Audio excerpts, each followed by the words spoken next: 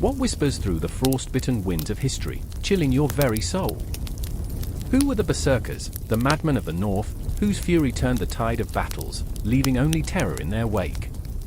Picture this: warriors who donned the skins of bears and wolves, howling like demons as they plunged into a frenzied rage, their eyes burning with the fire of the gods.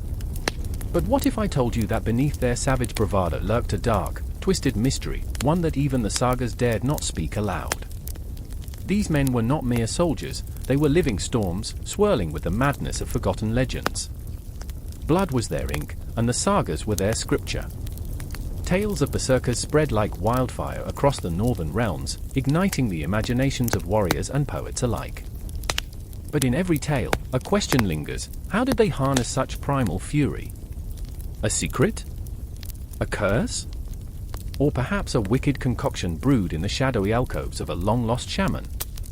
Step closer, if you dare, as whispers of chaos beckon. Imagine the scent of iron and earth, mingling with the pungent aroma of sweat and fear. In the heat of battle, there was no mercy, only the roar of axes smashing skulls and the blood-drenched grass beneath their feet. What drove these men into the heart of madness? Was it glory, or an insatiable hunger for violence that gnawed at their very souls?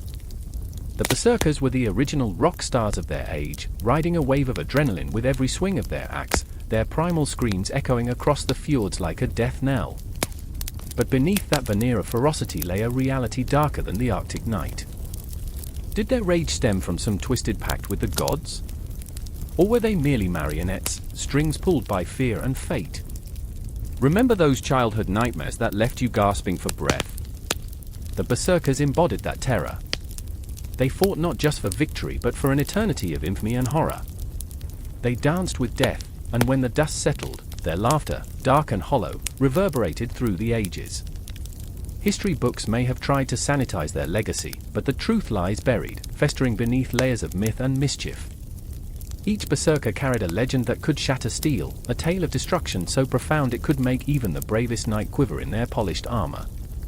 They were more than warriors, they were an enigma wrapped in the skins of beasts, fierce spirits that refused to be tamed. What rituals did they practice beneath the blood-red moon? What dark humor twisted their minds into instruments of carnage? Tread lightly, dear reader, for the shadows of the past are alive. The Berserkers beckon you to lose yourself in their chaotic embrace. Each revelation could spark your own descent into madness, pulling you deeper into the abyss of their ferocity. So, what are you waiting for? The truth awaits, and it's a tempest that will leave you breathless. The night was alive with whispers, the kind that seeped into your bones and made your heart race. Shadows danced against the cold stone walls of the longhouse, flickering like the uncertainty in Fargrim's chest. He gripped his sword, the metal cool and unyielding, but tonight, it felt like a fragile lifeline. He remembered the last time he had stood here, the thrill of battle coursing through his veins, the roar of his brothers in arms. But tonight, something different brewed in the air, an unsettling tension that prickled at the back of his mind. Are we beasts or men? He muttered to himself, the question echoing in the vast emptiness. Outside, the wind howled, carrying the scent of pine and promise, yet it twisted into something darker. He could almost hear the distant cries of the fallen, a haunting chorus that beckoned him to remember. The door burst open, and Era stumbled in, her face a mask of raw determination laced with fear. "They're coming," she gasped, breathless. The firelight flickered across her features, illuminating the wildness in her eyes, the same fire that had drawn Fargrim to her in the first place. She had always been a siren of chaos, but tonight, that spark seemed dangerously close to a raging inferno. "I can fight," she insisted, stepping closer, but the determination in her voice was laced with desperation. "I can't just stand here. And if you die?" His voice trembled, a whisper caught between love and the raw instinct to protect. "I can't." "What?" "Live without me," she cut in, her voice sharp as the blade sheathed at her side. "You'd be lost. You'd become nothing." The truth felt like a dagger twisting in his gut. He remembered their laughter echoing in the meadows, the way her eyes sparkled like stars when she spoke of dreams that seemed impossibly far away. And yet, here they were, standing on the precipice of doom, the weight of history pressing down upon them like a mountain. It was said that the Berserkers, those fabled warriors of old, had felt the world shift beneath their feet, that they had tasted the raw essence of battle and emerged transformed. They wore the skins of wolves and bears, channeling the ferocity of the wild. But Fargrim's heart ached with a different kind of ferocity, the fear of losing Era, of becoming a mere shadow of himself, a ghost drifting through the remains of what once was. Think of the tales, he urged, desperation creeping into his voice. Men who fought with the fury of gods, who howled at the moon like beasts. We're not them. We're men. We have memories, she interrupted, her gaze piercing through the darkness, challenging him to unravel his own thoughts. Memories won't save us. We need to be more than memories. A shiver ran down his spine. The legends depicted Berserkers as uncontrollable forces, warriors who embraced madness as their weapon. But madness was not the absence of fear, it was the acceptance of it, a truth that twisted in his chest like a serpent. What if they weren't saviors but harbingers of destruction? Outside, the sound of hooves thundered against the earth, an ominous symphony echoing in the night. The air thickened, heavy with the scent of rain and the foreboding of blood. The village held its breath, a collective silence that felt suffocating. Will you fight for me, Fargrim? Era's voice broke through the chaos, a plea hanging between them, raw and unrefined. I will fight, he promised, though the words felt like a tether to fate, a promise both sacred and cursed. But I won't lose you. I have fought for my place in this world, she whispered, her vulnerability laid bare. I will not let it slip through my fingers now. And in that moment, something shifted. The shadows deepened, and the echoes of the past swirled around them, weaving threads of destiny that caught and pulled them into the very heart of their fears. Time seemed to stretch, a cosmic whirlwind that could swallow them whole. They exchanged a glance filled with unspoken understanding. The burden of their lineage weighed heavily upon them, the blood of their ancestors coursed through their veins, whispering tales of glory and ruin. The Berserkers had been warriors, yes, but they had also been cursed, men who lost themselves in the throes of battle, forever chasing the ghosts of their own making. As they stepped into the night, the world around them transformed. The moon hung low and heavy, a watchful eye that bore witness to the madness unfolding. The air crackled with energy as the enemy closed in, shadows merging with shadows, each heartbeat resonating with an ancient rhythm. Fargrim's breath quickened as he felt the surge of adrenaline course through him. This was it, the moment where they would either become legends or be lost to the tides of history. He could feel the weight of the sword in his hand, its purpose pulsing like a living thing, beckoning him to unleash the beast within. But whispered doubts tangled in his mind. What if he embraced that darkness? What if it consumed him entirely, leaving nothing but echoes and dust? Each step forward felt like a descent into the abyss. He was torn between the warrior and the man, the protector and the predator. An Era. She was a tempest, wild and untamed. He could see it in her eyes, the unquenchable fire of a berserker yearning for release. They were bound together, two souls caught in the storm of what they could become. Together, she whispered, her voice steady, a lifeline in the tempest. Whatever happens, we face it together. Together, he echoed, but the promise felt fragile, like glass on the brink of shattering. The enemy surged into view, a black tide crashing against the shore of their resolve.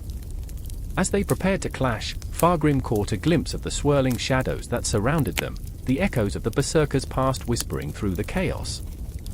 And in that moment, beneath the weight of history and myth, their fates intertwined, forging a path that led them deeper into the heart of battle, into the very essence of what it meant to be alive, or to become something else entirely. In that frozen breath of morning, the sun barely dared to pierce the heavy cloak of night. I stood on the shores of the fjord, the water as still as the dark secrets buried beneath its surface. The air was thick with the scent of salt and something more unsettling, of a hint of ash, of sacrifice. I felt it in my bones, the impending storm, the clash of iron, the whisper of restless spirits. There, just beyond the horizon, lay the unknown, a world pulsing with life and death, love and betrayal. Every heartbeat echoed like a war drum, and I knew this was where fate thrummed its wicked tune. Eric, a young warrior with fire in his eyes, stood beside me, face taut with conflict. His father had fallen in battle, a hero or a fool, perhaps both, and the weight of legacy rested heavily on his shoulders. He clenched his fists, nails digging into his palms, as if trying to hold back the tide of grief threatening to consume him. I could feel his rage quaking like a volcano beneath his skin, a tempest raging against the silent acceptance of an inevitable future. I remember, he whispered, voice raw, the way he laughed, how he taught me to fight, to love. But now his eyes flickered to the horizon, and I could see the ghosts of families torn apart swirling in the mist. Next to him was Ingrid, a fierce shield maiden, her hair a cascade of flames igniting the cold air around us. She had seen too much, her heart a battlefield of its own, scarred by the loss of friends, by the betrayal of those who should have stood by her side. I don't weep for the dead, she said, staring out into the abyss, defiance carved into her features. I weep for the living. We are the ones left to dance on the edge of a blade. The truth of her words pierced the air, sharp and unforgiving. She was a warrior, yes, but she was also a woman trapped in a world that sought to stifle her spirit. I could see the flicker of fear in her eyes, the uncertainty of whether she would be seen as a hero or an outcast. The silence wrapped around us like a shroud, thick and suffocating, as we waited for the inevitable. In the distance, the sound of drums rolled like thunder, each beat a reminder of the war that had come to claim us. We were not merely pawns on a chessboard, we were flesh and blood, hearts pounding, souls screaming for release. I could feel the tension crackling in the air, a storm brewing not just in the sky but within us. How many battles must a heart endure before it grows weary? How many betrayals before trust becomes a ghost, haunting the shadows? The cliffs loomed behind us, a jagged silhouette against the rising sun, as if the very earth held its breath. I remembered the stories, the myths woven into the fabric of our lives, tales of gods and monsters, of love and vengeance. They weren't just stories, they were the marrow of our existence. I could hear the echoes of our ancestors, their laughter twisted by the winds of time, reminding us that we are all bound by this intricate web of joy and sorrow, life and death. I remember, I whispered into the wind, the tales of Ragnar, of a slorg, of battles fought and won, and the price paid for another day's breath. Then the shadows shifted, and out of the mist emerged the figures of the enemy. There was a palpable shift in the air, like the moment before the thunderclap, and I could see Eric's jaw tighten, the storm of emotion swirling within him. The urge to fight surged through me as well, the instinct to protect, to defend what was ours. But was it truly ours? Or had we merely borrowed our lives from the unforgiving hands of fate? I glanced at Ingrid, who was already shifting into battle stance, determination radiating from her, a lioness ready to defend her pride. If this is to be our end, let it be glorious, she proclaimed, and her words ignited something within us, a flickering flame of hope amidst the encroaching darkness. It felt absurdly misplaced in the chaos of war, yet there was a power in that absurdity, a raw beauty that clung to the edges of our existence like the morning mist. The clash was sudden, a cacophony of steel meeting flesh, the cries of the fallen echoing against the cliffs. I was swept up in the frenzy, the visceral reality of battle enveloping me like a lover's embrace, intoxicating, terrifying, exhilarating. Each swing of the sword was a heartbeat, each thrust a pulse, and in those moments, I felt alive, more alive than I had ever felt, despite the gruesome dance of death around us. The ground was slick with the essence of life, a bitter reminder of mortality. I fought alongside Eric and Ingrid, our fates intertwined in that moment of chaos. Each strike was a release, each breath a prayer. I saw Eric's face, twisted in rage and grief as he took down his first opponent, a wild cry escaping his lips like a primal scream, a catharsis bursting from deep within. I watched Ingrid, fierce and unyielding, cutting through the enemy ranks with a ferocity that was both beautiful and horrifying. Yet, amidst the chaos, I could see the cracks forming, the fear lurking behind their defiance, the weight of expectation pulling them down into the abyss. As the last echoes of battle faded, we stood surrounded by the remnant of what had been a field stained with blood, a testament to our struggle. I caught Eric's gaze, and the weight of unspoken words hung heavily between us. The silence that followed was louder than the screams of war, a haunting reminder of all we had lost and all we still had to fight for. Ingrid, her spirit unbroken, reached out, grasping our hands tightly, grounding us amid the devastation. "Remember," she said, and her voice was a fierce whisper, "This is not the end. It is but a chapter in our tale, a tale written in blood and fire." And as the sun began to rise, casting an ethereal glow over the carnage, I felt the shadows retreat, making way for a new dawn. But in that moment, I knew this was only the beginning. The Viking Age would echo through the ages, an endless cycle of struggle and survival, and we were merely its reluctant warriors, forever caught between the dreams we dared to dream and the nightmares that haunted us at every turn. And so the tale continues, an unbroken loop of love, loss, and the relentless clash of humanity against the tides of fate, forever reaching for something just beyond our grasp. The crackling of fire snapped through the air, a fierce heartbeat in the bone-chilling silence of the forest. Shadows danced, their grotesque forms flickering against the trees, whispering secrets of battles fought and warriors lost. The scent of damp earth and blood mingled in a sickly sweet embrace, wrapping around our throats like a noose. It wasn't just a ritual, it was a reckoning. In the center of that clearing, surrounded by the twisted roots of ancient trees, stood Einar, his breath shallow, his heart a drum thrumming in the dark, each beat a lament for the souls he was about to unleash. "I remember the first time I tasted blood," he rasped, the words like jagged stones in his throat. It was warm and metallic, a sweetness that overwhelmed the senses. The memory clawed at him, relentless and raw. It was more than a memory, it was a curse. A shaman's whisper echoed in his mind, a haunting melody that promised power but demanded sacrifice.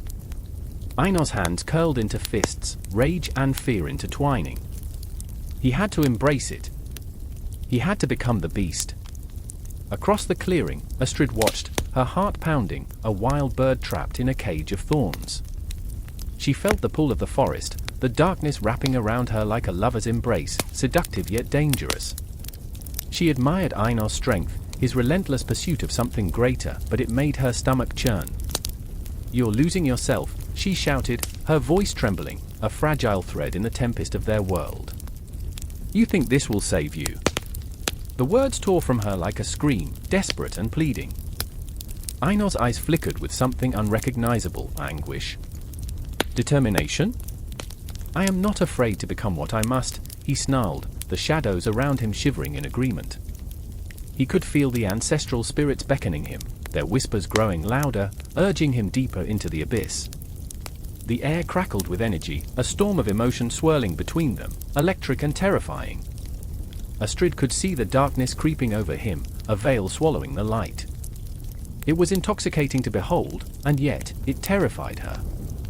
"I remember the stories they told us as children," she continued, her voice a thread of hope and despair. "About those who lost themselves, consumed by rage. They say their cries echoed through the ages, a warning to all who dared tread this path." Each word was a stone hurled into the water, rippling through the tension that hung heavy between them. But Einar didn't flinch, he was anchored in a resolve that felt primordial, like the roots of the very trees surrounding them, gnarled and twisted, reaching for something just out of reach. And then there was Lothar, crouched low in the underbrush, watching them with eyes like burning coals. He had always admired Einar's ferocity, but now, something darker was at play. His thoughts danced in his mind like shadows, weaving between loyalty and fear. "This is madness," he shouted, his voice cracking like dry branches. "You're playing with forces you don't understand." But Einar's gaze was fixed on something beyond, a vision that filled his mind with blood and glory. "I remember the nights we spent in the mead hall," Lothar pressed on, his voice desperate, trying to reach the Einar he knew. "The laughter, the warmth, it's slipping away." The memory hung in the air, a ghost of what once was, gnashing its teeth against the encroaching darkness. "We fought side by side to protect our people, not to become monsters." But the words fell like stones, echoing against a heart that was no longer his own. The fire began to roar, flames licking at the sky, a fierce hunger that mirrored the chaos within Einar. He glanced at Astrid, her eyes wide, filled with a mixture of fear and fierce love. "You want me to be something I am not," he hissed, the shadows swirling around him as if alive. "But the spirits choose me. I am theirs now." A primal scream ripped through the night, a sound that made the very trees tremble, as if the forest itself lamented the choice he had made. Astrid's heart twisted, a sharp blade turning in her chest. Einar, she cried, reaching out as if to pull him back from the brink, but his eyes were glazed, lost in a trance of power. Please? Don't do this. The connection between them felt like a thin wire, taut and fraying, ready to snap. She knew she couldn't save him, he had already slipped through her fingers like sand.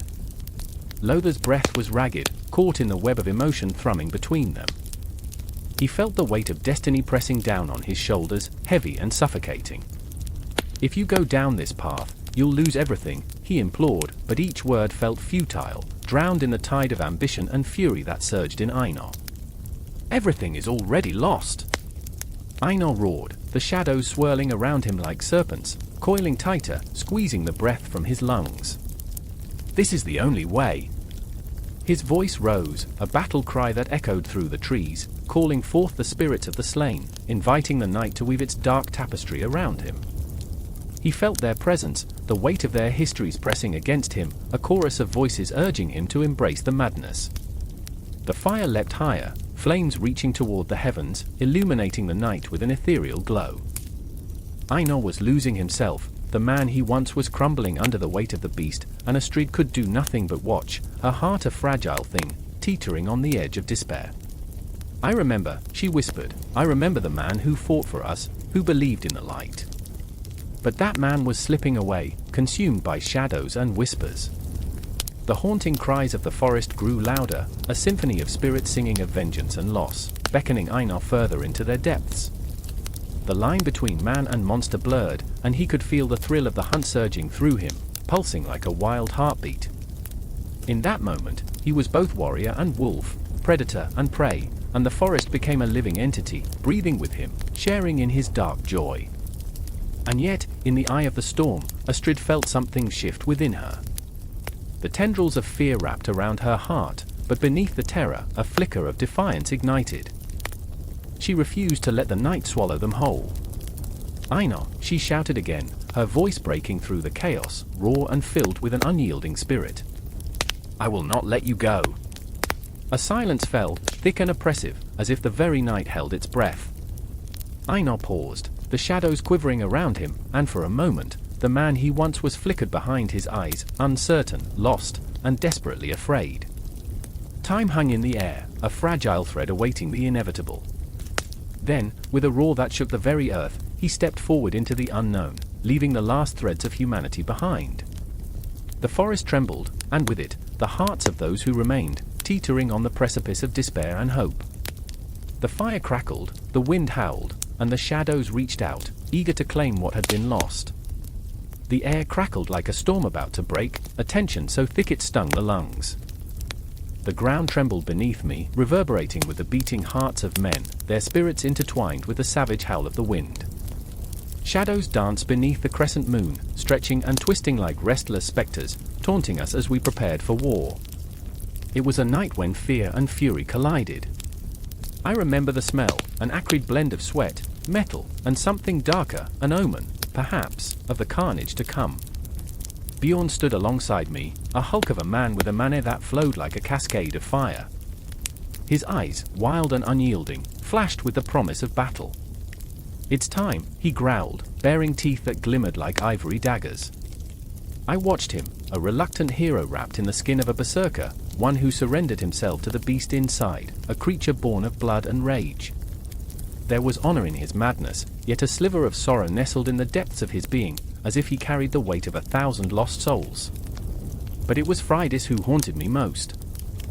She stood at the edge of the throng, her frame almost fragile, yet her spirit burned fiercely, casting a light into the shadowy recesses of my heart. I could see the tremor in her hands, the way they clutched a dagger stained with memories. She was a warrior, yes, but also my anchor, tethered between the visceral world of battle and a dream of peace that felt perpetually out of reach. I remember the way she looked at me, her gaze a silent plea, reminding me of a time when blood did not define us. The horn sounded, a blaring note that sliced through the night, shattering the silence like glass.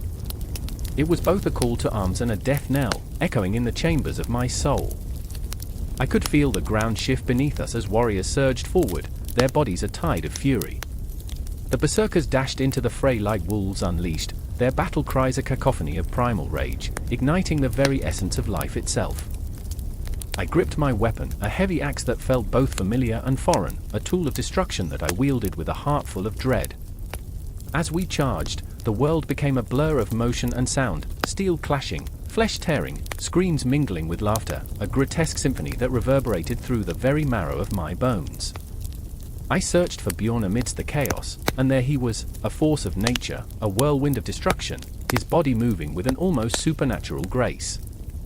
I remember how the moonlight caught the glint of his blade, painting him in silver and shadow, a warrior in communion with the very essence of warfare. But beneath the surface of this savage dance, something darker lurked. I caught glimpses of men faltering, faces contorted in horror as they realized the price of bloodshed. The specter of death loomed large, a silent observer with a twisted smile, and I shivered at its presence. I could feel Freydis close behind me, her breath a whispered prayer, urging me to hold on to my humanity amidst the madness. "Bjorn!" I shouted, the sound swallowed by the din. But my voice didn't reach him, it was lost in the cacophony of war. My heart raced, a drumbeat of fear as I saw him become the embodiment of fury, a wild animal unleashed, tearing through men as if they were mere stalks of wheat before the scythe. I felt envy twist inside me. How could he surrender himself so completely, losing the man I knew to the beast that thrived in chaos? Freydis caught my eye, her voice cutting through the fog of battle. "Don't lose yourself to this."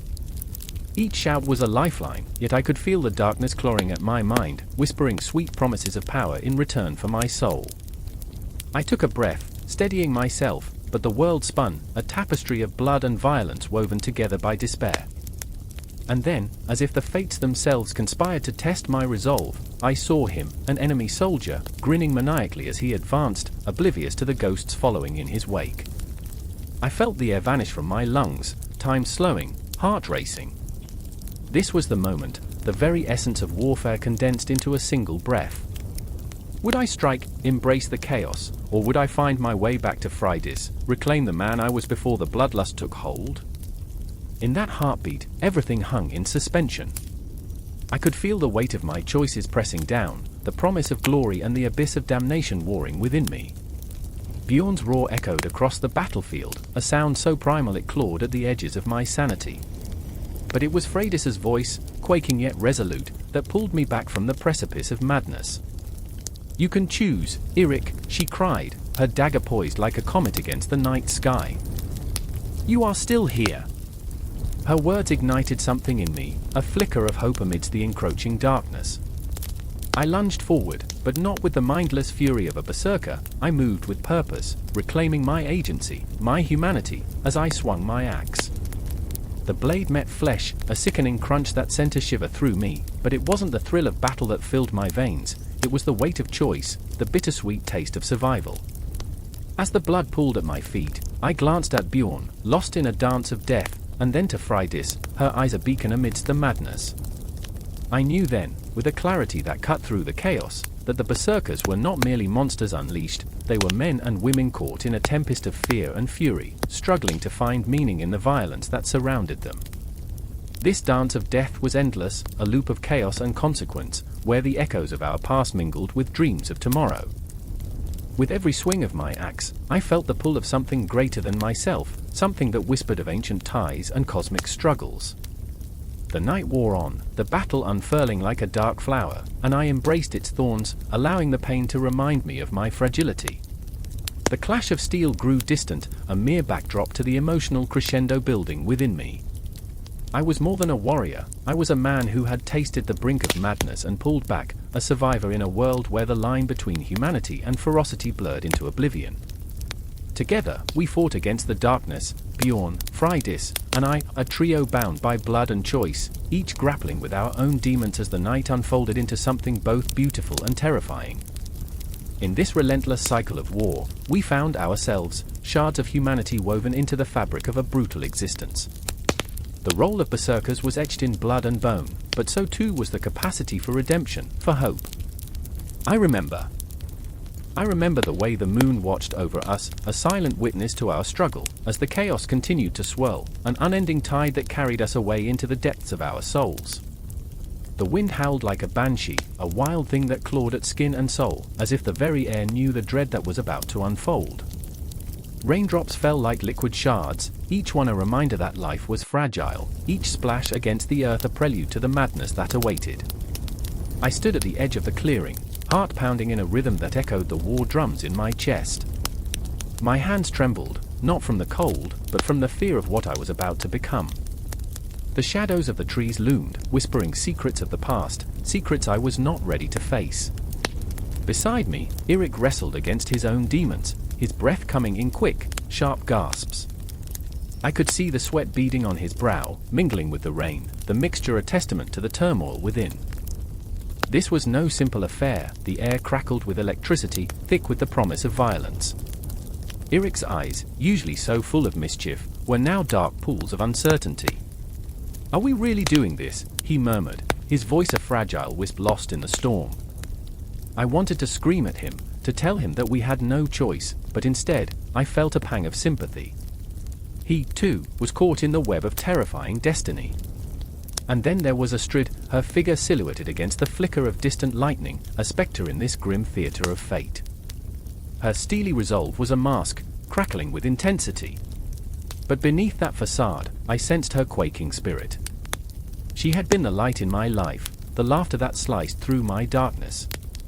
Yet now, she was a warrior, forged in the fires of despair, ready to embrace the berserker rites that would strip her of everything she was. "You can't hesitate," she said, her voice low and fierce, yet quivering at the edges. "Not now. Not when the night is hungry."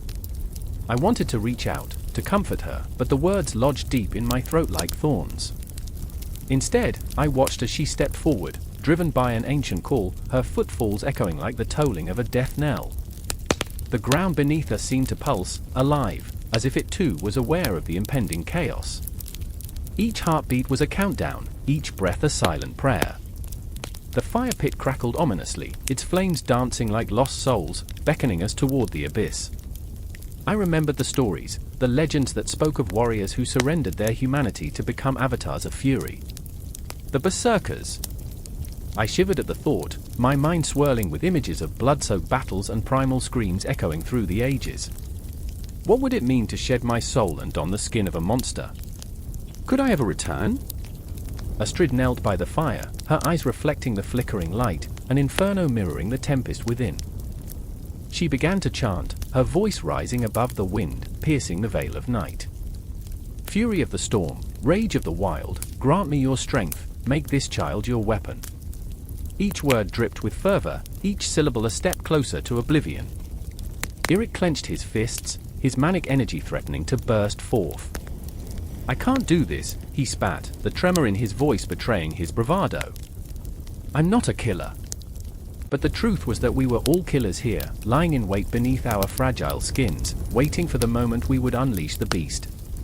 I watched the battle play out in his eyes, the flicker of doubt that gnawed at him, and the fear that gripped my own heart.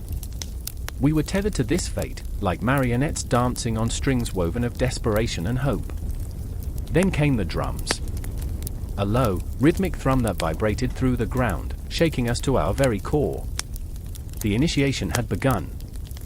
The elders, cloaked in shadows, spoke in hushed tones, their voices reaching out like ghostly tendrils, weaving spells of ancient power.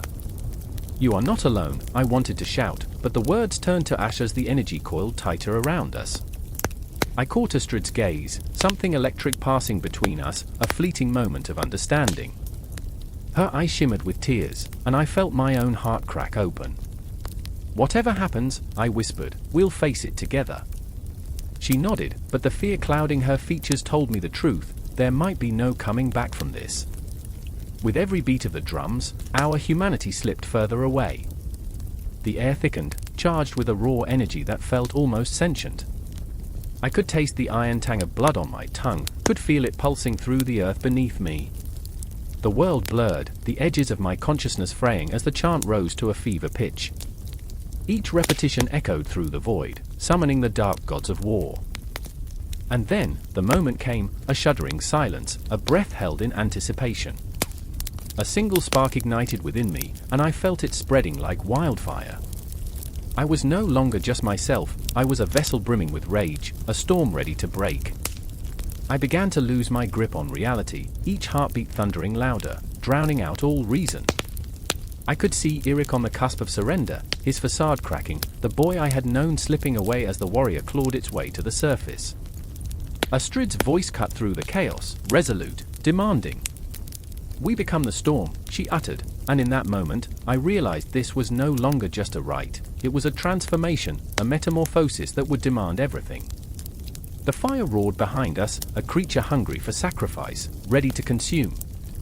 The drums drummed louder, the shadows grew taller, and the night sang a dirge. There was no turning back. I could feel my skin stretching, the rage swelling within, a wicked delight blooming in the marrow of my bones. I was becoming something fierce, something unrelenting.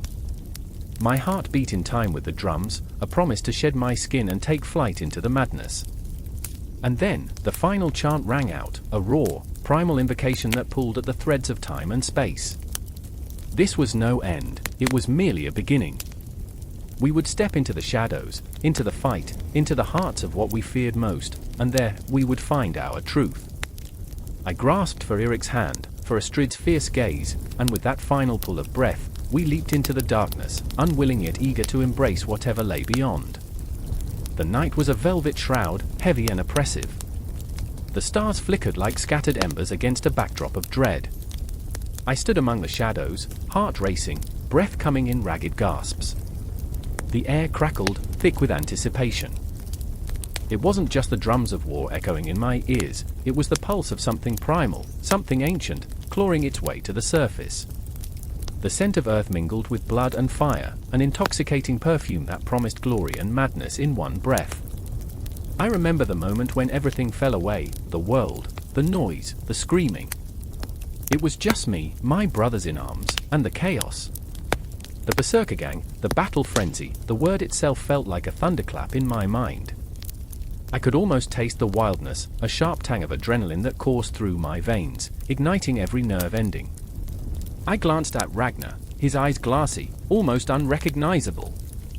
This was not the man who shared my mead and my laughter under the longhouse roof. No, this was a beast, a creature forged in fury, gnarled hands clutching his axe with a grip that could shatter bone. "Remember, brother," his voice was a raspy whisper, thick with bloodlust. "Once we unleash it, there's no turning back." And just like that, I felt the weight of his words, heavy as a stone in my gut. I wanted to scream, to wrench my brother back from the edge, but the fever was infectious. The air hummed with a dark promise of power that I could not resist. Then there was Freydis, fierce and wild, her laughter echoing like a siren's call through the chaos. She danced on the precipice of madness, twirling in the flickering torchlight, weaving between warriors with a grace that belied the violence surrounding her. Every swing of her sword sent chills down my spine. She was a force of nature, yet I could see the shadows lurking behind her fierce facade. Memories haunted her gaze, her father lost to the tide of battle, the scars etched into her heart like a map of grief. "Let them come," she roared, and in that moment, I saw the hunger in her eyes, an insatiable thirst for vengeance that mirrored my own. We would become specters of fury, fearsome wraiths drifting through the void of conflict, and I felt the allure of that darkness pull me deeper. The ground trembled beneath us as the enemy surged forward, a wall of faces twisted in rage, their cries piercing the night like daggers. I felt the energy rise, a swell of anticipation that threatened to drown me. Time warped, stretched, and twisted, seconds felt like hours as I slipped into the abyss of the Berserker gang. I could feel it wrapping around me, thick and suffocating, an embrace that promised both ecstasy and ruin. I remember the first clash, steel against steel, a cacophony that shattered the air. The world fell silent for an instant as I swung my sword, feeling the bite of metal against flesh, the warm spray of blood splattering across my face. It was intoxicating. I was alive. It was a dance, a grotesque ballet of violence, where each graceful strike felt like poetry, yet every breath was heavy with the weight of mortality. Ragnar was beside me, a whirlwind of rage, eyes glazed with fervor. He fought like a demon, an unrelenting force that pushed through the tide of bodies. I saw him lift his axe high, and in that moment, he became a god of war, a harbinger of destruction. But I also saw the flicker of doubt in his eyes, the briefest hesitation as he recognized the monster he was becoming. It was a fleeting moment, lost in the roar of battle, yet it shattered my heart. And then, Freydis, a blur of fury and grace, suddenly faltered. Her foot slipped on the slick ground, a heartbeat too late to evade the thrust of an enemy spear. Time slowed as I reached out, a desperate lunge to save her. The world around us blurred into a wash of color and sound, but I couldn't save her. The air left my lungs as she fell, her scream swallowed by the chaos. Freydis! The cry escaped my lips, raw and primal. In that moment, the frenzy turned into a tempest, and I could feel it rising within me, the berserk energy roiling, threatening to consume me whole. I let it wash over me, let it drown out my grief, my fear. I became a vessel of fury, a storm of violence unleashed upon the world. But somewhere behind the haze, echoes of who I was lingered. I remember the quiet nights by the fire, the stories shared, the laughter that felt so distant now. I remember her smile, the warmth of her spirit. The thought of losing her drove me deeper into the abyss, a thrilling madness that twisted in my gut, a hunger I couldn't quench. I needed to fight. I needed to unleash this fury, not just for survival, but to honor her memory. The battle raged on as if the heavens themselves had torn open, flashes of lightning illuminating faces twisted in rage, the smoke curling like ghosts above us. I was lost in the frenzy, each strike a prayer, each moment a step closer to oblivion. But in the depths of that chaos, I felt the pull of reality, the haunting specters of my choices looming in the shadows. I fought to remember who I was beneath the blood and fury. I fought to grasp the fleeting moments that tethered me to humanity. I could hear Ragnar's shout cutting through the fog, see his silhouette battling against the tide. There was something raw and real in our shared madness, a bond forged in fire, yet fraying at the edges. In that swirling tempest of flesh and metal, I understood the Berserker gang, this fierce, intoxicating dance of destruction and despair. It was not merely a state of mind, it was a raw, primal scream echoing through time itself. It was beauty mixed with horror, a dark embrace that promised glory and stripped away everything we had ever been. But as I plunged deeper, I could feel the shadows creeping closer, a ghostly reminder of the sacrifices that drenched the earth where we fought. I was losing myself, and the thought tightened around my throat like a noose. The frenzy could take me, could swallow me whole, but at what cost? As I swung my sword, the weight of my choices bore down upon me, a haunting specter tethering me to the past, while the chaos of the present threatened to pull me under. The line between life and death blurred, and I felt its icy breath against my skin. Would I emerge from this battle whole, or would I be yet another lost soul, drifting through the void, consumed by the very madness I had embraced? The air crackled, thick with unspent violence, as the moon hung low, a silver eye gazing down on the chaos. The clash of steel rang out like a death knell, echoing in the shadows, reverberating through the alleys of a city that had long since surrendered to darkness. There was no time for hesitation, no time to ponder the morality of it all. It was survival or nothing, a brutal, primordial dance of blood and fury. I found myself amidst it, heart hammering like a war drum, pounding in rhythm with the chaos around me. I gripped my sword, its weight both reassuring and burdensome, a reminder of my purpose. Nearby, Lyra, the fierce flame of my existence, my sister, wove through the throng like a spectre, her movements fluid, a tempest unleashed. Her hair whipped behind her, a wild banner of defiance. She was a berserker, a whirlwind of rage, her fearlessness both intoxicating and terrifying. I could see the fire in her eyes, the way they glinted with a danger that exhilarated me even as it chilled my bones. "Stay close!"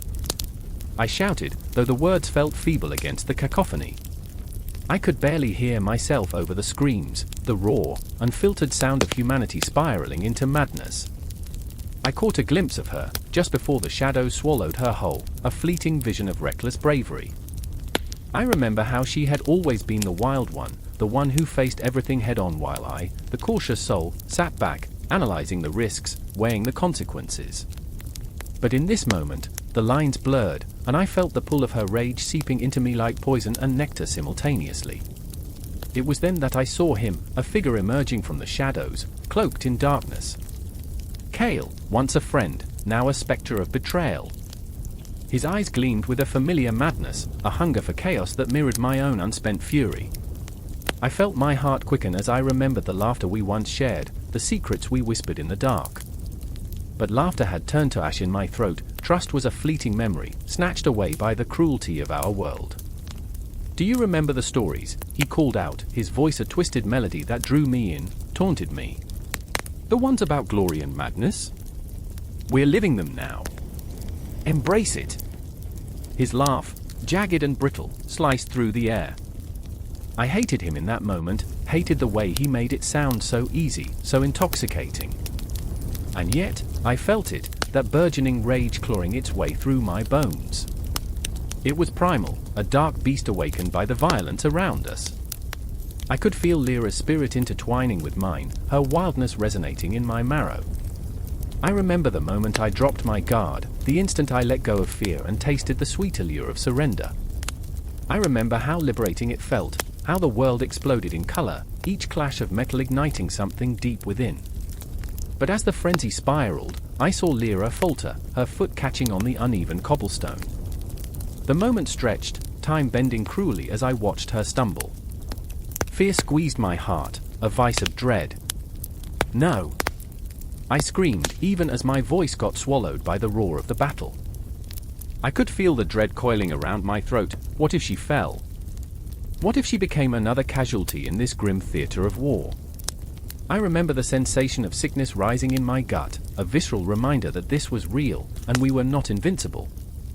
Then came the moment, a breath held too long, a heartbeat too loud, the universe holding its breath as I charged.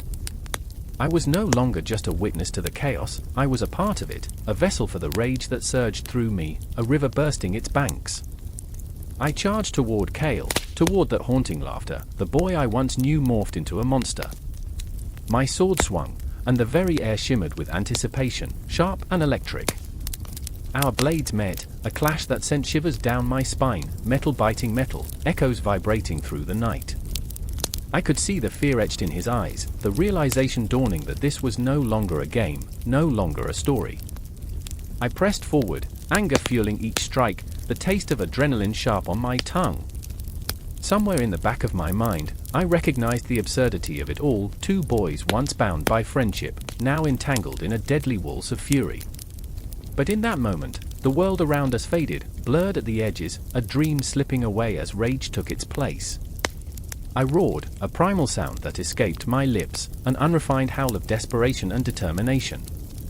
I remembered the legends, the tales of berserkers who fought with the strength of 1,000 warriors, whose fearlessness turned them into avatars of destruction. I felt it swell within me, a burning force that eclipsed my doubts. Yet, amidst the surge of power, I felt the flicker of sorrow. What had we become? This was not glory, it was madness, a cycle of pain feeding on itself.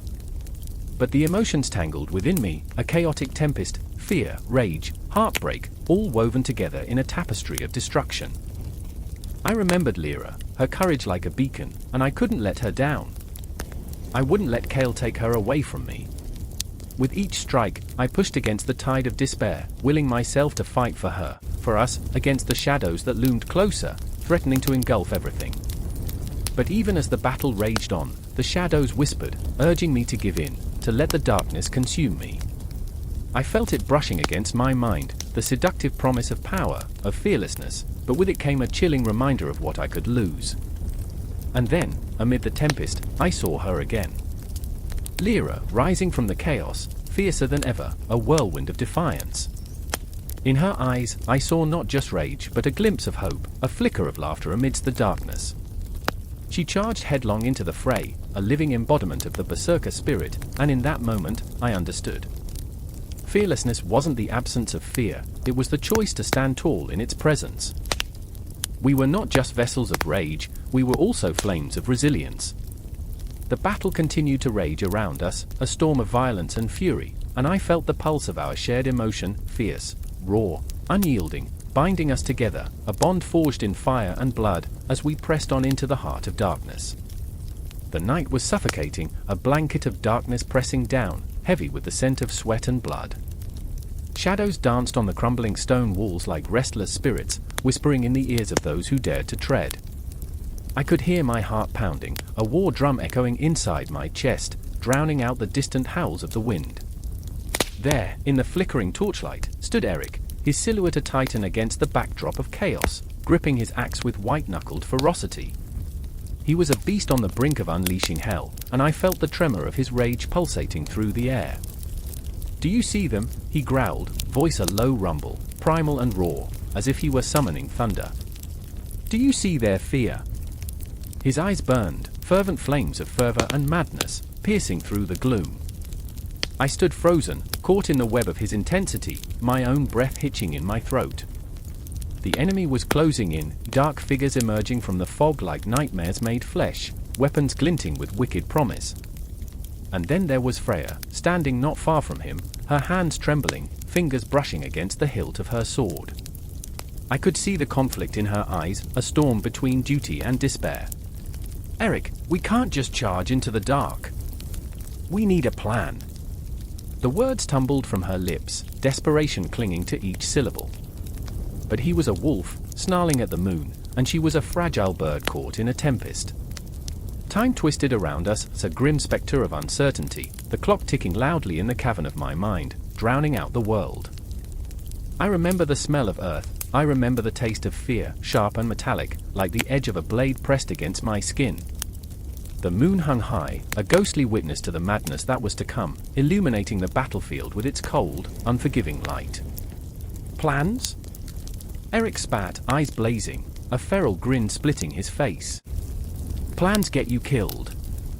Fear binds us, but rage is a weapon. We strike hard, we strike fast." He swung his axe in a wide arc, the blade catching the light, a promise of violence that sent shivers cascading down my spine.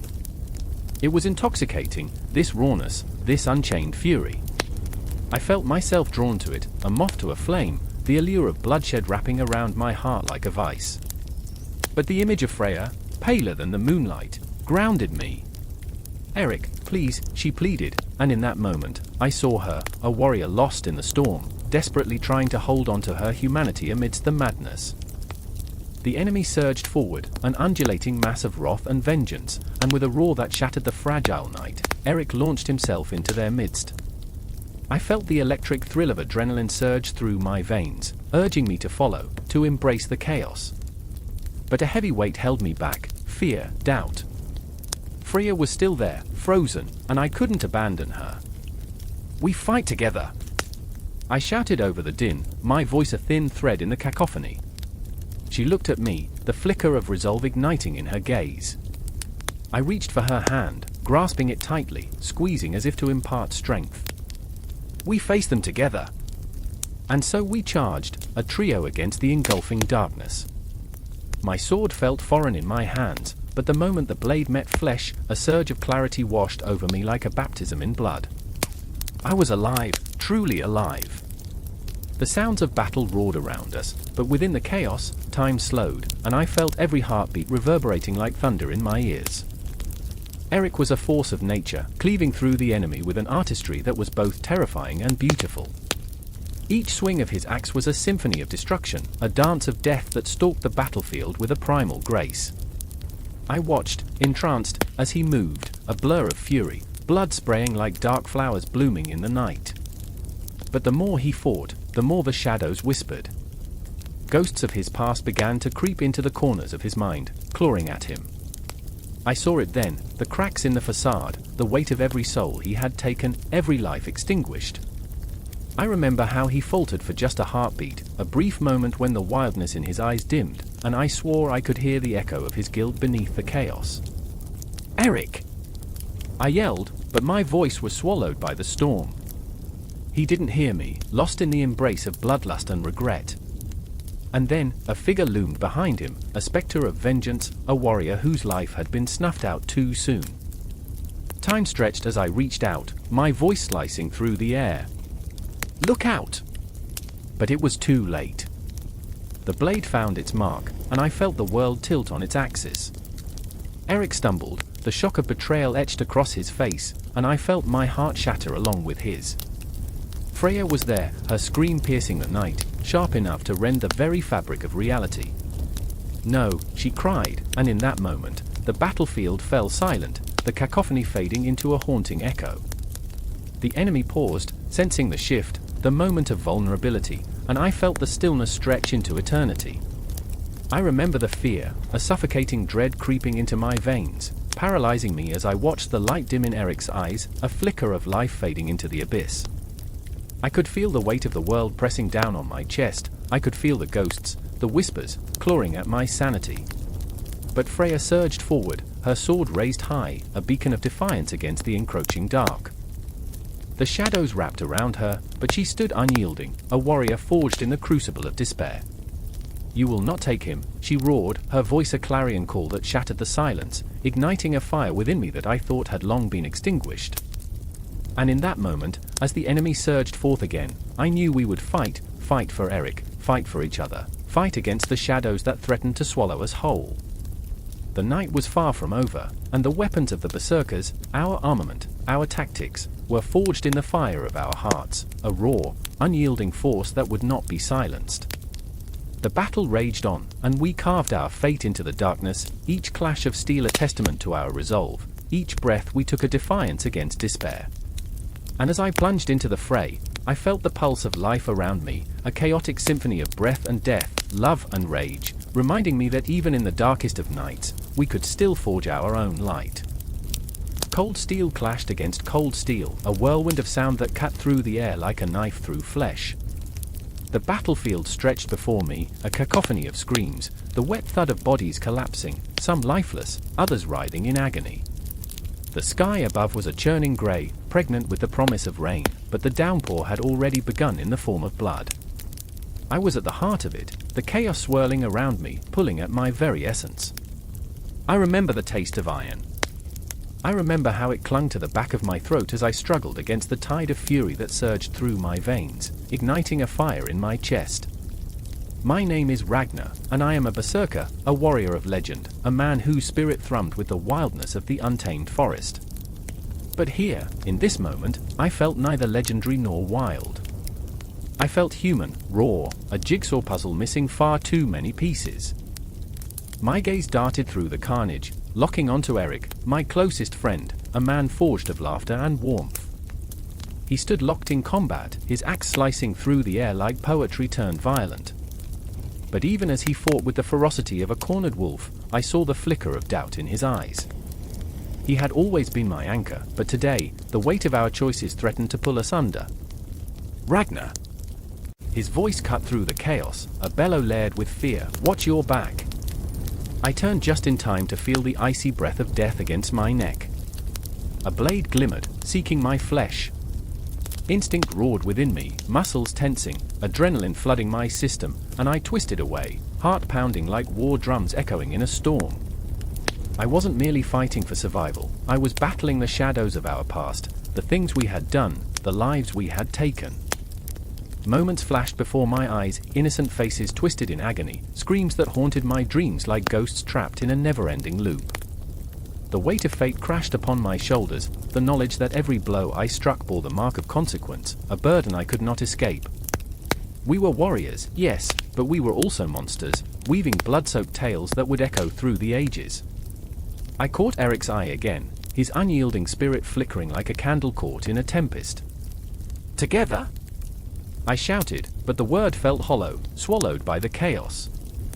We weren't together, not really. Not anymore. Then there was Thora, a fierce shield maiden with the heart of a lioness. I remembered her laughter, once a soothing balm against the chaos of our world. Now she stood amidst the slaughter, face streaked with soot and blood, her sword humming with unspent rage. She had always challenged me, pushed me to confront the darkness within, but that darkness was now a tempest swirling around us. "Ragnar," she screamed, cutting through the din, her voice a lifeline. "Focus!" And I did. I focused on the weight of my axe, the way it felt like an extension of my very soul. I channeled my fear, my sorrow, my regret into that swing, and the blade tasted flesh, the warmth of life extinguished under my hand.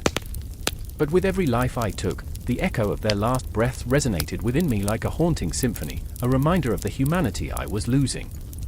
I glanced at Thora, her eyes alight with the fire of battle, but beneath that fire, I saw something darker, a flicker of doubt, a crack in her armor. She was as human as I was. Even the most fearsome warriors possess fears that gnaw at their souls. In the heart of the storm, I saw it. The relentless tide of violence had rushed at her, threatening to drown her spirit. "Remember our dreams, Thora," I called, and she hesitated, just for a heartbeat. "We're fighting for more than this, more than blood and death." For a fleeting moment, I saw her falter, the weight of my words piercing through the haze of rage. But the moment was fleeting, replaced by the grim reality of our lives. She nodded, but the fire in her gaze dimmed, like a candle flickering against the wind. As the battle raged on, I glimpsed shadows lurking just beyond the fringes of our vision, faceless specters whispering of our future. I felt their presence like a tightening noose, an omen of the choices yet to unfold. Each swing of my axe was a dance with destiny, and the tempo quickened, faster, faster, each heartbeat a drumroll leading to an inevitable crescendo. But what was more haunting than the specters were the memories of our past, the moments that stitched our fates together like the tattered fabric of a lost tapestry.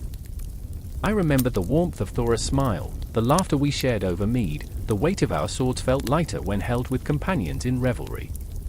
Now all of that seemed a distant echo, a life lived by someone else, as we stood amidst the shadows of death. And then, in the heart of the storm, as blood rained down like a penance, I felt it, a shift. The ground beneath us trembled, a warning resonating through the air. The enemy surged forward, a tide we could not hold against. I turned to Eric, desperation clawing at my throat. "We need to fight together, brother. For the past. For the future." But the words fell heavy, burdened by the weight of what we had become. I felt the pull of despair wrap around us, tightening its grasp, a noose ready to strangle every hope we held. The battle raged on, but as it did, a new thought clawed its way into my mind, a question that would haunt me. Were we legends, or merely lost souls dancing on the edge of oblivion? In that moment, the world tilted. Shadows lengthened, whispers grew louder, and the air felt thick with the scent of inevitability. I could almost hear the cosmos holding its breath, waiting for us to decide our fate. With each heartbeat, I felt the pull of something darker, a truth we could not escape. I grasped my axe, breath hitching in my throat. As I plunged into the fray once more, I realized the battle was not just against the enemy, but against the very ghosts of our own making. And as the storm continued to rage, as shadows danced with light, I understood, this was not merely a fight for survival, it was a reckoning. The air crackled with tension, thick as a storm cloud pregnant with fury. I stood there, heart pounding, as the shadows of 1,000 years whispered in my ear, promising blood and madness. The moon hung low, a baleful eye watching the chaos unfold, the battlefield littered with the twisted remnants of warrior dreams. It was a night for the gods, a night for Odin, whose laughter echoed in the rising wind, a haunting chorus that filled the night with both dread and exhilaration. I remember the cold steel of my sword, slick with sweat and blood, clutched tightly in my hand. Rune-marked, it sang to me, a siren's call to the depths of rage. How ironic, I thought, that I, a simple farmer's son turned berserker, would stand shoulder to shoulder with these titans, these wolf-hearted warriors. Varric, a hulking figure with scars that told tales of vengeance, his eyes ablaze with a primal fire. And then there was Era, a fierce shield maiden, wild hair whipping about her like a tempest, her own demons dancing in those stormy eyes. I remember the first time I felt the rush that came not from the thrill of battle but from the very essence of life itself. It coursed through my veins like wildfire, igniting a part of me that had always been hidden. I was no longer simply a boy with dreams of adventure, I was a conduit of Odin's wrath. I was invincible, and yet, beneath that bravado lay a tremor of fear that I would lose myself, lose everything. Do you feel it? Varric shouted over the clamor of clashing steel and the agonized cries of the fallen, a joyous madness shimmering in his voice. The gods are watching. Let them see us. His laughter, wild and unrestrained, echoed like a death knell. He charged forth, a bull through the ranks of our enemies, and I felt the tides of fate shift, pulling me along in his wake. I hesitated for just a moment, a flicker of doubt. Era's hand grasped my arm, her grip was solid, grounding me. "We are beasts tonight," she said, her voice low and fierce, a whisper dripping with bloodlust. "Release it. Let it howl." Her eyes glimmered with something more than just fury. It was a darkness that thrummed within me as well, begging to be unleashed. I didn't have to think, my heart knew the answer. I remember the way the world blurred as I surrendered to the chaos. The battlefield transformed into a tapestry of vibrant colors, blood red, moonlit silver, and the dark shadows of souls caught between life and death. Each swing of my sword was no longer just an action, it became a heartbeat, a rhythm echoing through the void. I moved like a wraith, slipping through the carnage as if dancing with the specters of those I'd slain. In that dance, I felt free, but I feared the cost of such liberation. And then came the moment, when the clamor faded away, replaced by a haunting silence, as if even the gods themselves were holding their breath. Across the field, I saw the figure of a man, a warrior cloaked in the shadows of a great beast. His eyes glinted with the promise of death, a harbinger of doom, the very embodiment of what I had become. He bore the mark of Odin, the wolf's head tattooed across his chest, a testament to his allegiance. The air thickened, the earth trembled beneath our feet as we approached each other, a duel of fates. I could taste the fear mingling with adrenaline on my tongue, the primal instinct to survive clawing at my insides. Varric and Era were lost in the tide, but I was anchored by this man, this reflection of my innermost chaos. We circled each other like wolves, both predator and prey. "Is this your destiny?" he taunted, voice laced with mockery. "To serve a god who revels in the blood of his own?" There was truth there, a bitter pill I struggled to swallow.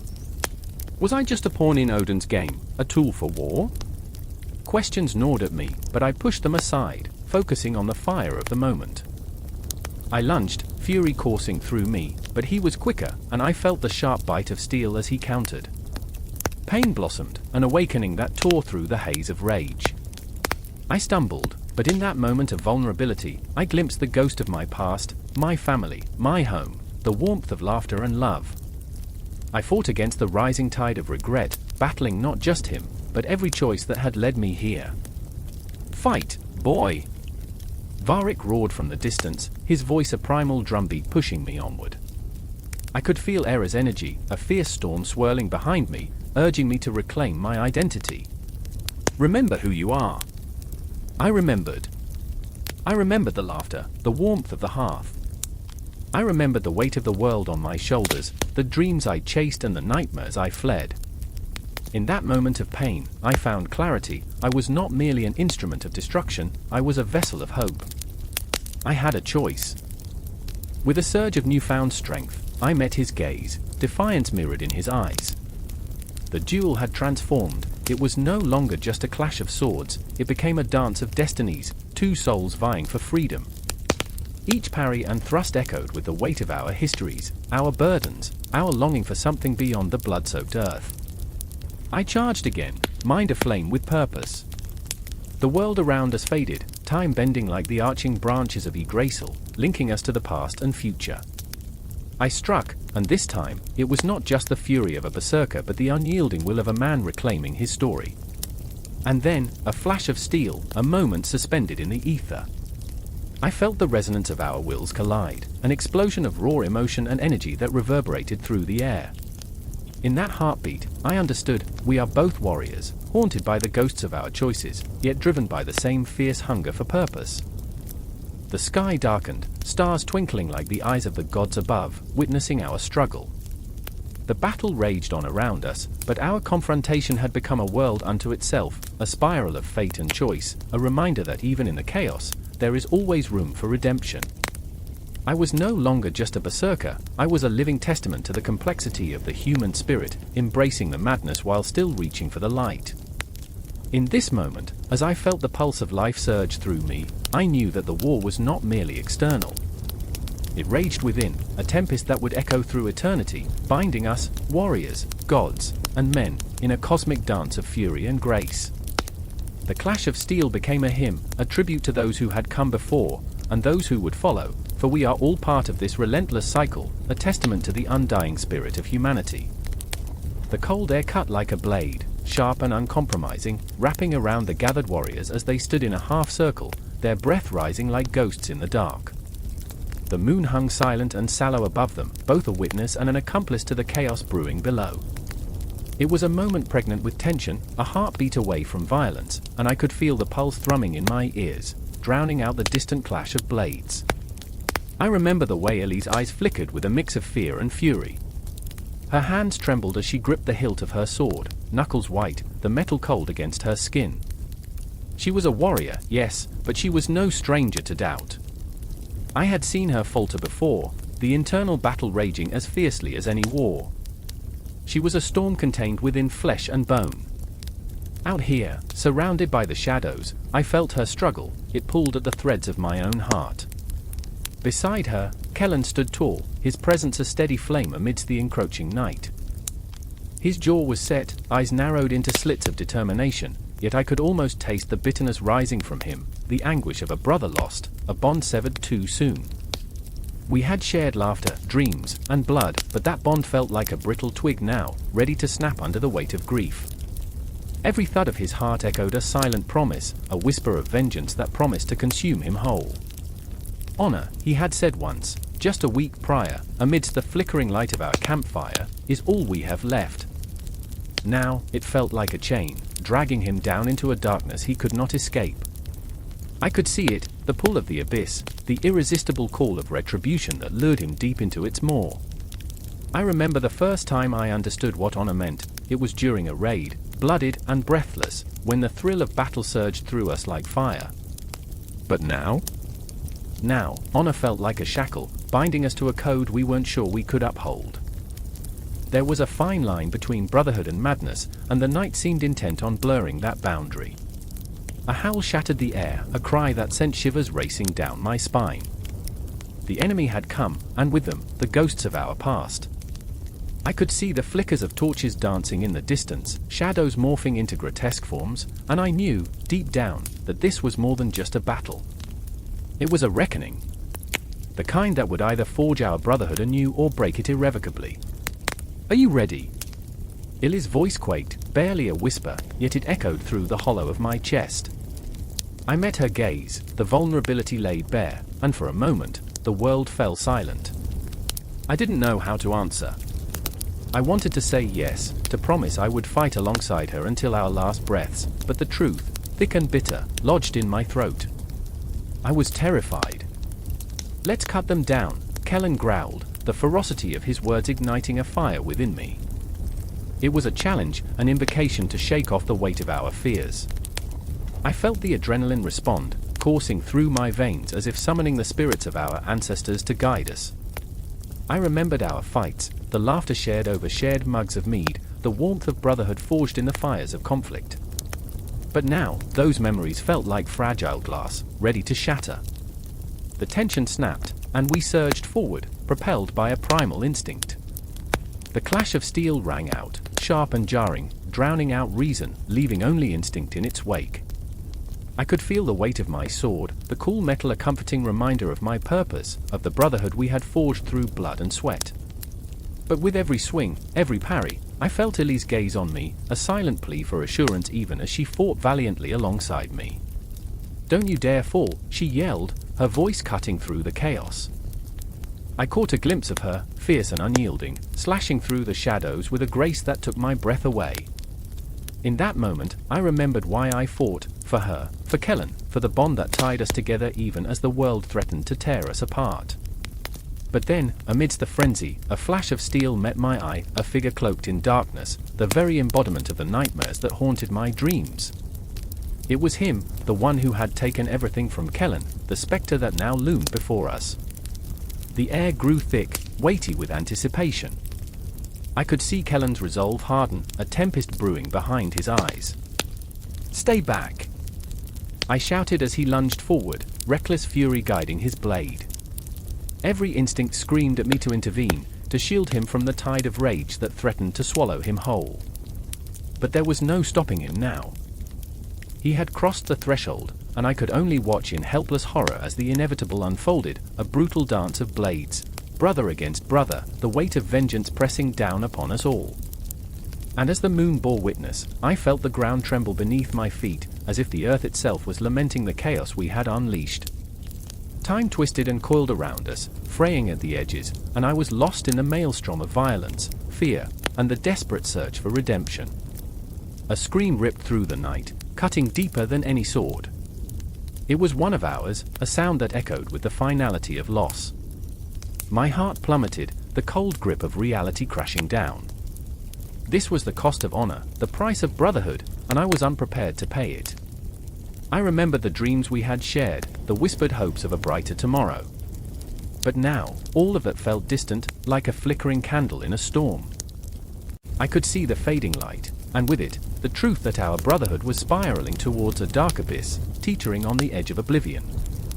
And yet, even in that chaos, I felt the pull of something greater, something primal, a bond that transcended mere blood. I could hear Kellen's voice, raw and desperate, floating through the cacophony, echoing the age-old promise of brotherhood. Honor and loyalty intertwined, an unbreakable thread binding us to one another, even as the shadows threatened to consume us whole. The battle raged on, the night an endless canvas of fury and despair. Each moment bled into the next, a blur of violence and heartbreak. In that swirling tempest, I found my purpose renewed, the weight of honor heavy yet exhilarating. The ghosts of our past lingered like specters, haunting yet inspiring, pushing us to fight beyond ourselves. I watched as Kellen stumbled, the darkness closing in, but I felt the surge of resolve rising within me. The Berserker's code, the heart of our brotherhood, was etched into my very soul. I would fight for him, for Illy, for every whispered dream that had brought us to this moment. The code would not falter, not while we stood united, even as the cosmos watched with bated breath. And as the shadows continued to dance around us, I could hear the echo of our shared laughter, mingling with the haunting cries of the night. It was a promise, a reminder that even in the darkest of moments, we would remain steadfast, bound by honor and brotherhood, forever entwined in the chaotic tapestry of life. The night was alive, a wild tapestry woven of shadows and firelight. I remember the air thick with the scent of smoke, the bitter tang of blood, and something else, fear, raw and pulsing.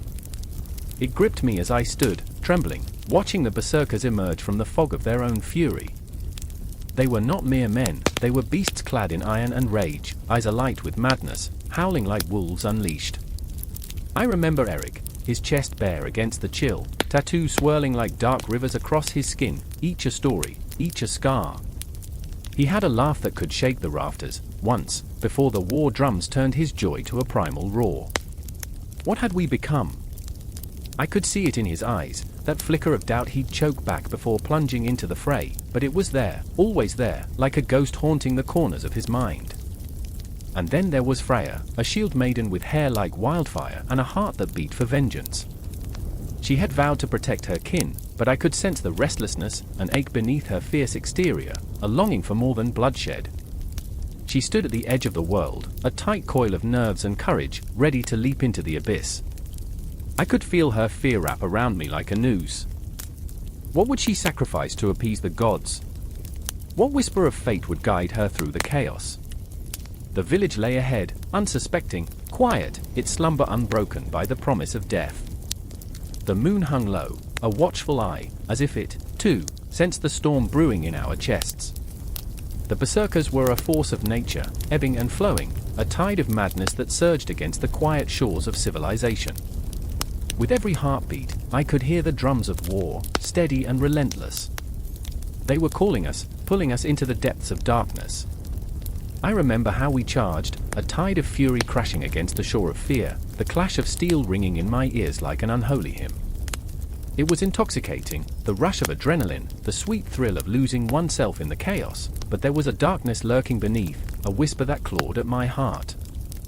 How many would die tonight? How many would return with their souls shattered, like glass? Eric was at the forefront, a whirlwind of blood and battle cries, his laughter turned to screams of rage. The lust for destruction, a beast unleashed within him, consumed him, and I could only watch as he turned into something unrecognizable, his humanity stripped away like the flesh from a bone. Each swing of his axe shattered lives, but he'd laugh, oh how he'd laugh, as if each kill was a jest, but it was tragic, a cosmic joke that left a bitter taste in the back of my throat. Freya was with me, her war cry piercing the air, stirring something primal within my own heart. I could see the glint of her blade, the way it danced in the firelight, reflecting her fury and fear. She fought not just for the village, but for Eric, for all that was left of our humanity. Yet with each swing, I could feel her spirit begin to fracture under the weight of her choices, the very act of survival carving away at her soul. Moments stretched, time folded into itself, each kill felt like an eternity, a heartbeat echoing in the vast void. I remember the faces of the fallen, their eyes wide with disbelief, their mouths frozen in screams. It mirrored my own horror, an unrelenting tide of guilt that threatened to pull me under. I wanted to scream into the night, to be heard above the cacophony of war, to say, "Stop! We're losing ourselves." But the words caught in my throat, swallowed by the howling winds of destiny. Then came the moment, the confrontation that would define us. I spotted Eric, caught in the frenzy, as he faced a lone defender, a mere boy trembling with fear. I felt the pull of time shift, the world narrowing to that single heartbeat, and I knew. I knew what it would cost. "Eric, stop!" I shouted, but the roar of battle drowned my voice. I lunged forward through the chaos, but the ground seemed to swallow my feet, pulling me into the depths of despair. I could only watch as he brought his axe down, a cruel arc in the moonlight, the boy's face a mask of terror frozen forever in that fatal instant. I felt the air leave my lungs, the weight of reality crashing down. Freya's scream of horror pierced through the din, and in that moment, I froze, no longer a part of the storm but a spectator to the madness we had unleashed. I was drowning in the fallout of our choices, in the echoes of laughter turned to cries, in the blood that stained our hands, our souls. Eric's laughter turned hollow, reverberating through my mind, a specter of what we used to be, before the war, before the madness. The air thickened with loss, and I could feel Freya's hand on my arm, pulling me back from the edge of despair. "We must move," she urged, her voice trembling but resolute, a flicker of light in the encroaching darkness. Yet how could we move when everything we held dear lay shattered before us? The raiding was not just an act of conquest but a descent into our own nightmares, a battle against the very monsters we had become. I remember the weight of that truth, an anchor dragging us deeper into the abyss. And as the first rays of dawn crept over the horizon, we stood amidst the ruins of our actions, three souls entwined in the web of fate, each burdened by the scars of survival, the echoes of laughter fading into the morning mist. In this moment, we were not victors but lost souls, haunted by what we had done, and what we had yet to become. The tide of war would continue, but we were forever changed, shadows of our former selves, eternally caught between the thrill of conquest and the haunting ache of remorse, ready to plunge into the depths once more, as the call of the Berserkers echoed through the land. The air thickens with tension, hanging heavy and electric, as the sun bleeds its last rays over the horizon, staining the fjord in shades of crimson. I stand shoulder to shoulder with warriors, each heartbeat a drum echoing our collective dread. My hand trembles, not from fear but from the anticipation of the fight, the raw, primal instinct that binds us as one. Around me, the Berserkers stir, their bloodshot eyes filled with a wildness that whispers of fury and madness, a flickering flame ready to ignite. I remember the stories of old, tales passed down like heirlooms, the hushed voices warning of the fate that befalls those who walk the thin line between God and beast. Eric, my brother in arms, stands close, his presence a reminder that not all paths are paved with glory. His face is marred with uncertainty, I can see it in the twitch of his jaw, the way his knuckles are white around the hilt of his axe. Eric, ever the pragmatist, who once said, "We're just men, not the gods we pretend to be." But today, he must become a god, or at least a spectre of one. I grip my own axe tightly, the wood cool against my clammy palm. What if we lose? I murmur, the question hanging between us like a death knell. Eric's laughter is brittle, more a mournful echo than a response. Then we go to Valhalla, he says, though I can hear the thin veneer of bravado cracking. The shadows of our past, the betrayals, the losses, the faces of those we failed, wrap around us like a shroud. The night closes in, swallowing the world outside our circle. The whispers of the forest seep into our bones, a language older than time, warning and beckoning. I look towards my brother, his brow furrowed in thought, searching for solace in the chaos. a warrior who dreams of peace yet finds himself forged in the fires of war. The drums beat louder now, a thunderous pulse that vibrates in my chest. With each thud, I see the silhouette of our foes emerging from the mist, ghostly figures rising from the darkness, their intent clear as the moonlight glints off their blades. Fear grips me, curling like a serpent in my gut. I remember the faces of the fallen, echoes of laughter now silent, the weight of their absence pressing down like a mountain. The memories are sharp, each one a dagger twisting deeper. Remember our fathers, Eric growls, his voice a husky whisper tinged with defiance. They fought for honor, not for the spoils of war. They sang of glory. But glory is a fickle lover, and I wonder if our fathers would recognize us now, our hearts painted in the colors of rage and desperation. I glance at the Berserkers, their howls rising, a cacophony that reverberates through the night. They are primal forces, gods in their own right, channeling the storm within, a storm that crashes against the shore of my sanity. The first clash of metal rings out, slicing through the thick silence like a knife. I feel it, a shockwave coursing through my veins, igniting every nerve. Eric is already charging forward. I follow, my feet pounding against the earth, a war cry that bursts from my throat without thought, without fear. The moment is surreal, a dream played in fast forward, our axes swinging, blades meeting flesh, the sickening thud of impact. I can't think. I can only feel. The rush of adrenaline fuels my every move. I see Eric, wild-eyed, a berserker himself now, lost in the dance of death. I remember his laughter, before this madness. "Let's make this a tale for the Skalds," he had said. But what tale do you tell when the gods of war are the ones who suffer?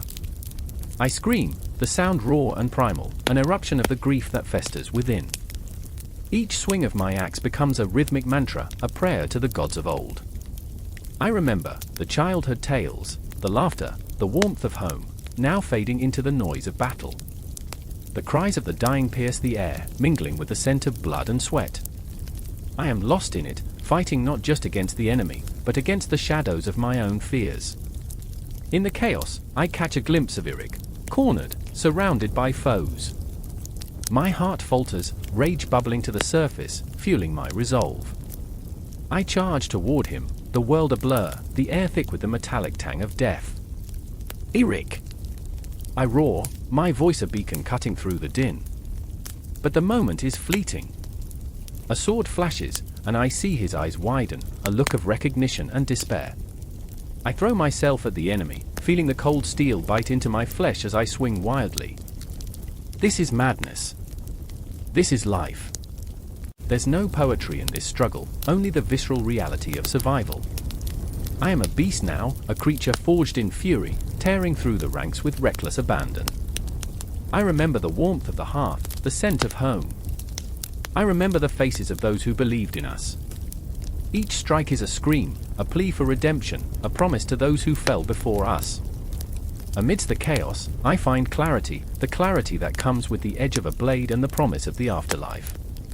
The berserkers howl, calling upon the spirits of the fallen, their screams an anthem of desperation and defiance that seeps into my very soul. I am one with them, a warrior lost in the rhythm of battle, the time slipping away like grains of sand through clenched fingers. The tides of war shift, and I can feel it, the weight of fate pressing down on my shoulders, heavy as the world itself. I see Eric stand, battered yet unbroken, and I know then that we fight not just for glory but for each other, for the bonds that tie us to this earth. The clash of steel, the cries of the dying, all weave together in a tapestry of existence, where every moment counts, where each life lost is a thread unraveled from the fabric of our reality. As dawn breaks, the horizon tinged with gold and crimson, I realize this isn't an end but a continuation, a cycle as old as time itself. The war continues, the shadows linger, but within this moment, amid the chaos and carnage, I find a flicker of hope. I remember the lives we lived before, the laughter, the dreams, and I know that despite the darkness, we are alive.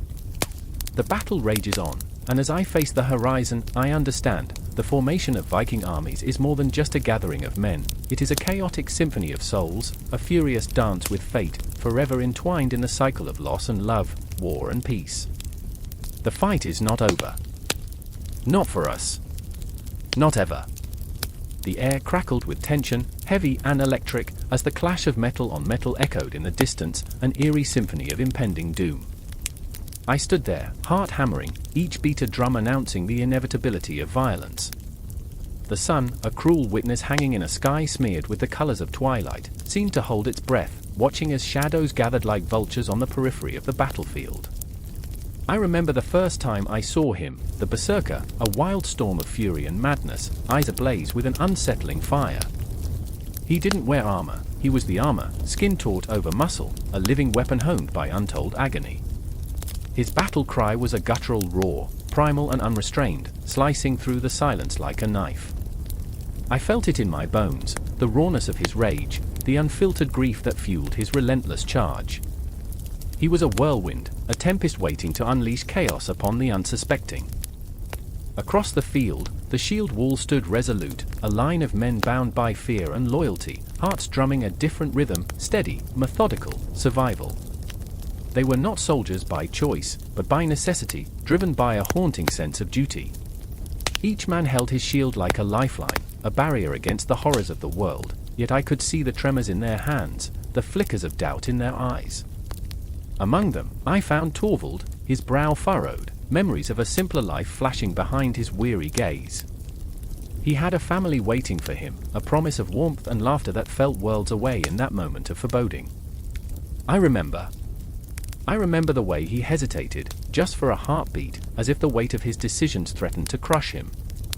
He turned his head, scanning the horizon, searching for something, perhaps a distant promise that life could still be gentle. But the Berserker surged forward like a shadow unleashed, and with him came the howls of the damned, the ghosts of the fallen, whispering words of comfort that twisted into screams of despair. The ground trembled beneath their feet as the two forces collided, the sudden eruption of chaos igniting the air. Shields splintered under the onslaught, the sound a sickening crack that echoed through the hearts of the men. Torvald held his ground, panic clawing at his throat. I could see it, his fear, a living creature, wrapping around him, squeezing tighter with each clash of steel. He was just a man, a father, a husband, caught in a storm of madness and mayhem he never asked to join. In that moment, time felt distorted, stretching like the shadows that danced around the edges of the battlefield. I could see the Berserker, a whirlwind of wrath and muscle, darting between men like a predator among prey. His laughter, dark and haunting, broke free like a caged beast, filling the air with a malevolent delight. I could almost taste the iron tang of blood, feel the warmth of life slipping away into the cold embrace of death. The shield wall was more than just a tactic, it was a lifeline, a desperate attempt to hold back the tide of insanity crashing upon them. Torvald's breath came quick and shallow as he pressed against the shield of the man beside him, a complete stranger who now felt like a brother in this shared moment of mortality. They were one, together against a force that seemed unstoppable, a torrent of darkness personified in the form of the Berserker. I remember the chaos that unfolded, moments collapsing into each other, each second pregnant with consequence. Torvald swung his sword, the arc of it a prayer sent into the fray, a plea for survival. The Berserker danced away, fluid and wild, as if death itself couldn't touch him. The line of men before him faltered, hearts heavy with dread, but Torvald stood firm, his resolve like iron forged in the fires of desperation.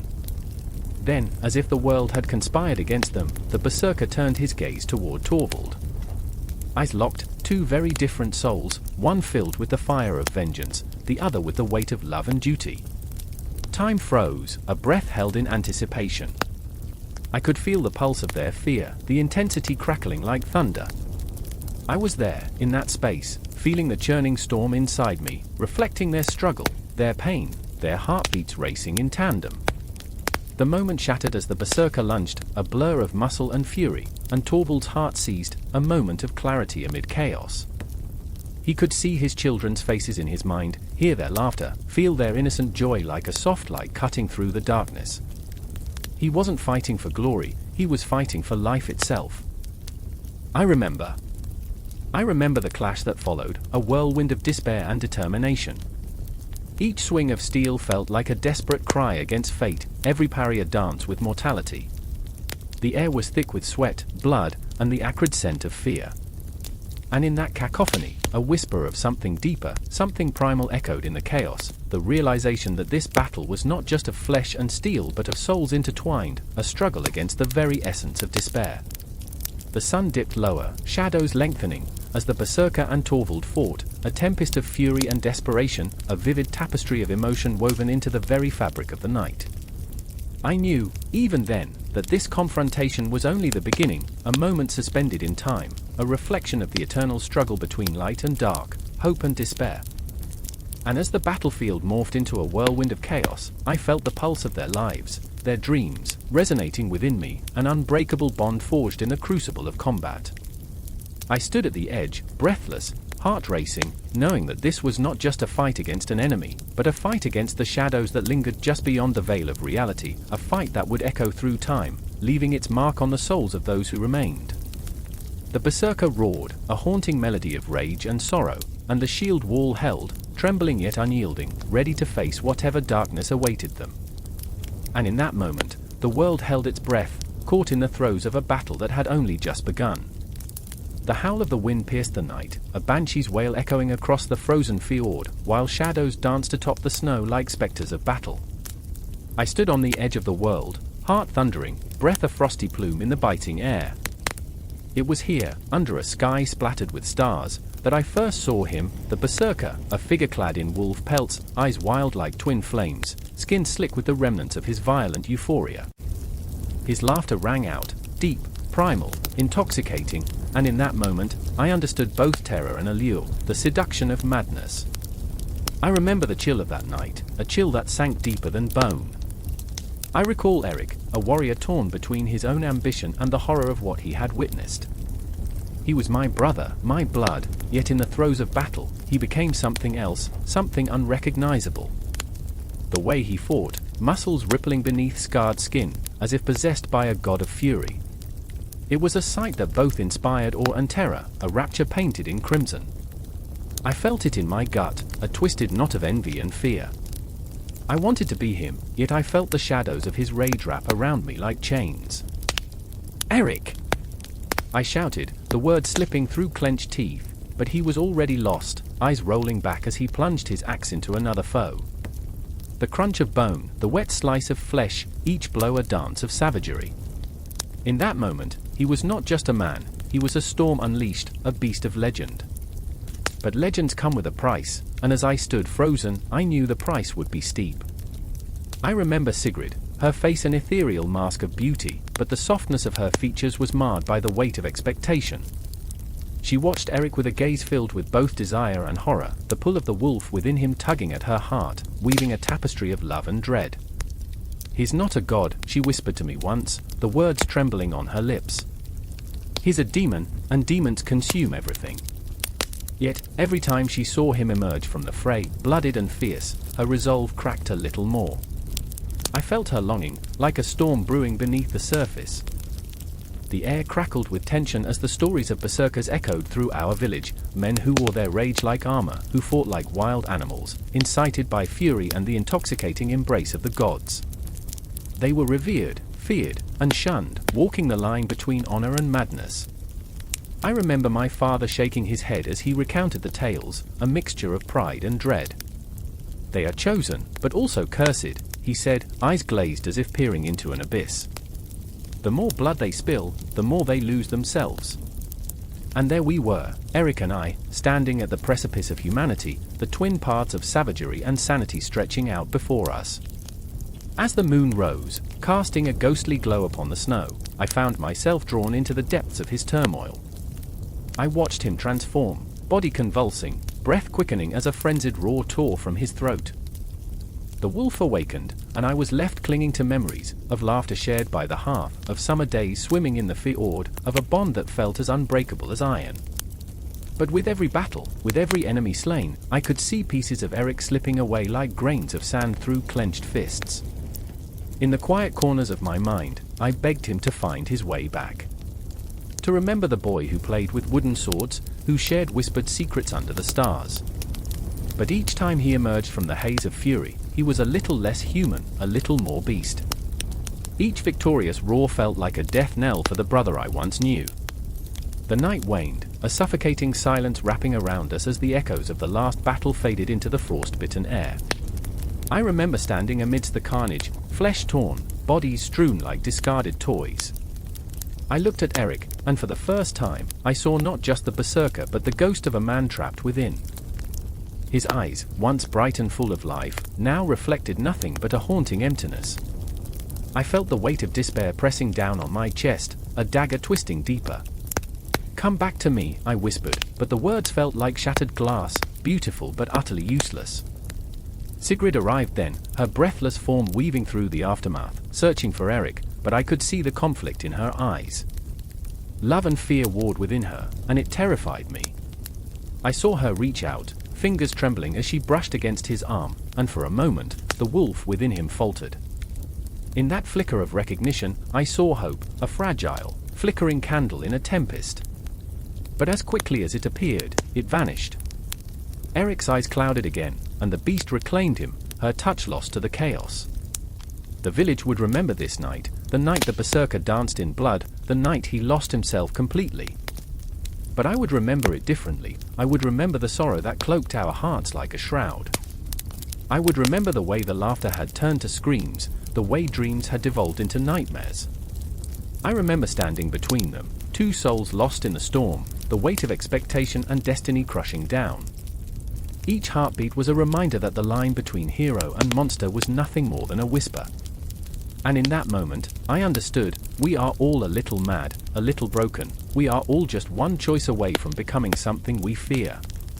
As dawn broke over the horizon, the world emerged from its slumber, painted in hues of blush and gold, but I felt nothing but the cold embrace of despair.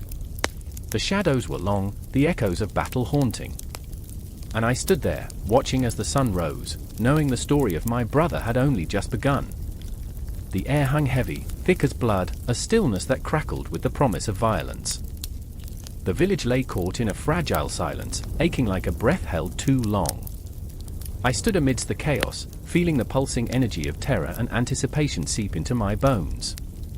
The shadows stretched long, twisting and curling like the fingers of a forgotten nightmare. I remember the first time I saw a berserker. His eyes were wild, a storm trapped in human form. The villagers called him Asgeir, a name that danced on the edge of reverence and fear. His skin glistened with sweat, but it was the glistening of fresh blood that painted the edges of his figure, a macabre halo that crowned him as he roared against the heavens. I was terrified. I was enthralled. In that moment, I understood what it meant to be alive in the grip of death. Across the field, the air thrummed with whispers of dread. My brother, Elric, stood close, his fists clenched as he watched the berserker prepare. The tension between us crackled like lightning. Elric had always been the brave one, the one who charged headlong into danger, but now a shadow lingered in his eyes, a fear that gnawed at his insides. "You shouldn't be here," he said, his voice strained, barely more than a whisper. "You don't understand. This isn't a game." But how could I explain the pull, the intoxicating call of battle? Each heartbeat echoed around me, a drum summoning the spirits of warriors long past. I was entranced, even as shadows loomed larger than life, darker than the clouds overhead. I could taste the iron of fear on my tongue, the metallic tang mingling with the scent of imminent violence. Then came the charge. Asgeir erupted into a frenzy, a whirlwind of fury, his howl a primal howl that tore through the air like an arrow shot into the night. He was a force of nature, untamed and unyielding. The thrumming of his heart resonated in my chest, every beat a call to arms. I watched as he tore into the enemy lines, a wild beast unleashed. Muskets cracked like thunder, but he was undeterred, his flesh seemingly impervious to the bullets that sang their deadly songs. Elric's hand shook. I could see the conflict raging within him. "We need to fight," he said, desperation creeping into his tone. "This is our home." I could feel his fear, a weight pressing down upon him, an anchor dragging him into the depths of despair. How could he not see? This was not just a battle, it was a dance with the abyss. "Look at him!" I shouted, pointing at the berserker, who had become a beacon of raw, unfiltered rage. "He doesn't fear death." But deep inside me, I felt a whisper of doubt. Was I chasing madness? Or was this the essence of life, raw and unadulterated? I held my breath, teetering on the edge of a precipice, the abyss staring back, waiting for my answer. The clash of swords rang out, the cacophony a symphony of chaos. I felt every strike, every blow as if it were a part of me. The Berserker's laughter was a haunting melody, echoing across the battlefield, sending shivers down my spine. He danced through death as if it were a lover, twirling and spinning, leaving nothing but carnage in his wake. My heart raced, pounding out a rhythm of exhilaration and dread. Elric lunged forward, thrusting his sword into the fray, his face a mask of determination. I wanted to scream for him to stop, to run back into the shadows where the ghosts of glory and despair intertwined. But I was paralyzed, caught in the grip of an emotion I could scarcely identify. Fear? Yes, that was part of it. But there was something else, a hunger, a longing for the exhilaration that came with the chaos of battle. I remember the moment Elric fell, his scream piercing the air, a sound that would haunt me forever. Time slowed, the world condensing into that single scream, a note of despair that shattered the fabric of my reality.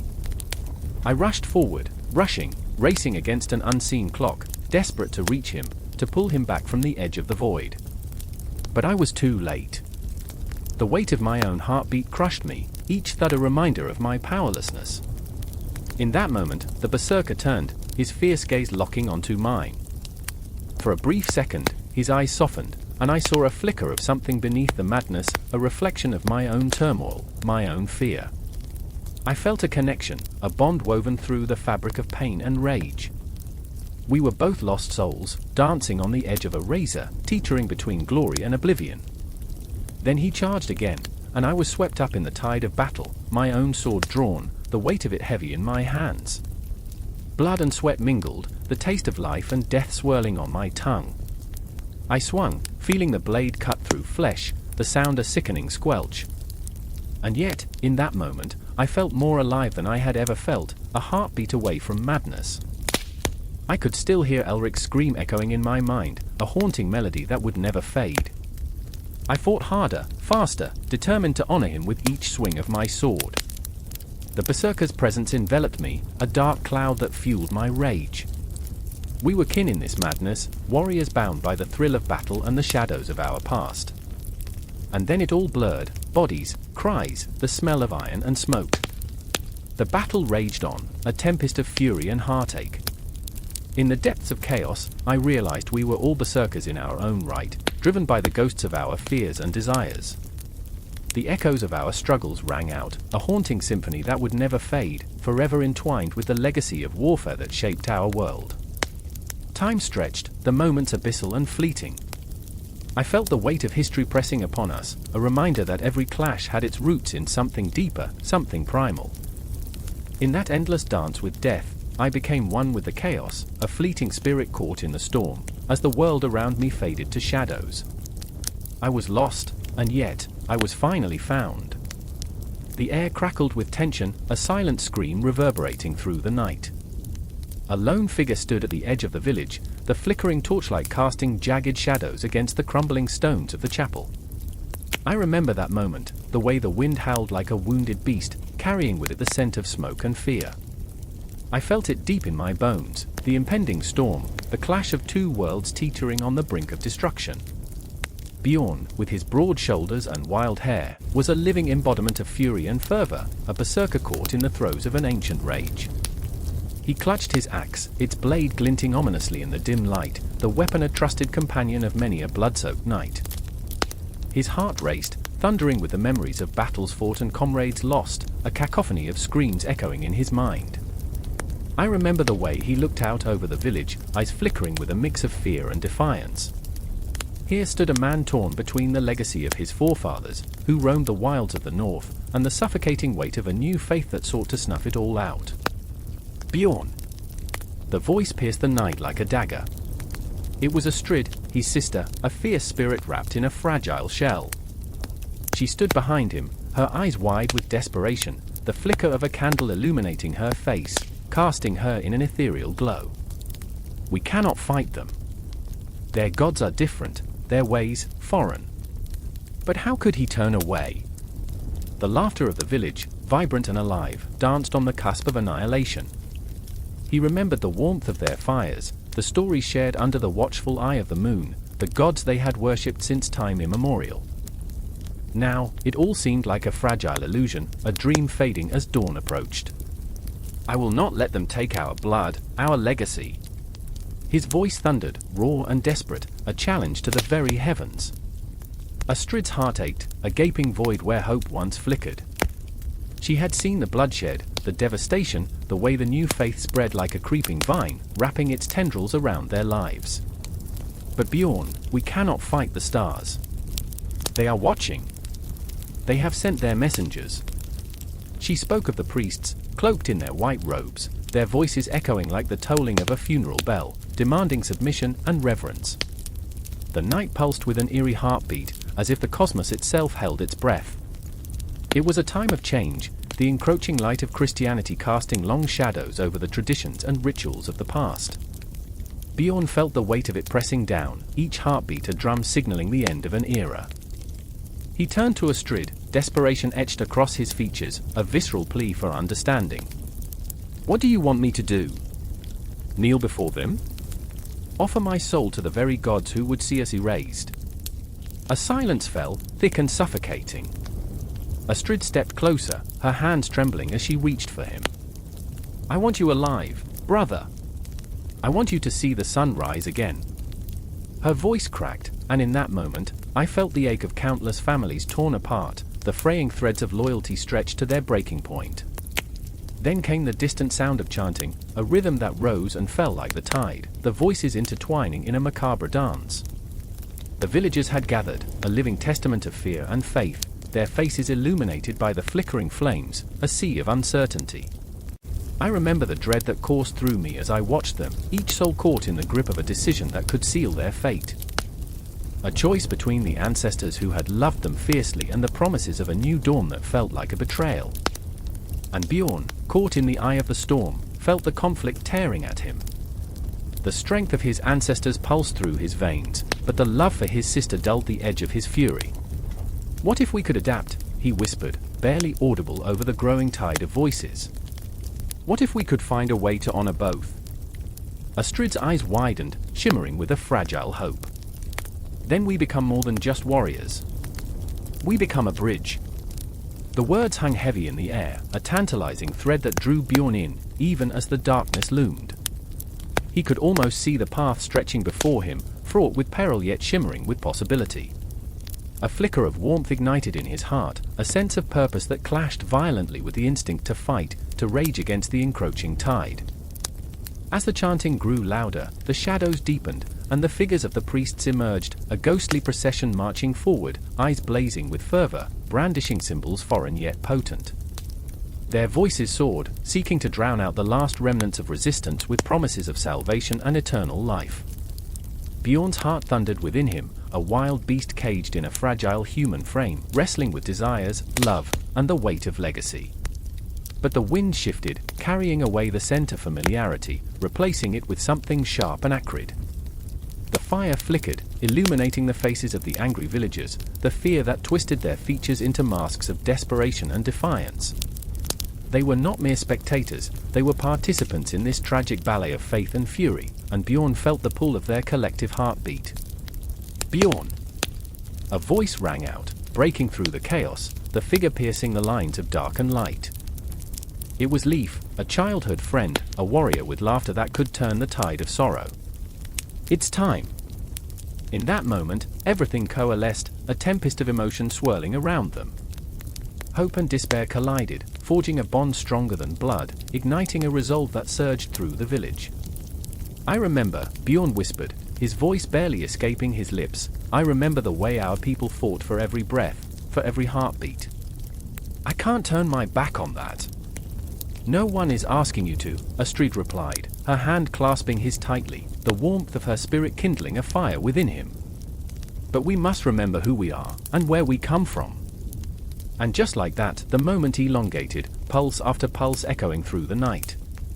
Every heartbeat was a reminder of the countless lives intertwined in this battle against the encroaching darkness.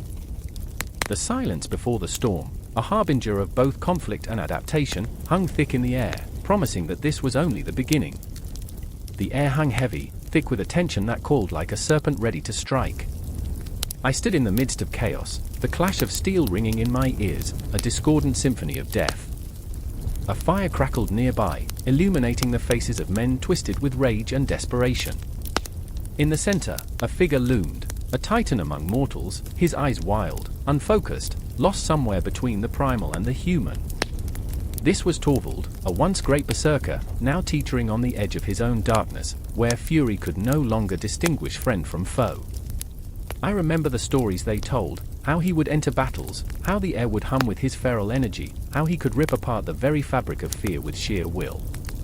But now, he stood still, trembling, as if the weight of his legacy had turned to lead.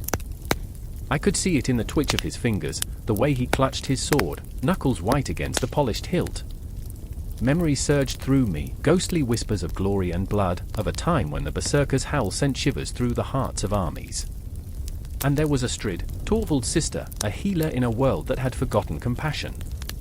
Her hands were stained with the remnants of battle, a grim reminder of what it cost to wield power. As she knelt over the wounded, her breath came in sharp gasps. Each pulse of the battlefield echoed in her heart, a relentless chant of despair. I watched as she pressed her palms against a gaping wound, murmuring ancient words, pleading with the cosmos for mercy. I remember how she used to laugh, the sound like music in the halls of their home. But now, each breath was a prayer, each heartbeat a reminder of their shared history, how it was crumbling, like the very walls around us. What was left of the berserker tradition? The legends crumbled under the weight of reality, their ferocity morphing into something grotesque. I watched Torvald convulse with rage, a banshee scream tearing from his throat, but it was hollow, a mere echo of past glories. Where was the might? Where was the thrill of battle? All that remained was a frantic dance with ghosts. It was a haunting, this transformation. The berserker spirit had been twisted into something ugly by the very hands that once wielded it with pride. Torvald! Astrid cried, desperation clawing at her voice. She reached for him, but he recoiled as if stung. You are more than this. Remember what we fought for. Her words sliced through the din, but they fell like autumn leaves on a windless day, landing softly, unheard. I felt the weight of her despair, the weight of a world that crumbled with each moment. The night deepened, shadows swallowing the remnants of what had been. A chill settled in my bones as I realized that the decline of the berserker was not merely in the loss of their ferocity, it was the loss of self. The very essence of their being was unraveling, swallowed by the insatiable hunger of a history that no longer honored them. History, that cruel mistress, had rewritten their tales, transforming warriors into relics of a forgotten age. Echoes of laughter faded into the night, replaced by the cries of the wounded. I could see it now, the shift in the tides, the retraction of the great warriors who had once inspired fear and awe. Clocks ticked with a deafening rhythm, each second heralding the passing of an era. What would become of Torvald, of the berserkers? Were they destined to fade into the mists, mere phantoms in the annals of time? Astrid grasped her brother's arm, her palm warm against his cold skin. You must fight it, Torvald, she implored. Fight for those who cannot. Her voice trembled, but there was a spark, a flicker of hope wrapped in desperation. I felt my heart race, caught in the tide of their emotional struggle, the connection between siblings woven tighter than any chain forged in battle. But Torvald was spiraling, a maelstrom of memories and madness. I saw glimpses of his past, a young boy, a carefree laugh, the thrill of the hunt. But those memories became shadows, distorting into images of blood-soaked fields, the faces of the fallen blurring into an indistinct mass of regret and loss. He was trapped in a prison of his own making, where every victory felt like a betrayal, every roar of triumph suffocated under the weight of grief. Fight, I whispered, though no one heard me. I was but a witness, a ghost hovering on the fringes of this tragic tableau.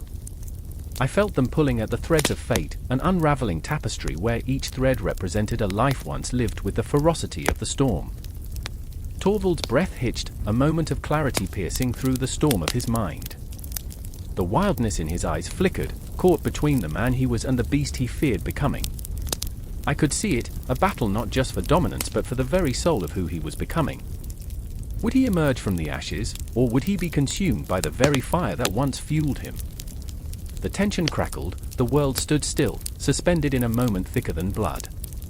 I could almost hear the heartbeat of history, pulsing through the ground. The Berserker tradition, once a roaring flame, now a mere flicker, at the mercy of the winds of change. But in that quiet, eerie silence, something stirred. In the distance, the echoes of war drums sounded, hauntingly familiar yet strangely foreign. The call of the old ways, perhaps? A reminder that the past was never truly gone.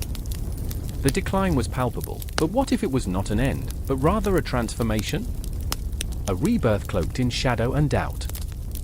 Time held its breath, the air thick with anticipation, as if the universe itself awaited the choice that lay before them. Torvald and Astrid, two souls entwined, bound by blood and battle, caught in the web of fate. They were the last echoes of a mighty tradition, a final stand against the tide of history that threatened to wash away their existence. And as the night deepened, the shadows loomed larger, waiting. The future hung, delicate as a spider's web, ready to be spun anew. Would they rise like the phoenix from the ashes, or would they be buried under the weight of what once was? I held my breath, my heart pounding in rhythm with the drums, waiting for the inevitable clash, the climax of their struggle, as time and memory intertwined in a dance as old as the stars.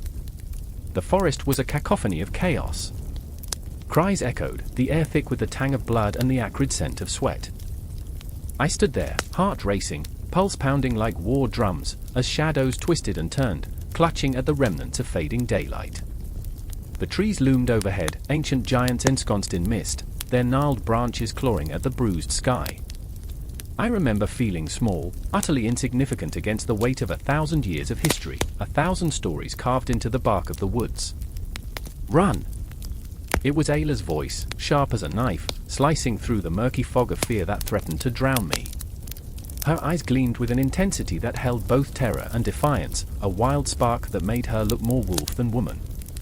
I had seen the transformation before, the way she became a force of nature under the moonlight, her spirit unchained, but this time, there was a desperation, an edge of madness that made my skin crawl. I turned, feet moving without conscious thought, adrenaline surging through me like a raging river. My heart was a caged beast, clawing to escape, and I was caught in its savage rhythm. Behind us, the growl of the bear echoed through the trees, a rumble that chilled my very marrow. Lothar, tall and broad-shouldered, stood his ground, fists clenched, the embodiment of the bear's fury, ready to confront whatever nightmare lurked in the shadows. I could see the conflict raging within him, a storm of pride and fear battling for dominance. Would he fight or would he flee? Don't be a fool, Lothar! I shouted, desperation painting my words with urgency. We need to go. He turned, eyes glistening like polished stone, reflecting something profound yet wounded. I remember when the forest was our home, when the spirits of the wolf and bear were our guides. They would not abandon us. His voice trembled with a fragile hope that felt so misplaced, like a candle flickering against the dark. But the world had changed. The spirits had become phantoms, their totems nothing but echoes of a time lost to chaos. I felt the weight of despair settle on my shoulders, heavy as a stone. We were not warriors, we were children masquerading in the skins of beasts, playing at courage when the reality was a frayed tapestry of fear and longing. Another guttural roar pierced the air, sending ripples of fear spiraling through me. I could feel the forest holding its breath, the silence pregnant with anticipation. The shadows shifted, coiling around the trunks of the trees, whispering ancient secrets, secrets we were never meant to know. I could hear the rustle of leaves as if they were murmuring warnings, and I wished I could silence them. Do you think they remember? I asked, voice barely a whisper, half hoping the spirits would answer. Do you think the wolf and bear still watch over us? Lothar's gaze fell, a flicker of something resembling sorrow passing across his features. They remember, but they don't recognize us anymore. And in that moment, I understood. We had become lost souls, mere shadows of our forebears, our spirits muddied and fragmented by the weight of our choices. Ayla's breath came in quick bursts, each one threading tension into the air.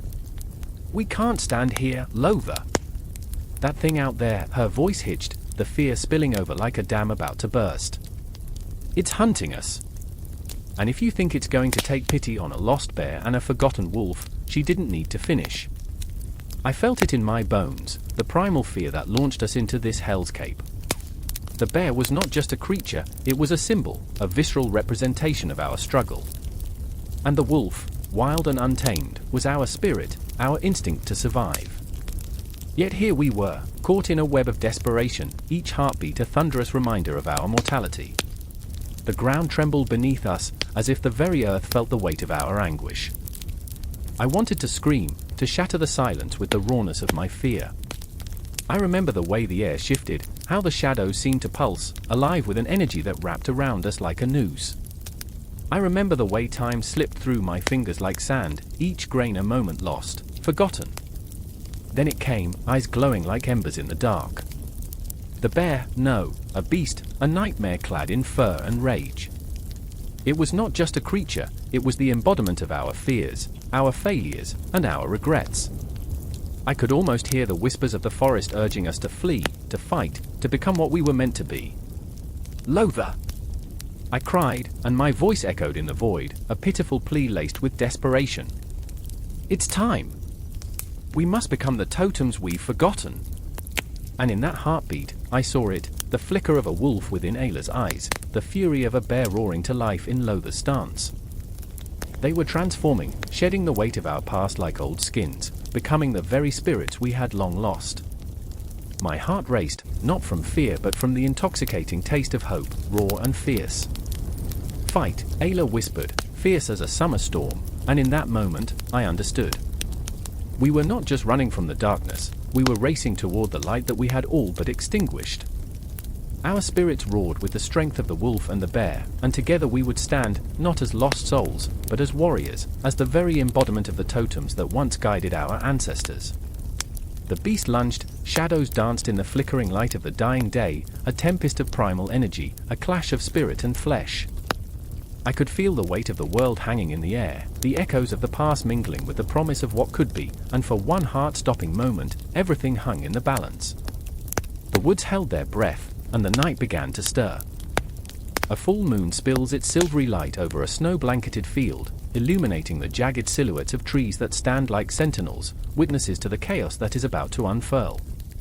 An unseen wind howls, carrying with it the distant echoes of battle, a clash of steel, a symphony of violence. Nearby, a fire crackles, its embers sizzling like 1,000 whispers of souls long gone. In the heart of the storm, a figure stands, drenched in sweat and blood, his breath heavy, ragged, a primal rhythm that matches the thunderous pounding of his heart. This is not mere rage, it is the pure, unbridled fury of a berserker, the ancient warrior caught in a tempest of emotion, lost between sanity and savagery.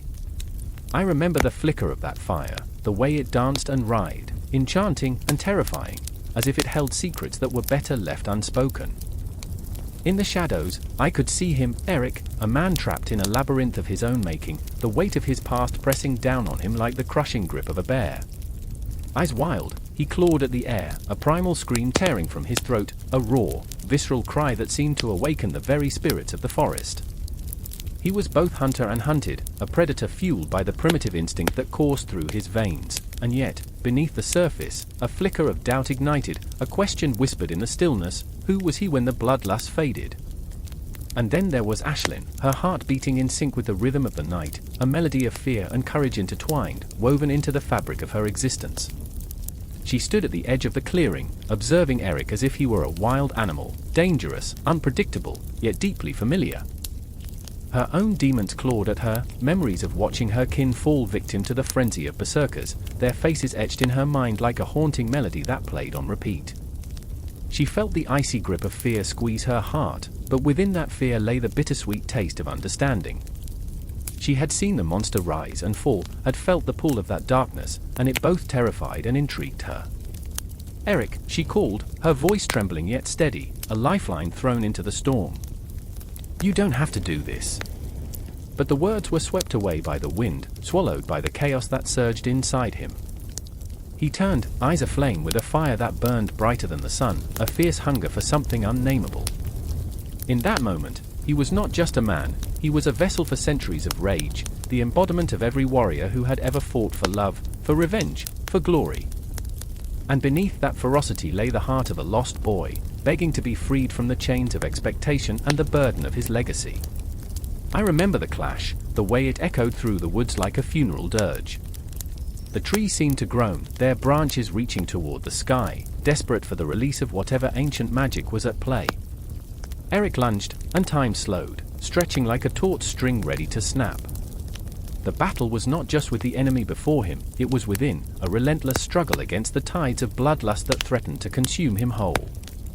In that visceral moment, he became a symbol, a reflection of every story ever told, a warrior torn between the light and the dark.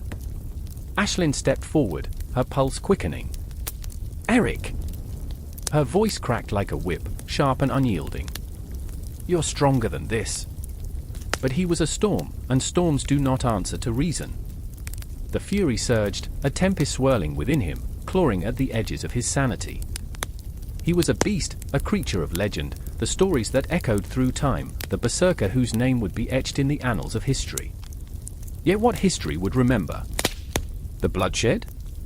The rage? Or the moments of fleeting humanity that flickered like candlelight in the darkness? As the night deepened, shadows twisted and turned, wrapping around them like ghosts of the past, refusing to let go.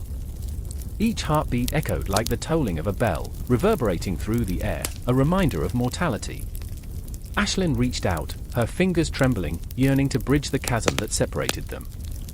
"You can find your way back. I believe in you." But the words hung in the air like a prayer cast into the void, fragile and unyielding. Eric's breath quickened as he stood on the precipice of his own destruction, his eyes darting between the madness that beckoned and the light that flickered dimly, a glimmer of hope shining against the abyss. In that visceral confrontation, he was both the predator and the prey, a tragic hero tangled in a web of fate, teetering on the brink of annihilation. And then a memory surfaced, a moment from his childhood, sunlight streaming through the trees, laughter echoing like chimes on the wind. A time when he was not burdened by the weight of expectations or the pull of blood-soaked legacies. He was just a boy, free and unblemished, lost in the vastness of dreams. Was that boy still alive within this monstrous facade? Time swirled around them, a cyclone of emotions, as the night's quietude was split by the rising crescendo of conflict. The woods held their breath, the air thick with unspoken words, while the echoes of the past danced in the shadows.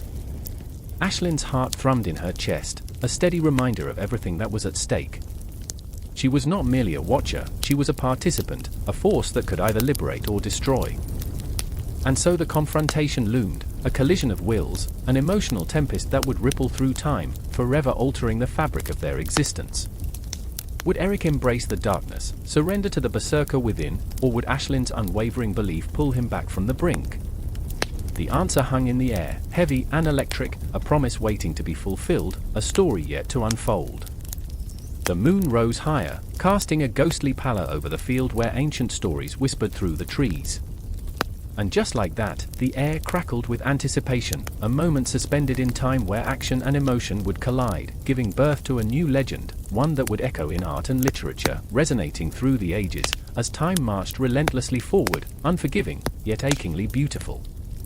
The wind howled, a banshee's wail slicing through the night. It battered the ancient trees, twisting their gnarled limbs into grotesque shapes, shadows dancing wildly across the forest floor.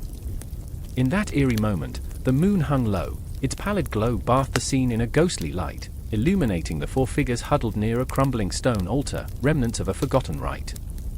They were searching, not just for bones or artifacts, but for the essence of a past drenched in blood and rage. I remember the taste of fear that night. It clung to my tongue like ash, a bitter reminder of what lay ahead.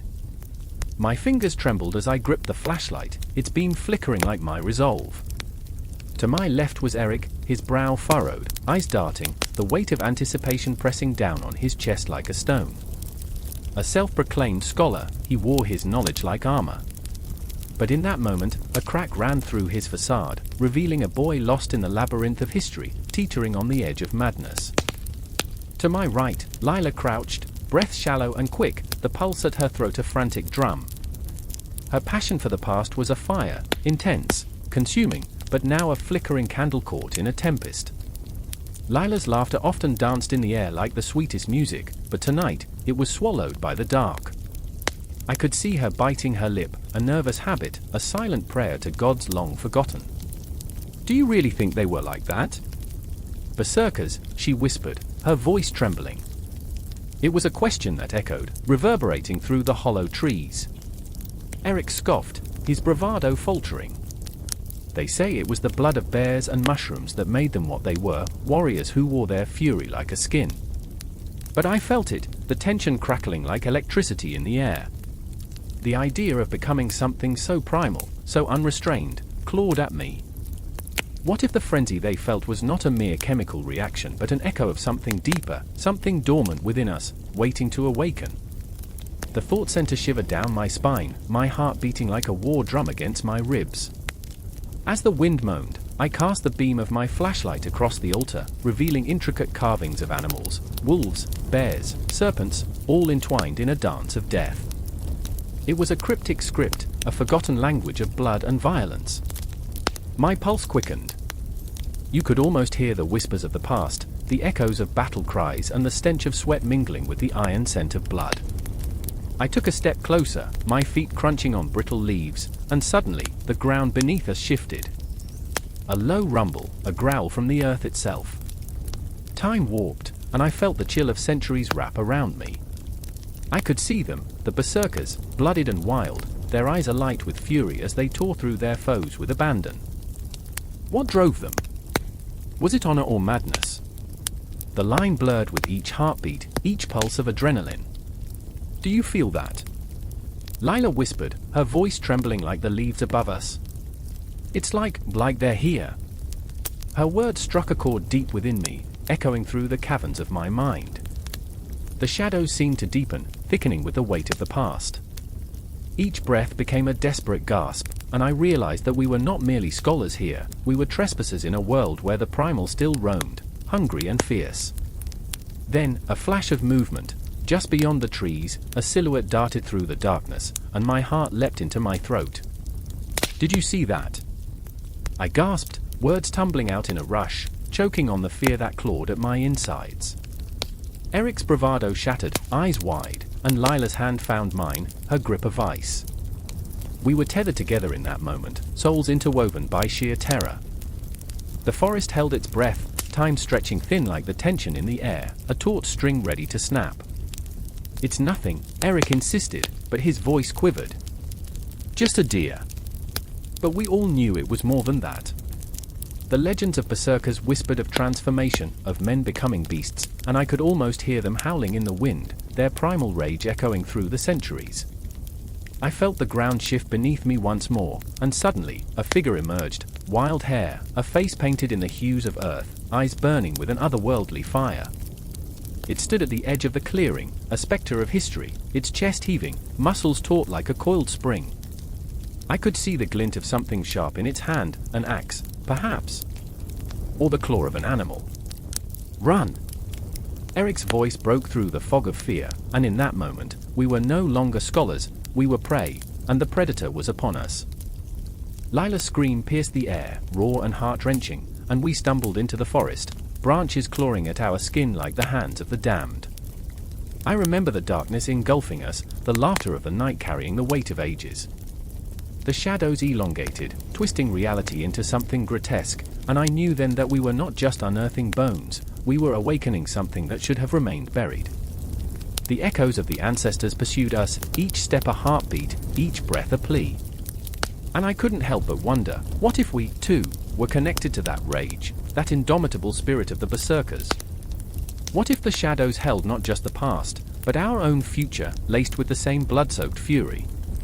And as the moon dripped silver through the leaves, I felt the pull of the abyss, a fascination with the chaos that threatened to consume us. In that moment, I was both terrified and exhilarated, caught in the relentless grip of history, a cycle that never truly ended. The forest swallowed our screams, but the echoes lingered, haunting the night, reminding us that some stories are never finished, only paused, waiting for the next chapter to unfold.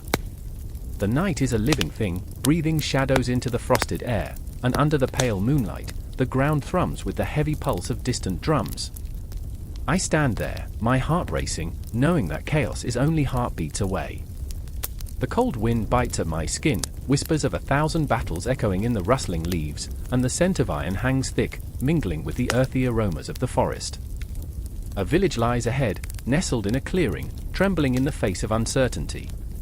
I remember the first time I saw them, the Berserkers. A whirlwind of fury and raw strength, their eyes gleamed with madness, a fire that promised destruction. I remember their screams, not of pain but of a primal joy, the kind born from surrendering to the very essence of violence. I felt it, too, the intoxicating allure of their abandon, the way they moved like a storm, bodies twisting and writhing with a rhythm that pulsed through the very ground beneath my feet. Then there was Eirik. He was different. A gentle giant, his heart was a flower blooming in the midst of war. I saw the way he looked at the villagers, his eyes softening at the sight of their children, laughter bubbling among the cracks of fear. Eirik wore his rage like a cloak, but beneath it lay a tender soul aching for peace, the paradox of a man caught between the beast and the beauty of his own heart.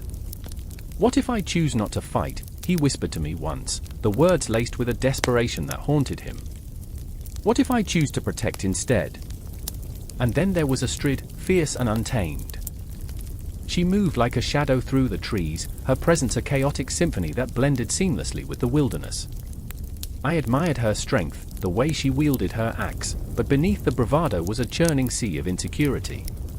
She was a tempest that threatened to consume her, a warrior who longed for approval yet feared the very essence of vulnerability. "I'm not afraid of dying," she said to me, her voice a fierce whisper in the night. "I'm afraid of living in a world where I'm not enough." The drums beat louder now, echoing the frantic rhythm of my heart. The villagers, huddled together, their eyes wide with terror, faces pale under the moon's gaze, have no idea what is coming. They are mere characters in a tragic play, unwitting participants in a violent dance. The Berserkers are upon them, and it is both beautiful and horrifying, a macabre ballet of mayhem and despair. "Stay back," I plead, but my voice trembles, and uncertainty seeps into my own heart. I step forward, but Eirik's hand grips my arm, firm yet gentle. "We can't let them suffer," he growls, the tumult of his emotions spilling over, an ocean crashing against the cliffs of his resolve. "We must protect them." I remember the night when the world grew dark, when the sky cracked open and thunder swallowed the stars. Eirik, Astrid, and I stood together, gazing at the lights flickering in the village below, the last bastion of hope in a land that knew only despair. What if we're the monsters? I wondered aloud, the chilling thought that clawed at my insides. Astrid's laughter was a sudden flash of light, slicing through the shadows. "Monsters? Look at us! We're just trying to survive." But her laughter faltered, and the weight of her uncertainty loomed over us like a storm cloud. The Berserkers surged forward, a wave of fury crashing against the fragile walls of the village. Each movement was an exquisite dance of destruction, limbs flailing in a frenzy of violence. I felt their chaotic energy seep into my bones, an intoxicating thrill that begged me to join their ranks. The scent of sweat and blood mingled in the air, heavy and electric, igniting something primal within. Eirik's grip tightened, his eyes fierce, a warrior's resolve boiling beneath a surface of compassion. "We can't let them take everything," he growled, the beast within roaring to life. "I won't lose them to this madness." I watched as he transformed, the gentle giant becoming a force of nature, meeting their rage with a ferocity that sent tremors through the earth itself. And then I saw it, Astrid, her heart thrumming with a wild beat, charging into the fray, an embodiment of raw, untamed emotion. She was chaos incarnate, yet I saw the shadows of doubt flicker in her eyes. With every swing of her axe, a part of her crumbled, fragment of the woman she was, breaking under the weight of expectation. "I am enough," she screamed, but the words felt like a desperate plea, a challenge thrown at the very fabric of the universe. The air crackled with tension, a symphony of violence erupting around us. I felt the clash of steel against steel, the cries of men and women merging into a haunting melody that echoed through the night. Time slowed, each moment stretching into eternity, a kaleidoscope of memories flooding my mind, laughter, love, loss. "Fight!" Eirik roared, and I felt the heat of his passion ignite a fire within me. I stepped forward, joining the chaos, the lines between friend and foe blurring into a whirlpool of emotion. There was a shared heartbeat in this moment, a grotesque unity, the berserkers and villagers locked in a catastrophic embrace. And then, in that instant of madness, I understood. We are all monsters. We are all heroes. Each heartbeat, each breath, a testament to our flawed humanity, a reminder of the endless battle between destruction and hope. The night was alive, pulsing with the raw essence of life itself, and in this chaos, we were all intertwined, our stories forever etched into the tapestry of existence. Yet, even as the storm raged on, I felt the shadows creeping, the echoes of other cultures whispering tales of dread and awe. The world was vast, filled with ghosts of history, their laughter mingling with our cries, their hearts reflecting the same fears and desires that drove us into this moment. As the battle raged around me, I realized there would be no conclusions, no tidy resolutions. Only the relentless march of time, the ghosts of our choices lingering like phantoms in the night, waiting to unveil the next layer of our unraveling story. I could only hold on to Eric and Astrid, the fleeting connections of this moment, and prepare for whatever lay ahead, our lives a complex dance of darkness and light. The clash of steel rattles my bones as I stand, frozen, in the shadow of the looming mountain, its peak scraping against a sky too heavy with storm clouds. Blooded snow drifts beneath my feet, a pale reminder of the battle that raged just hours ago. The air is thick, saturated with the pungent scent of iron and sweat, mingling with the whispers of the fallen. Ghostly memories cling to my skin, and I know that this is only the beginning.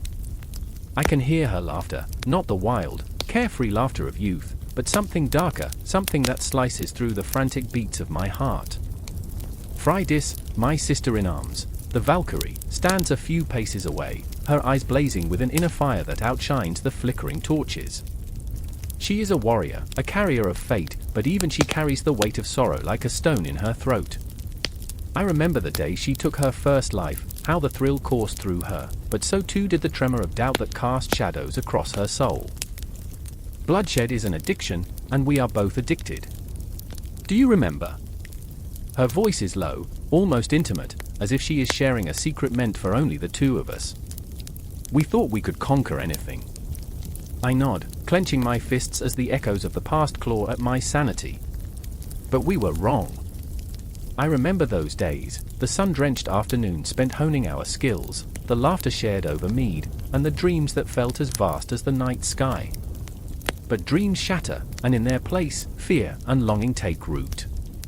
And then there's Astrid, the shield maiden, standing at the edge of the battlefield, her back straight, a silent sentinel against the chaos swirling around us. She wears her scars like badges of honor, but they are also chains, binding her to the memories of those she has lost.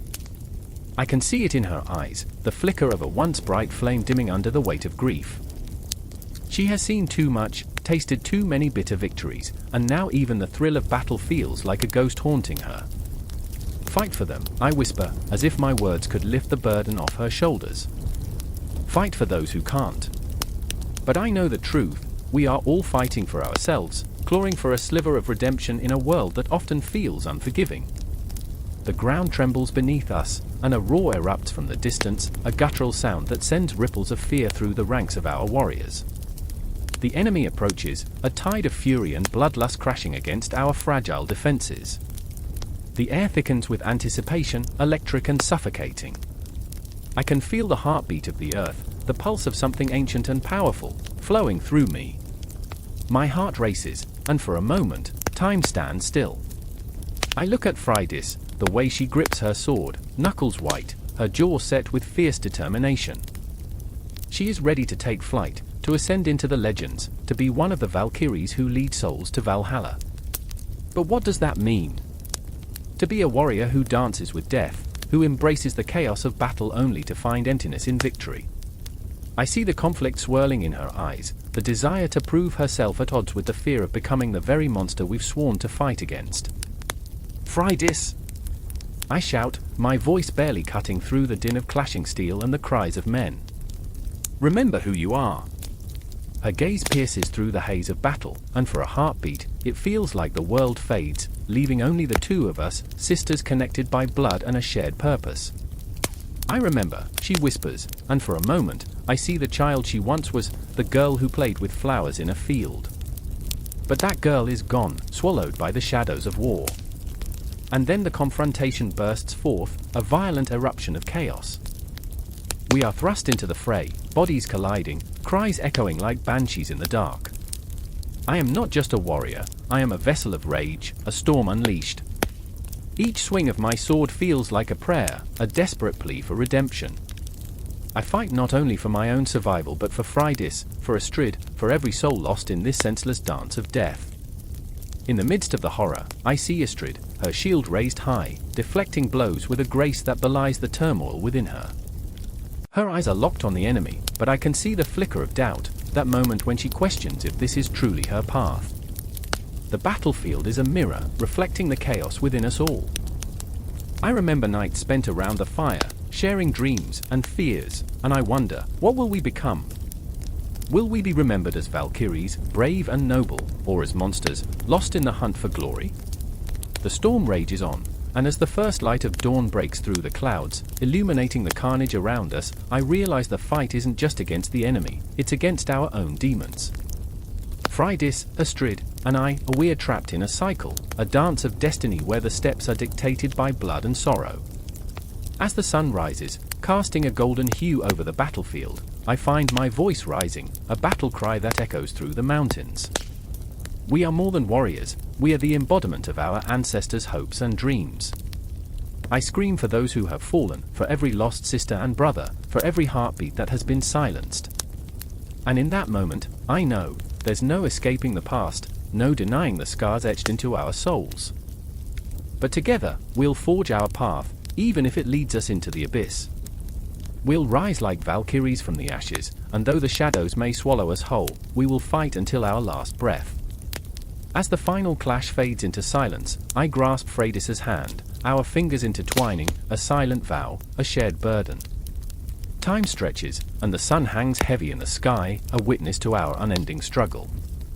In this brutal world, we are sisters, warriors, and ultimately, we are ourselves.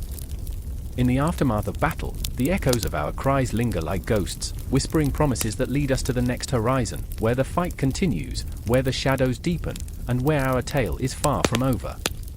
The air crackled with tension, a foreboding shroud wrapped tightly around the settlement of Lindholm.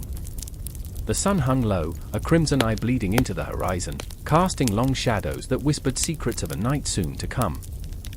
I stood at the edge of the village, heart thundering like the war drums that echoed in the distance. I remember the moment the silence shattered, a scream slicing through the dusk, a woman's voice, raw and desperate. Era, a fierce soul clad in rags, her eyes wild and alive with terror, was the first to see them. The Berserkers. In the twilight, they emerged like ghosts from a nightmare, their bodies glistening with sweat and blood, hair unkempt, eyes ablaze with a feverish hunger for chaos. They moved with an inhuman grace, the world bending and contorting around them as if the very fabric of reality trembled under their ferocity. I remember Era's fear, palpable, creeping like a spider up my spine. A mother, a warrior, she had fought for her village, clutching her child close to her chest, the boy's soft breaths contrasting sharply with the growls of the approaching marauders. She was a living paradox, a heart of iron wrapped in the flesh of a woman. But in that moment, as the Berserkers drew near, even her steadfast resolve faltered. What drove men to madness? What turned a farmer into a beast? I could see it in their eyes, the spark of something ancient, primal, waiting to be unleashed.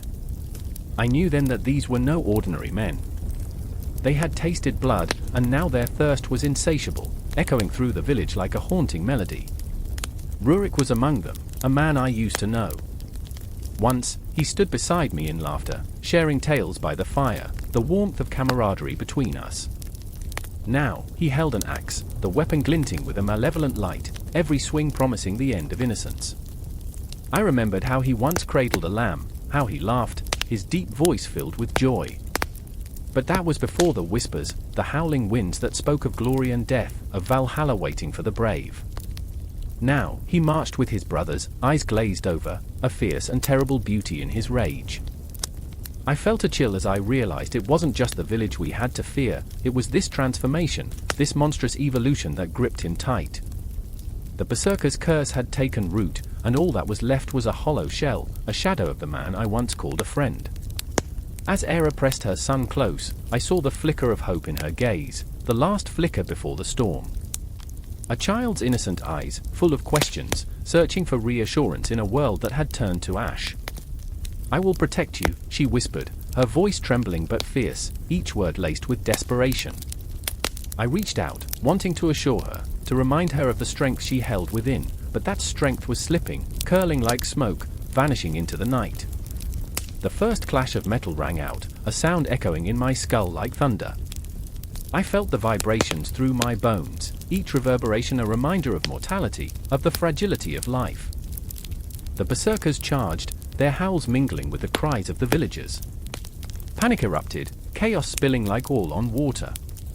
I was swept into the fray, heart racing, adrenaline surging through my veins. I remember the smell, sweat, fear, and the metallic tang of blood that hung heavy in the air. Faces twisted in terror, a cacophony of grief and rage spiraling into an unholy symphony. I ducked beneath a swing, narrowly evading the axe that cleaved the air where I stood just moments before. My heart was a wild drum, my body moving on instinct, but my mind was paralyzed, grappling with a question that clawed at my gut. Who were these men? Who were we becoming? Era was a whirlwind, her fingers curling around a dagger, fierce and unyielding. She fought her way through the chaos, every thrust and parry a declaration of defiance. A warrior born, even when the world threatened to swallow her whole. But as I watched her, I felt the weight of despair settle on my chest. What if this was the last stand? What if we were nothing more than footnotes in history's cruel ledger, our final moments washed away by the tide of time? And then, amidst the turmoil, I saw Rurik.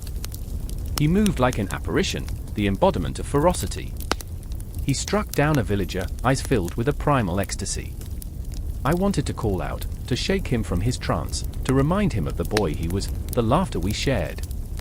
But the words lodged in my throat, choked by the horror of the transformation I witnessed. The ground was slick beneath my feet, a grotesque tapestry of life and death woven together. I stumbled, wrestling with my own cowardice, guilt clawing at me. Should I stand and fight, or should I run? Era, fierce Era, was fighting for her son, for her village, and in that moment of clarity, I knew what I had to do. I couldn't let fear keep me shackled. I had to step into the chaos, to reclaim our humanity from the jaws of savagery. The final clash came with an intensity that stole my breath, a moment suspended in time where all that existed was the sound of our hearts pounding against fear. I charged at Rurik, the memory of our friendship flooding my mind, desperate to pull him back from the edge. "Rurik!" I shouted, my voice a mixture of pain and hope. "It's not too late." But his eyes, once filled with laughter, were now empty, a void of madness. I saw him falter, the briefest flicker of recognition, before the berserker rage overtook him again. In that moment, I knew, no matter how fiercely we fought, how valiantly we stood as a village, the shadows of the past would loom, relentless and unforgiving. As the clash of steel and the cries of the wounded filled the air, I felt the encroaching darkness seep into my bones. This wasn't just a battle for survival, it was a reckoning, a confrontation with the monstrous spectre that had emerged from our own hearts. We were not merely fighting berserkers, we were fighting the very demons that dwelled within us, waiting to be unleashed. I remember the moment the crash of battle faded into the haunting silence that followed.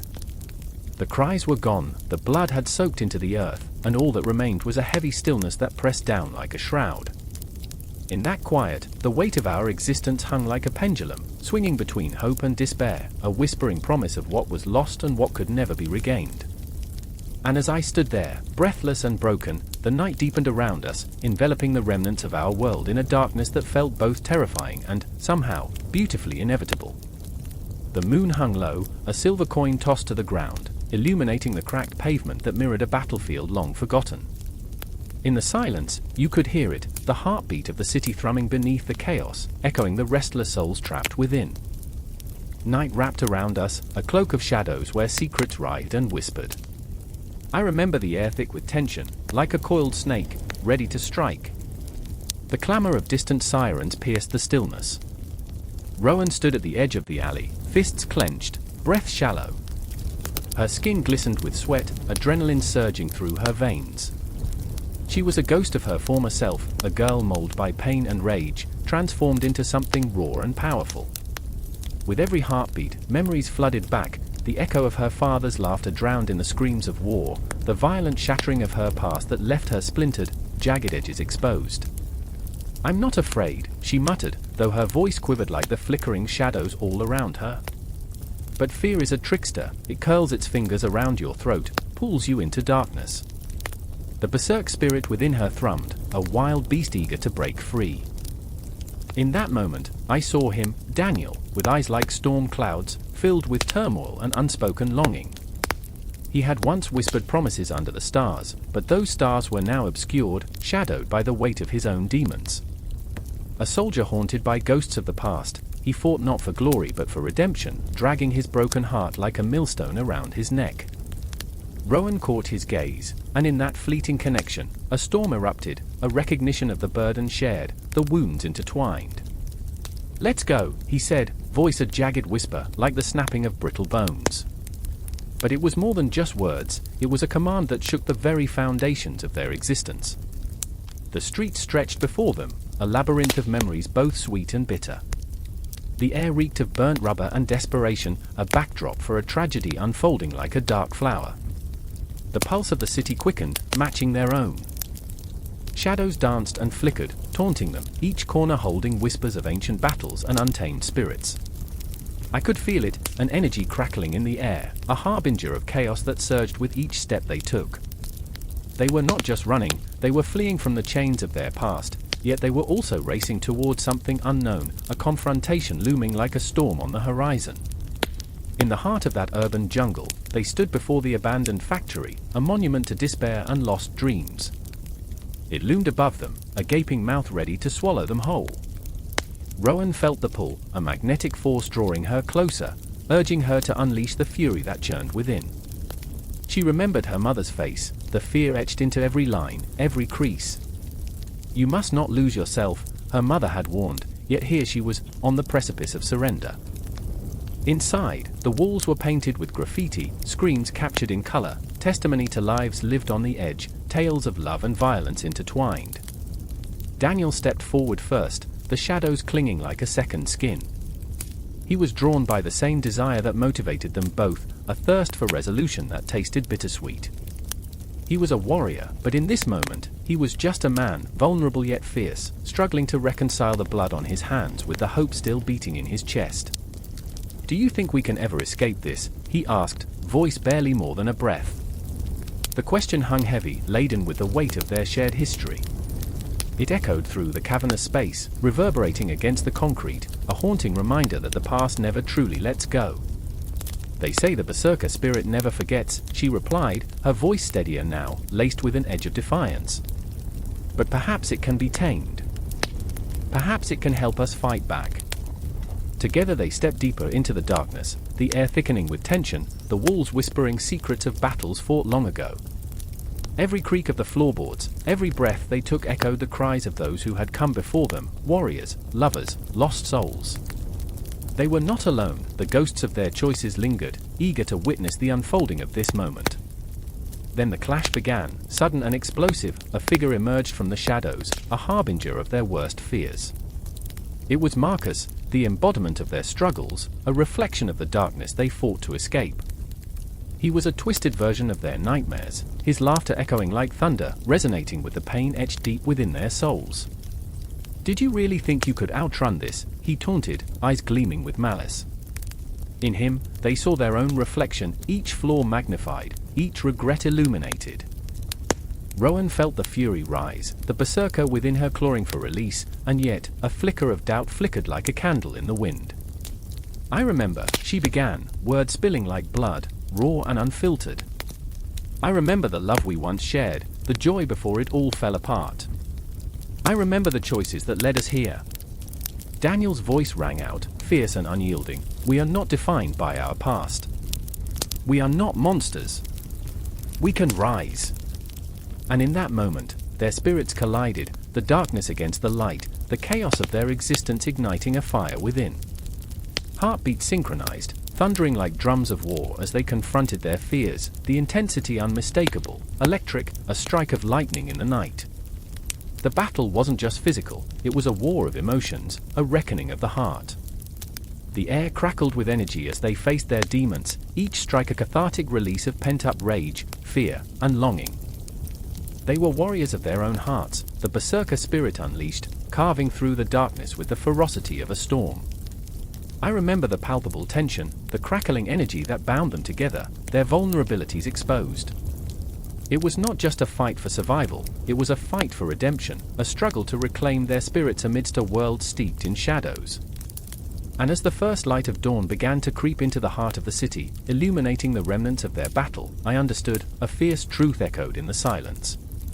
The shadows were still there, lingering like ghosts, but so too was the undeniable glow of hope, flickering like a candle in the dark. In that moment, they stood together, broken yet unyielding, flawed yet beautiful, warriors of their own making, ready to confront whatever lay ahead. In the dawning light, they turned to each other, hearts still racing, souls intertwined in a dance of resilience. The world outside awaited them, a battlefield of its own. They were ready to face it all, the Berserker spirit alive within, a testament to the power of love, fear, and hope.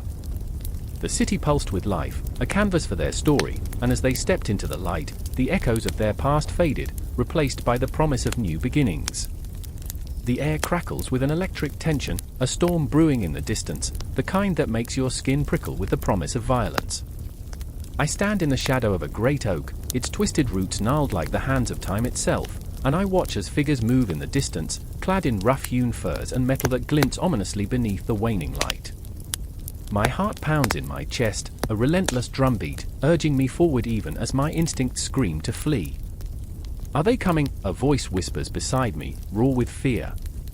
It's Ulf, his eyes wide, reflecting a flicker of hope that the gathering storm might spare us. I want to assure him, but I can taste the dread in the air, heavy and thick. I remember the tales, the Berserkers, men who howled like wolves, who wore their fury like armor, who fought with savage abandon. I remember the blood-soaked earth beneath their feet, the screams that tore through the night, echoing in my mind like a specter. They say they can smell fear, I murmur, my throat dry as dust. As the figures draw closer, a sense of foreboding washes over us, a wave crashing against the rocks of our resolve. I glance at Era, my sister, her jaw set, defiance sparkling in her eyes, but I see the tremor in her hands. "We have to be brave," she insists, but her voice quakes. It's a fragile shield against the storm that looms, a tempest of rage and power, a hymn of chaos ready to engulf us. In our world, darkness isn't just a backdrop, it's a living thing, breathing down our necks, whispering sweet nothings of despair.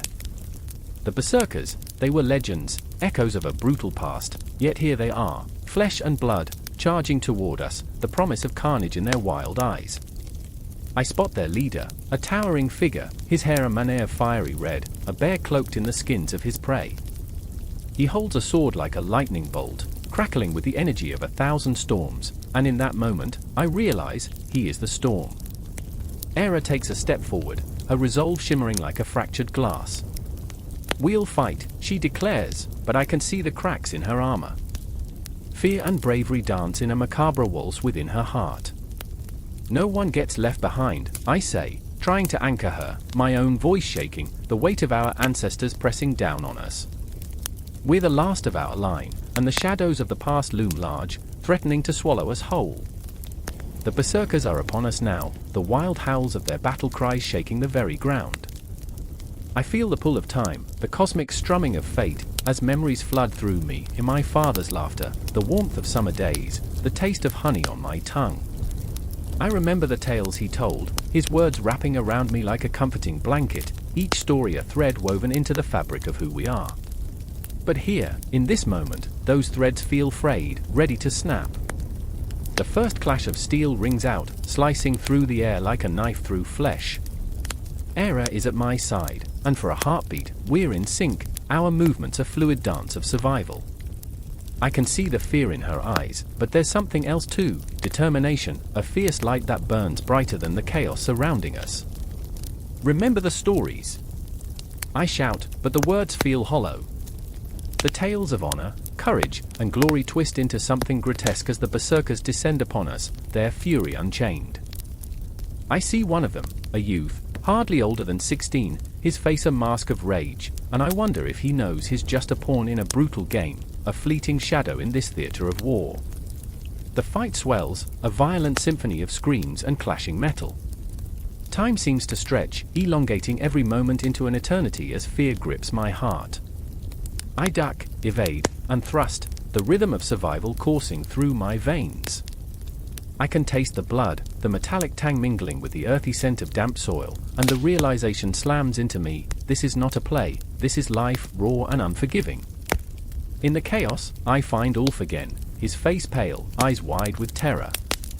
"What do we do?" he cries, his voice cracking like fragile glass. I want to say something reassuring, something that will make him believe we can emerge from this alive, but the words stick in my throat. Instead, I reach out, grip his shoulder. "We keep fighting," I say, my voice trembling with fear and resolve. "We don't let them take us." The air thickens, and I feel the weight of every moment dragging us into the abyss. An echo of laughter resounds, haunting and hollow, reminding me of the absurdity of it all. We are fighting for our lives surrounded by men who once roamed the earth like gods, now reduced to mere violence and chaos. I shake my head, trying to clear the fog, but the shadows whisper, wrapping around me like a noose. And then, amidst the clamor, I see Era fall, her form crumpling like a delicate flower ripped from the soil. Era! I scream, a primal howl clawing its way from the depths of my soul. Time freezes, the world blurring into an ethereal haze. I feel my heart shatter, a million pieces scattering across the battlefield, and fury ignites within me, a wildfire burning through every fiber of my being. I lunge toward her, the sword in my hand a mere extension of my anger, but the berserker who felled her stands before me, a grotesque smile twisting his lips. "You think you can save her?" he taunts, and in that moment, I see the truth, the darkness within him mirroring the chaos within me. The battle rages on, but all I can see is her, crumpled and still, as if time itself has stopped. I remember the stories of the berserkers, of men who wore their fury as a second skin, who became one with the storm. I remember our laughter, our triumphs, and the warmth of home, now shattered by violence. I don't just want to fight, I need to fight, to unleash everything I've ever been against the tide of despair threatening to drown us. The roar of battle crescendos, my spirit igniting as I rush forward, each step a defiance against fate. The shadows cling to me, whispering promises of doom, but I push through, heart pounding, every beat a declaration of war. In this moment, nothing else matters. It's just us, our blood, our fury, and the legacy of those who came before. The berserker lunges, and the world narrows to a pinpoint focus, the sword glinting in the fading light, the anticipation crackling in the air.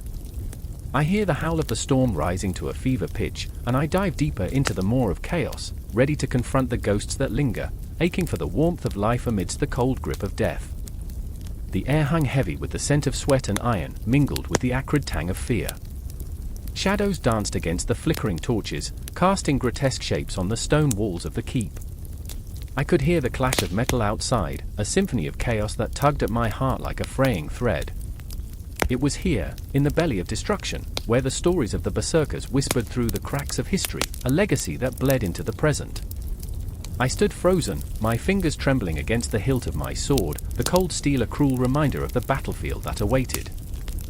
In the corner, Thora, a warrior whose spirit burned brighter than any flame, paced like a caged wolf. Her eyes shone with a tempest of fury and dread, a mirror of my own turmoil. "If they come through that door, we fight," she snarled, the rawness in her voice echoing with the weight of unfulfilled promises. I could see it, the haunting specter of doubt in her gaze. Would we emerge as heroes, or would we be swallowed by the abyss? Then there was Eric, our leader, who wore the burden of command like a shroud.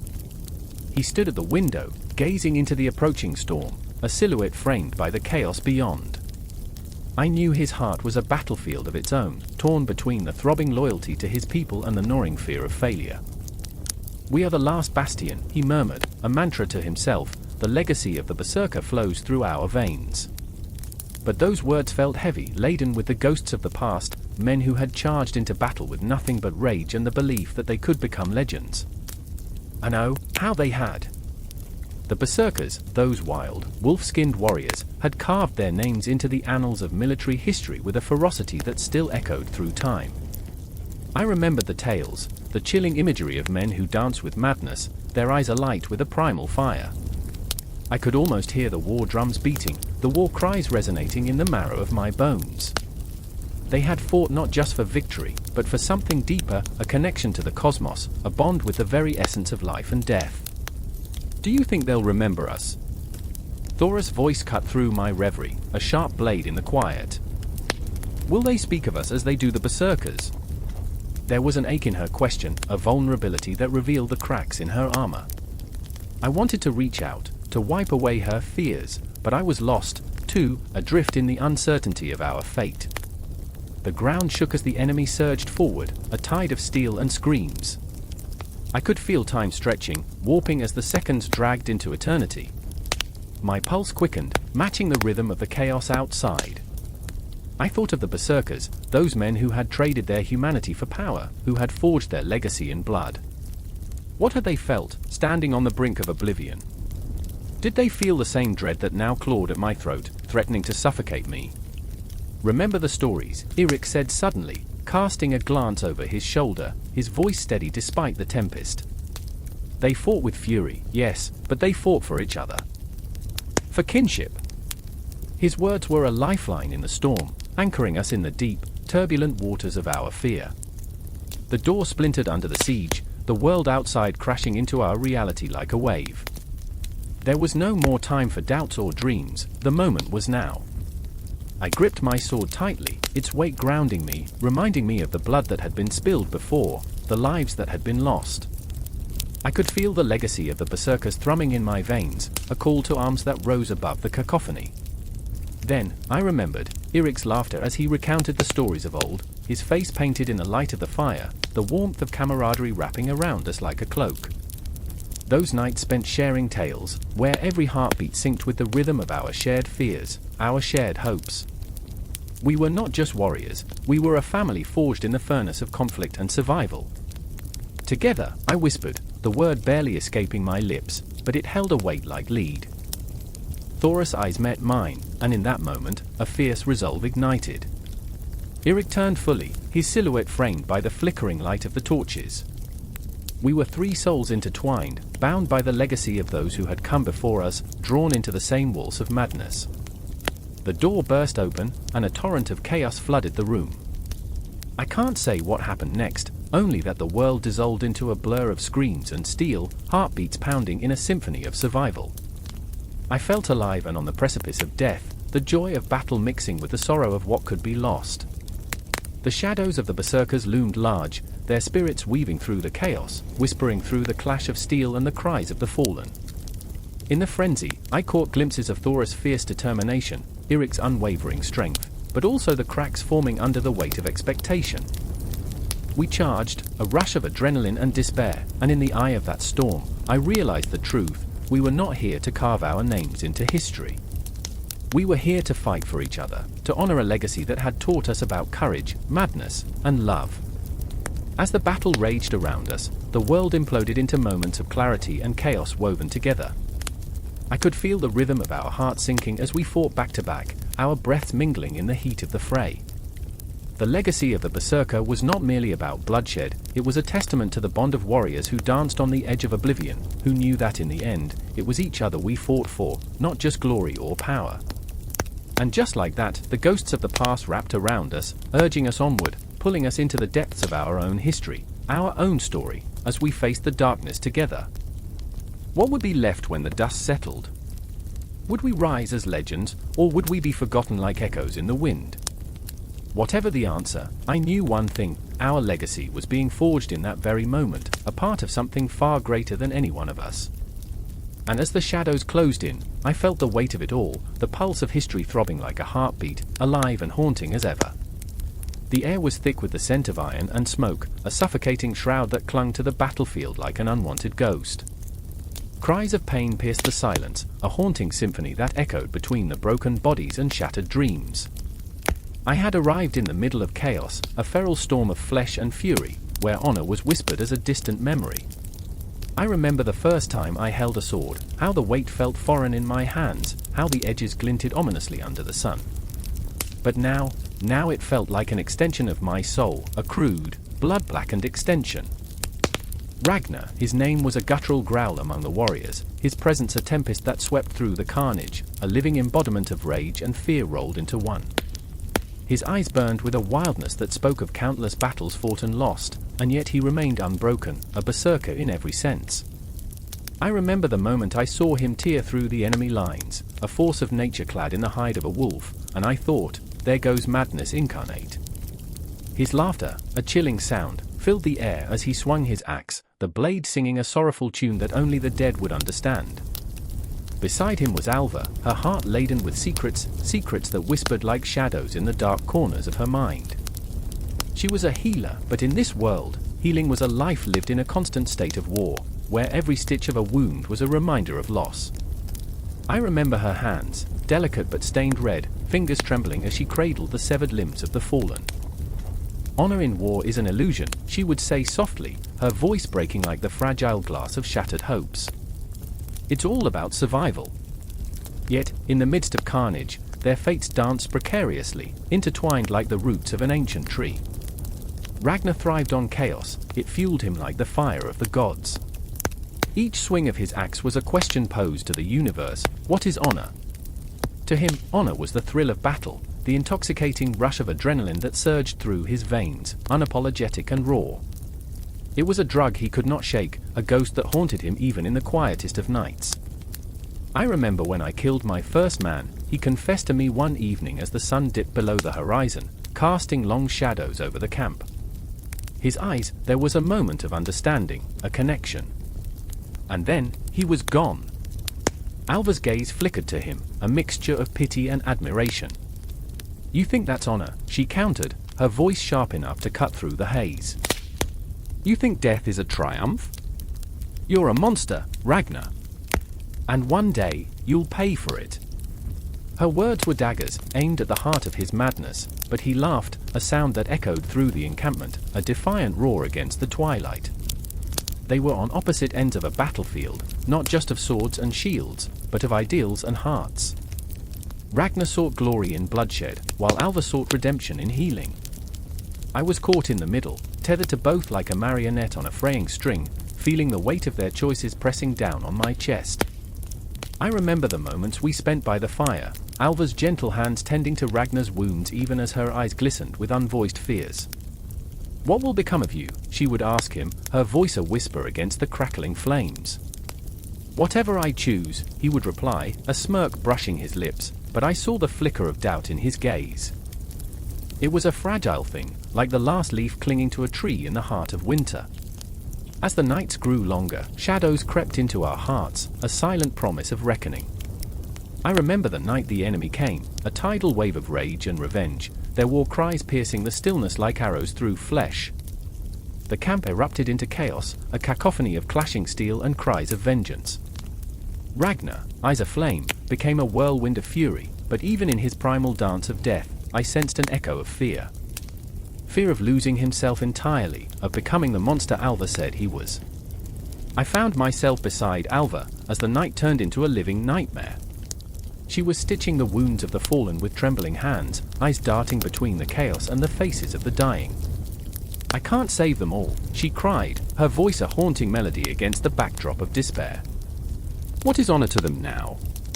I wanted to tell her that honor is what we make of it, that maybe it's found in the shadows we embrace, but the words fell silent, swallowed by the howling wind.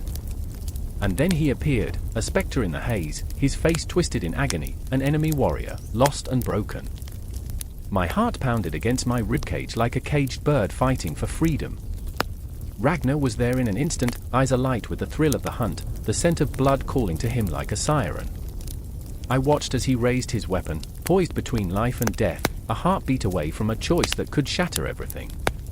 Don't, I managed to whisper, the word a desperate plea, but it was drowned out by the carnage surrounding us. He hesitated, a brief flicker of conflict crossing his features. In that moment, the world held its breath, a soldier caught between honor and absolution.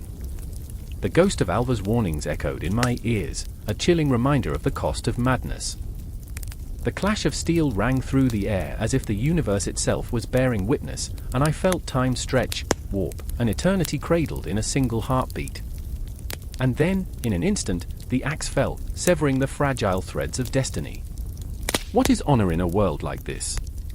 I pondered as I watched the darkness seep into Ragnar's soul, staining him irrevocably. I remember the look in Alva's eyes, a storm of rage and sorrow, her heart breaking for the monster he had become. The battlefield was a tapestry of despair, woven with the threads of choice and consequence, a haunting reminder that honor is never as clear as it seems. In that moment, I realized, we are all berserkers in our own right, fighting for something we can hardly define, caught in the throes of a war that promises honor but delivers only shadows.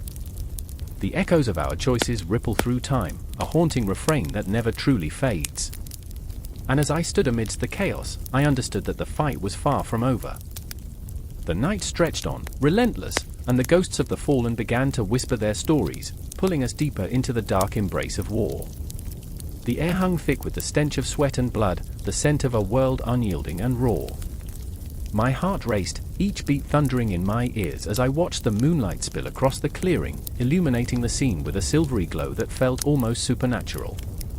It was a moment suspended in time, where the weight of fate pressed on our shoulders like an iron cape. A figure emerged from the darkness, a man, no, a beast, a berserker, muscles taut and glistening, eyes blazing with a fire deeper than hell itself.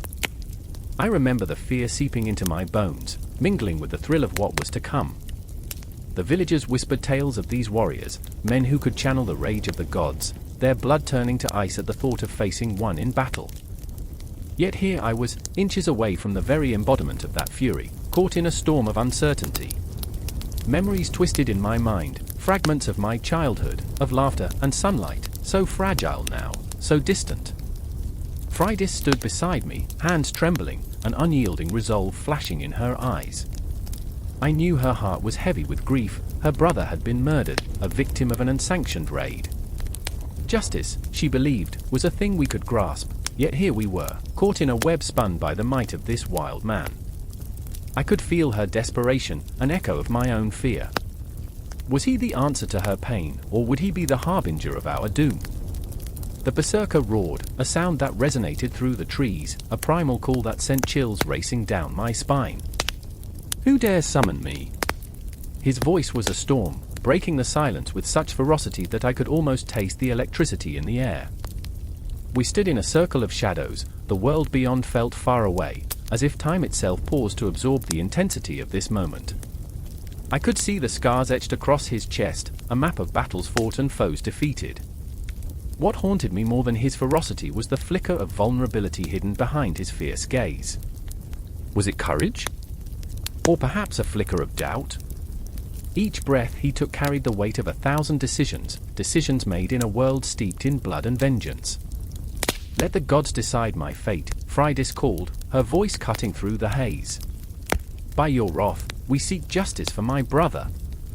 I watched as the berserker's eyes narrowed, the flicker of curiosity igniting a smoldering fire within him.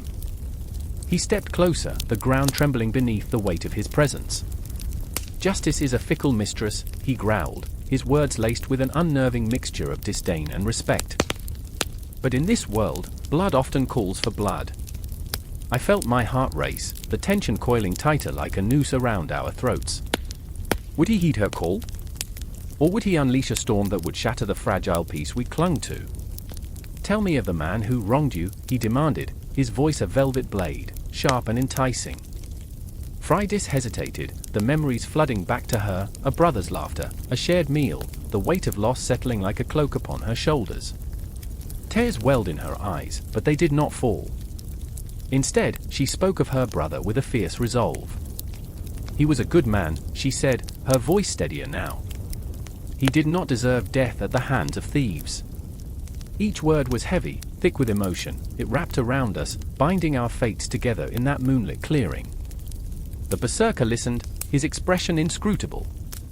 I could feel the tension in the air, a palpable force that made the hairs on my arm stand on end. Would he choose to be the instrument of vengeance, or would he seek a different path? The answer hung in the balance like a fragile thread, swaying in the wind of our collective fate. Then, like a bolt from the blue, he spoke. "What if I fail?" The question hung there, suspended in the night air, a ghost of uncertainty weaving through the silence. Freydis's mouth fell open, shock dawning in her eyes. A berserker, the proud warrior of legend, questioning his own power. It was a notion that shattered the very foundation of our beliefs. "Then we will seek another," I blurted, the words tumbling out before I could snatch them back. The moment felt absurd, almost comical in its gravity. "We'll find another berserker if you can't do it. Surely, there are others willing to spill blood for gold." The corners of his mouth curled up ever so slightly, a ghost of a smile that seemed to mock our desperation. "You would send another man to do what you cannot face yourself." I recoiled, the weight of his words crashing over me like a tidal wave. The truth stung, sharper than a blade. Was I willing to tarnish another's soul for my own peace? I could see Freydis's resolve falter, her fierce spirit bruised under the weight of our collective failings. But what was justice in a world of chaos? The thought spiraled in my mind, twisting and churning like a maelstrom.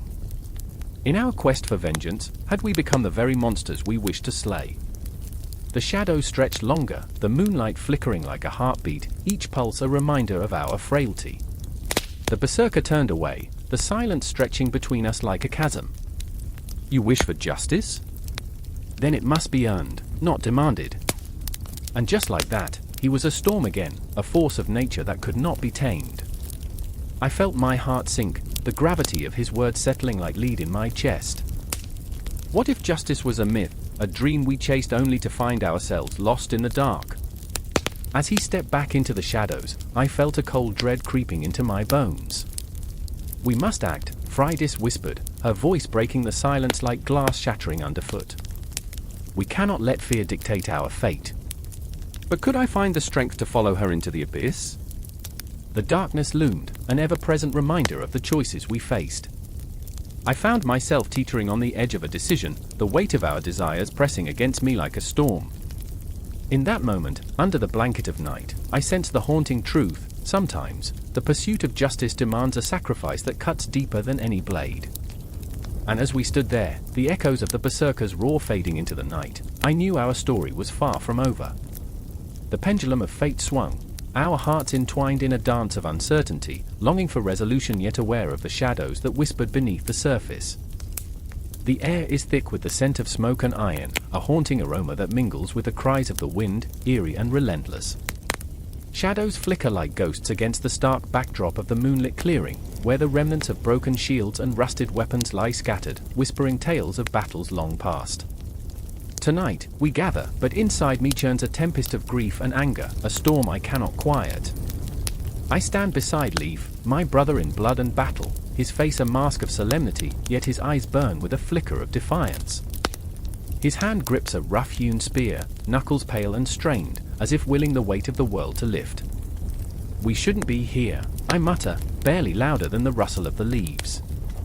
The forest seems to hold its breath, rocking us in its embrace, as if it knows the darkness we bear. "Not like this." Leif doesn't respond.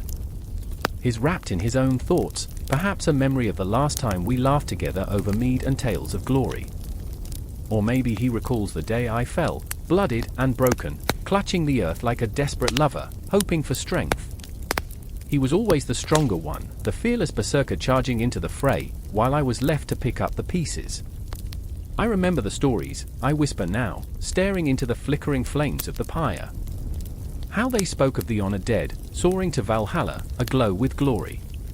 But in my heart, there's a twist, a bitterness that gnaws at me. But what glory is there when life shatters like glass? The echoes of the past creep into my mind like fog, wrapping around me, stifling my breath. I can still hear the laughter of our father as he spun tales of heroes and gods, his voice deep and rich, drowning out the silence of our mother's absence. I remember how he would ruffle my hair before sending me off to war, an awkward boy in a man's body, unprepared for the brutality of our world. Leif snaps me back to the present with a sudden movement, his eyes darting toward the edge of the clearing where shadows twist and curl like serpents. "Listen," he breathes, a tremor in his voice. They come.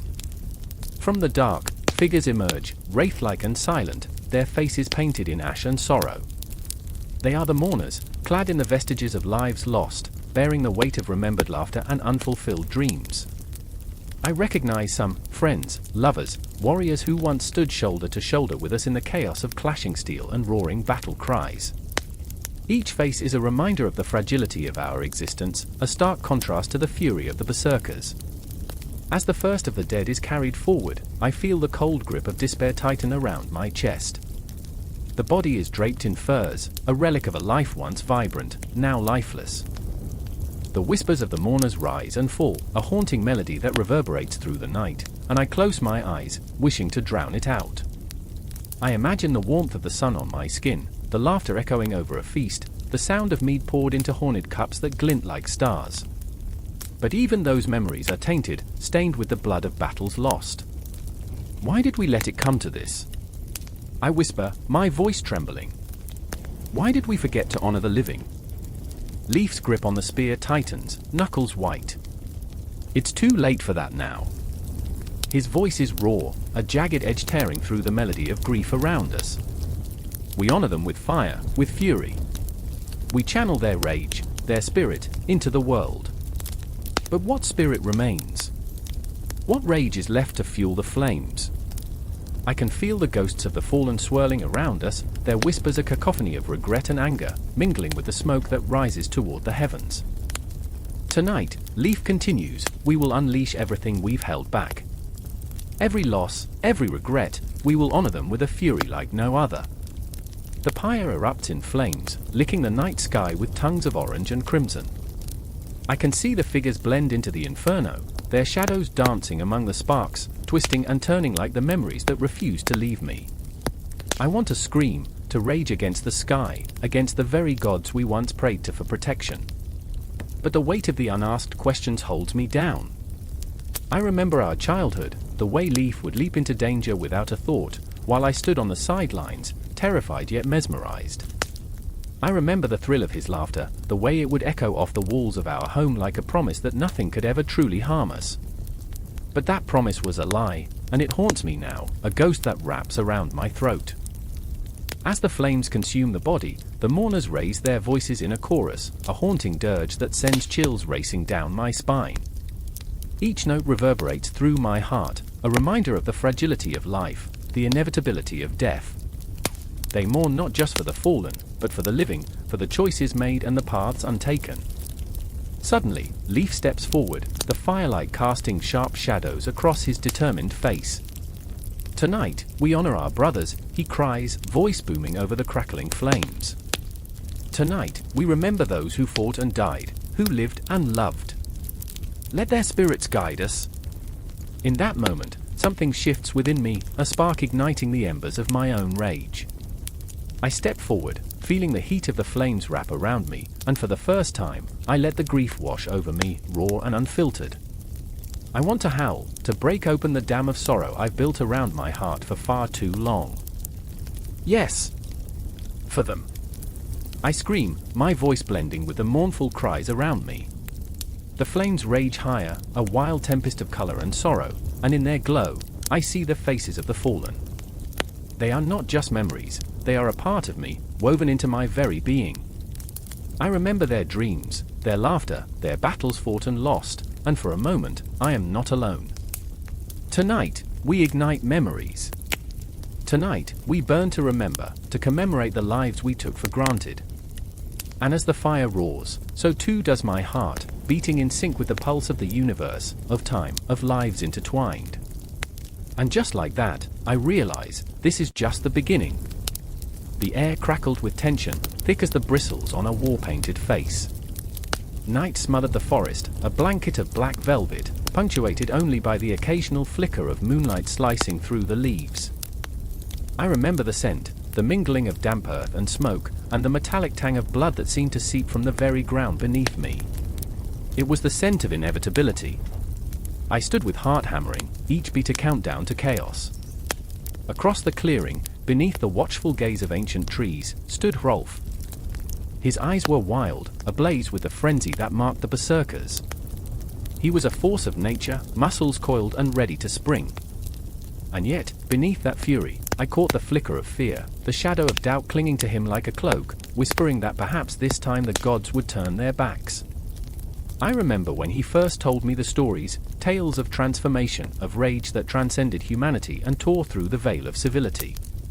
He claimed to be a warrior, yet in his soul lurked the lingering question of whether he was a monster.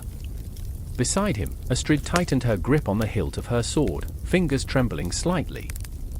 She was a shield maiden, a warrior forged in the fires of her own grief.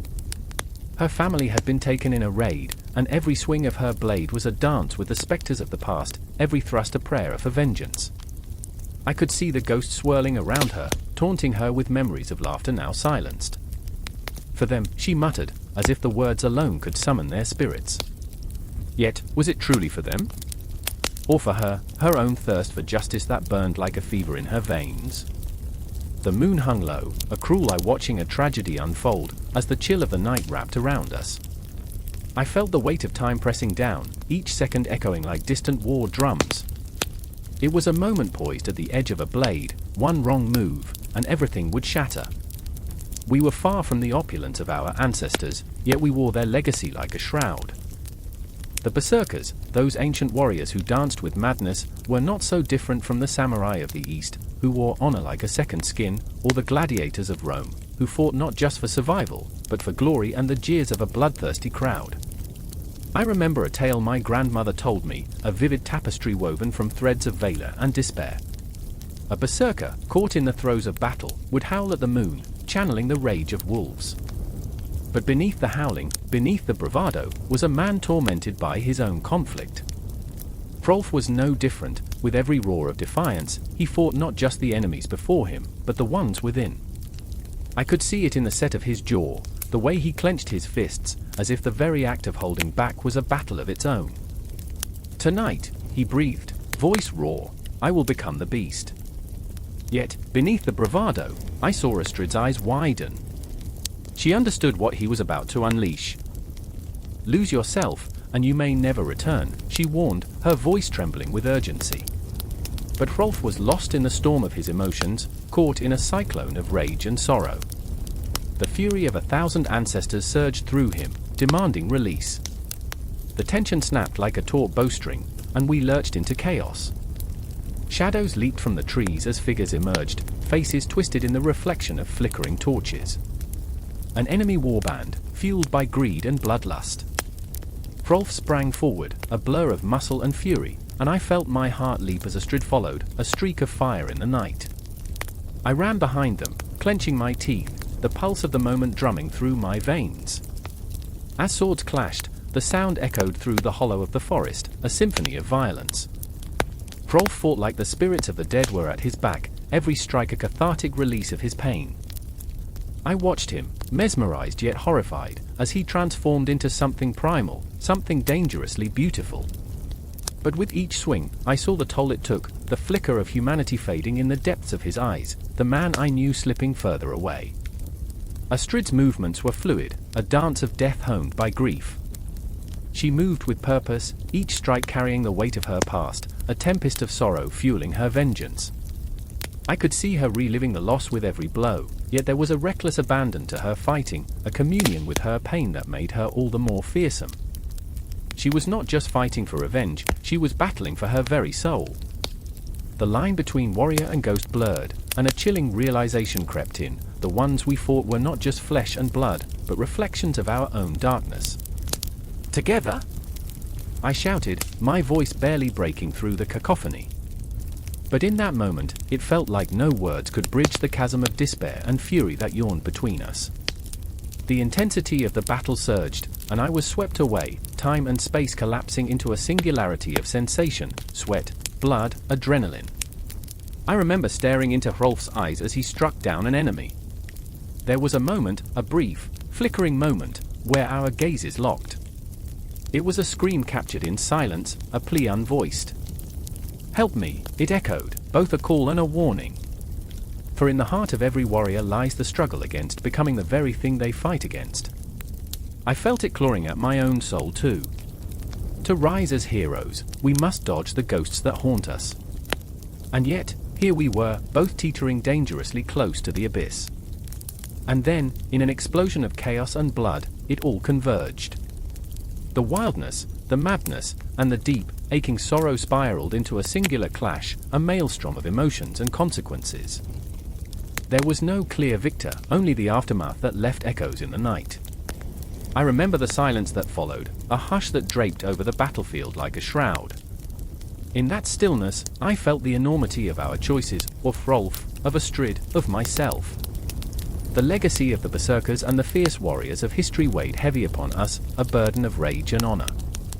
Shadows danced on the edges of my vision, whispering tales of glory and madness, of blood-soaked fields and forgotten dreams. And as the dawn crept upon the horizon, casting light on the devastation we wrought, I understood that this was not merely a battle of bodies, it was a fight for our very essence, a clash of the warriors we aspired to become and the ghosts of our past that threatened to consume us. In the wake of destruction, we faced ourselves, and in that confrontation lay the seeds of everything yet to come. The air crackled with tension, a palpable electricity that hummed through the night, wrapping around the village like an ominous fog.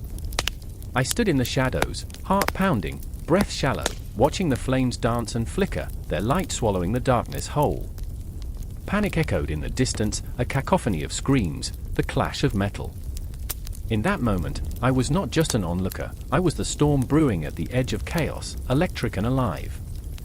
I could feel the weight of my ancestors clinging to my skin, their spirits urging me forward, yet I hesitated. I had always hesitated. Berserkers don't hesitate, the old tales said, whispers of blood and fury. But deep down, I knew I wasn't just a warrior, I was a child of the night, lost in a world filled with ghosts of my own making. There was my brother, Eric, somewhere out there, his laughter echoing in my mind like a haunting melody. He was the fire. I was the ash. The smoke swirled, blurring the lines of reality, and I remembered the day we stumbled upon the glade, sun-kissed and sacred. We were barefoot, wild, and free, the world was vast, and the only rules were the ones we crafted from laughter. I murmured to myself, I remember when the only battles we fought were against the shadows in our imaginations. The words felt like a soft caress against the jagged edges of my heart. But tonight was different. The air was thick with betrayal, the scent of burnt wood and flesh weaving itself into the fabric of my memories. I could hear the clanging of swords, the desperate cries slicing through the night, and my heart twisted. I gripped the hilt of my dagger tightly, its cold metal warming against my palm, but uncertainty lingered like bitter wine at the back of my throat. I feared the truth of what it meant to be a berserker, to abandon the child inside me for the feral beast waiting to rise. Eric. He was a warrior at heart, fearless, a raging storm that laughed in the face of death. I could see him now, a silhouette against the fires, muscles straining as he fought, every swing of his axe a him to glory. You can't save everyone, I'd told him once, my voice trembling with the weight of our childhood dreams. You can't save yourself. He flashed me that reckless grin, the one that made my heart race and my breath hitch. But I will try, he had said, and that defiance ignited something inside me. But tonight, his laughter was absent. The shadows swallowed the light, and with it, my hope. Eric! I screamed, words clawing their way out of my throat, the name hanging heavy in the air, a desperate plea. The wind carried my voice, but it was met with silence, a silence that stung sharper than the edge of a blade. I forced myself to move, feet pounding against the earth, the heavy thud echoing through the chaos. I fought against the tide of panic rising within me. The echoes of my childhood swirled like autumn leaves caught in a tempest, scattering, wild, and chaotic. Each memory, a ghost haunting my steps. And then, there was Freya, my sister, fierce and unyielding. I could see her in the distance, arms raised high, rallying the others, her voice commanding. Together? We are stronger together, she cried, a beacon of light amid the shadows. I wanted to believe her, to feel the strength of unity coursing through my veins, but doubt curled around my heart like an old friend. I stumbled upon their faces, fear and determination painted across their features, remnants of our laughter now replaced by grim resolve. Why are we fighting? I had asked Freya during one of our nighttime escapades, my voice barely above a whisper as we lay beneath a sky sprinkled with stars. What if the monsters we fear are just shadows? She had turned to me then, her expression caught between anger and love, the firelight casting flickering shadows over her face. Because, little brother, sometimes the darkness is all too real. It breathes, it moves, and it takes. And now, I could feel that darkness creeping closer, feeding on our fear, our doubts. It was hungry, insatiable. I tore through the chaos, weaving between warriors and wailing souls, searching for Eric, for Freya.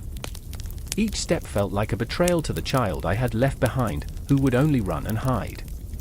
But the whispers of my ancestors surged within me, urging me forward, a call to arms that resonated in my bones.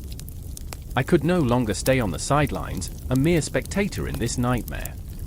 Time twisted around me, a cruel trickster. I caught glimpses of my past, Eric's wild laughter, Freya's fierce determination, the warmth of a home that felt impossibly distant now. They were memories wrapped in shadows, teasing me, taunting me. I remember the night we found the totem, ancient and powerful, buried beneath the roots of an old oak. Find your strength, it had whispered to us, its voice like the rustling of leaves. You carry the weight of your blood. Embrace it. And now, as I fought my way through the chaos, I felt that weight, a burning ember igniting inside me. Eric! I roared, the name tearing from my throat as I burst through the throng of bodies, my fists clenched, ready to face whatever darkness awaited. I felt alive, raw, and powerful, but the fear lingered, a shadow clinging to my back as I searched for the fire that was my brother. Would he recognize me when I found him? Would he see the child still hidden within the warrior I was becoming? A scream shattered the air, a sound so piercing it sent a jolt through my entire being. It was a cry of pain, the kind that could awaken ghosts. I turned, the shadows swirling, pulling me into their depths. I felt the past and future collide, a single moment brimming with intensity. I was a child. I was a warrior. I was nothing and everything. The flames roared around me, illuminating the night. There was no going back now. I could feel destiny wrapping its icy fingers around my heart, squeezing tightly. This was my life, a berserker's life, forged in fire and shadow, where every heartbeat echoed with the screams of the lost. The night was pregnant with promises and horrors, and I was ready to meet them, a storm rising amidst the ruins of my childhood. The confrontation loomed ahead, a tide of chaos ready to swallow us whole. I took a deep breath, filled with the scent of smoke and blood, and charged forward, the shadows behind me. The night was a sonorous abyss, heavy with the weight of unspoken terror. I could hear the distant rustle of leaves, a whispering that hinted at secrets buried deep beneath the surface. A flickering torch cast dancing shadows on the stones around me, but the light trembled. I stood at the crossroads of fear, my heart thumping like a war drum, my breath shallow and quick, the taste of copper in my mouth.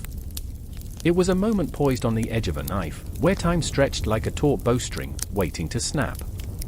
In the chilling silence, the air crackled with unyielding tension. Era stood beside me, her hands trembling, not from the cold but from the storm raging within. We shouldn't be here, she whispered, her voice a fragile thread in the tempest. A flicker of doubt shadowed her eyes, and I saw a storm brewing, her fear reflected my own, an echo in the hollow of our hearts. Do you hear them? My words spilled out, taut with urgency, laced with desperation. The echoes of our pasts clung to the air like specters.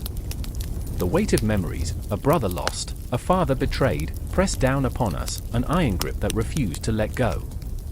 Her gaze locked onto mine, searching, pleading, and in that look, I felt the jagged edges of our histories converge. Across the clearing, thorn loomed, a figure carved from shadows, breathing fury and anguish as if they were his lifeblood.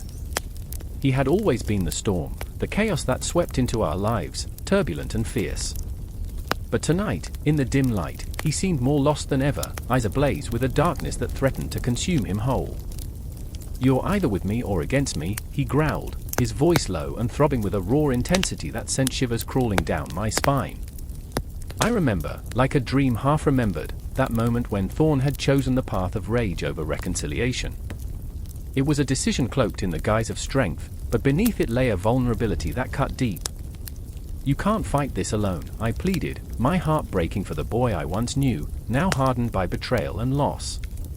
"We're stronger together." But he laughed, a bitter sound, a ghost haunting the echoes of our shared past. "You speak of strength but are bound by your fears. You don't know what it means to be berserk." The word hung in the air, heavy with meaning, reverberating through the night like a long-forgotten prophecy. Berserk. A word that clawed its way through history, birthed from the Norse warriors who wore the madness like a mantle, channeling the very essence of chaos. I felt the darkness in his words coil around us as if the shadows were alive, wrapping tighter, squeezing the breath from my lungs. To be berserk, was it madness? A surrender or a power? I could almost taste the iron tang of it, the thrill of losing oneself to the void. But the price of that freedom was steep, a price I wasn't sure I was willing to pay. Era's voice broke through the haze of my thoughts, shaky yet resolute. "We can't let the shadows take us. We need to fight, not become what we fear." Her conviction sparked a flicker of hope in my chest, a fire that pushed back against the encroaching shadows. Thorn's laughter echoed again, cruel and haunting, and with it came the memories of battles fought and lost, of lives torn apart by the very demons we sought to conquer. "Fight? You don't even know what you're fighting against," he spat, rage spilling from his mouth like venom. The intensity of his passion ignited something primal within me, a recognition of the pain buried deep in his soul.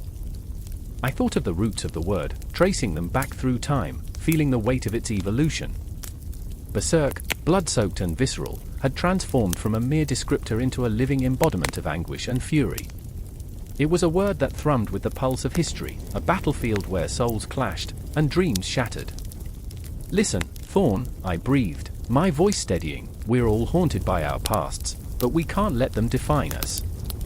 The moon hung heavy above, a watchful eye, illuminating the scars etched upon our hearts. "We can rewrite our stories."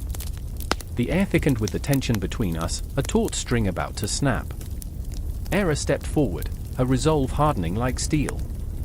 "We'll fight together, or we'll fall together. But we won't be lost to the darkness." I could see the flicker of doubt in Thorn's eyes, the struggle, the yearning for connection battling against the suffocating tide of his rage. I remembered, yes, I remembered the child he once was, the laughter shared over campfires, the dreams spun beneath constellations.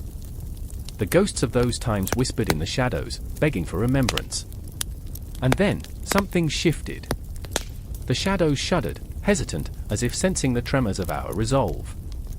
I felt the night pulse around us, a living thing, and in that moment, we stood not as enemies but as three souls intertwined in a tapestry of pain and redemption. The tension coiled, waiting for release. And in the depths of our eyes, we knew the true battle was not against each other or the darkness outside, but the darkness within.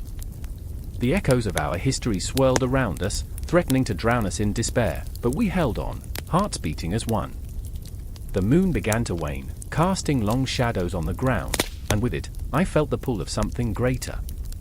The cosmos spun on, indifferent to our struggles, yet here we stood, three fragments of a shattered past, struggling to forge a new dawn.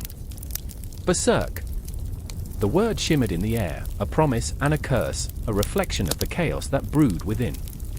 Tonight, we would not succumb, we would become the tempest. And with every heartbeat, with every breath, we would fight against the tides of fate that sought to pull us under. The night was still young, and the darkness trembled, waiting. The rain fell in sheets, a relentless curtain of water that blurred the world beyond. Thunder roared, a terrifying voice rising from the belly of the sky, and in that moment, it felt as though the very heavens were splitting open. I stood at the edge of a clearing where the trees trembled, their branches like gnarled fingers reaching for something lost. The air was thick, electric, charged with the promise of violence, and I could taste the iron tang of blood on my tongue, echoing the memories of battles fought and forgotten. Einar gripped his axe, knuckles white with rage, eyes wide and wild, as he stared into the abyss of the forest. He was a man on the edge, teetering between clarity and chaos, like a candle flickering in a storm. Behind him, Freda paced like a caged animal, her heart thundering in her chest, the weight of her past straining against her resolve. She felt the pull of the Berserkers, legends woven into the fabric of her being, a siren call that tugged at the edges of her sanity. They whispered through the trees, dark and alluring, promising power at the cost of her soul. "I remember the tales," she said, her voice barely above a whisper, almost lost in the howling wind. "Men who fought with the fury of wolves, men who danced with shadows and became them. But what if they consume us instead?" Einar's laugh was jagged, edged with desperation. "We're not them. We're not beasts." But in his eyes, the storm raged, a tempest of fear and yearning. The line between man and monster was blurring, and he felt it gnawing at his insides, a relentless hunger. The Berserkers had been champions, warriors who wore rage like a second skin, but they had also been lost, devoured by the very fury they wielded. Freda's thoughts spiraled as she recalled her brother, a bright flame snuffed too soon. He had sought the path of the Berserker, thinking it would make him invincible. She remembered the day the shadows claimed him, his laughter silenced, his spirit extinguished like the flickering of a candle in the storm. What if we are just echoes of their madness, Einar? What if we drown in their legacy? And just then, a howl shattered the air, a primal sound that reverberated through the trees, freezing the blood in their veins. It was the cry of something ancient, something that stirred the very soil beneath their feet. Einar's grip on his axe tightened, and Freda felt her heart race, a wild stallion trapped in the cage of her ribs.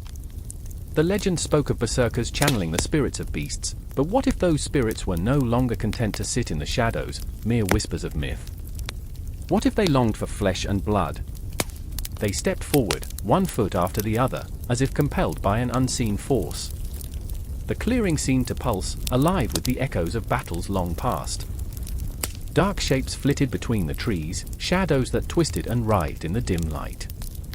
Einar moved before he thought, his axe raised high, every fiber of his being screaming battle, but even he felt the creeping doubt clawing at him.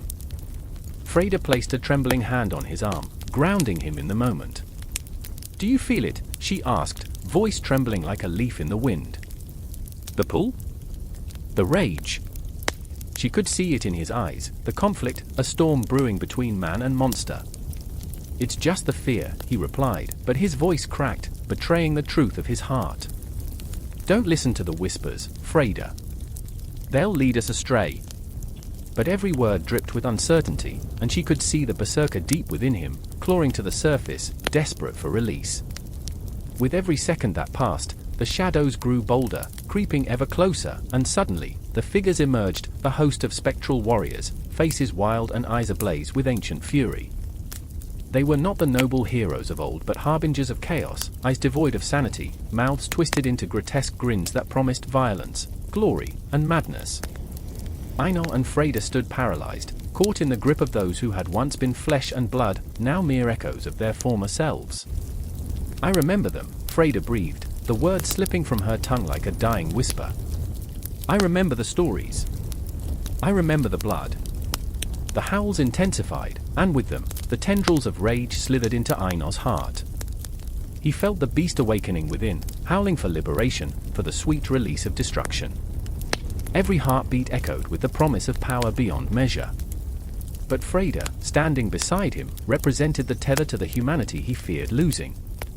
"Einar," she pleaded, her voice breaking like the frail sound of glass shattering. "Don't let them in. Don't let them take you." But would he even recognize himself if he did? The question hung heavy in the air, a weight that threatened to crush him. The berserker's madness shimmered just out of reach, a tantalizing drug that whispered promises of invincibility, a siren song that beckoned him to forsake his humanity. As the spectral figures advanced, time seemed to stretch and contract, seconds twisting into eternity. Freda felt the icy tendrils of fear wrapping around her heart, squeezing until she couldn't breathe. She had never wanted this, never asked to be a part of this dark legacy that loomed over them like a storm cloud, and yet here they were, standing on the precipice of madness. Together, she whispered, finding strength in their shared fear. "We face them together." And as the darkness surged forward, Einar and Freda stood side by side, the line between man and monster blurring ever more. They would fight, not just for survival, but against the tide of fury that sought to drown them both. Their hearts thundered in unison, and in that moment, they were bound by a singular truth: their own humanity, a flickering flame in the storm, was worth saving, even if the shadows would always call. A scream cuts through the silence like glass shattering, echoing off the damp, stone walls of the abandoned warehouse. I freeze, heart racing. The sound is raw, primal, filled with a fury that can only come from a place of unyielding despair. I can feel it thrum in my chest, like a war drum calling me to battle. I look around, eyes wide, searching for the source, the reason for the chaos that is about to unfold. Shadows twist into grotesque shapes as the flickering light overhead struggles against the weight of night. He stands there, silhouetted against the dim glow, fists clenched, face twisted in a mask of agony. Ethan, once my best friend, now a mere echo of a man. The desperation in his eyes is the last thread connecting him to sanity. I remember his laughter, the way it would dance through the air like music on a summer day. But now? Now it's a mere ghost, buried beneath layers of bitterness and rage, feasting on his soul. Why? He shrieks, voice cracking, reverberating with pent-up anguish. Why did you let them take everything? His words strike like arrows, piercing the very heart of my own guilt. I'm caught in a storm of my memories, clinging desperately to the fragments of what we used to be, a camaraderie forged in laughter, now splintered by trauma. It wasn't fate that turned him into this creature of fury, this berserker, it was betrayal, hollow and sharp. I remember the moment the darkness came, when the world turned upside down. It was a Tuesday, just another day, and yet, everything changed. The news blared like a siren, demanding our attention, announcing the end of innocence. A thunderstorm of chaos erupted, ripping apart our lives with merciless hands. And there is Sarah, standing a little further back, her gaze locked on Ethan, her heart caught in a vice of fear and love. Her hands tremble, nails digging into her palms. She's torn between the desire to pull him back and the instinct to run. I see her fear mirrored in my own, and I know she feels it too, the weight of not being able to save someone you love from themselves. The air thickens, charged with the electricity of unspoken words, emotion swirling like a tempest around us. Ethan! I call out, my voice a whisper against the roar of his rage. Please? Don't do this. But my words feel weak, feeble against the tidal wave of his pain. He turns slowly, and I see it there, a flicker of recognition, then a flash of something darker. Is it hatred? Or is it despair? I can't tell anymore. Our shared history hangs between us, a fragile thread stretching thin, ready to snap. I remember the nights we spent under the stars, our laughter mingling with the moonlight, the stories we told each other, dreams woven from the fabric of our imaginations. But those dreams have withered, replaced by nightmares that claw at the edges of our consciousness. Night after night, we are haunted by what we've lost, and the realization that we can never go back. Do you even know what they took from me? He steps forward, breath ragged, eyes wild.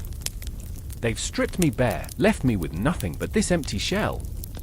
His voice crescendos, filling the space with a chilling resonance. I can feel it in my bones, the raw, unfettered emotion spilling out like blood from a wound.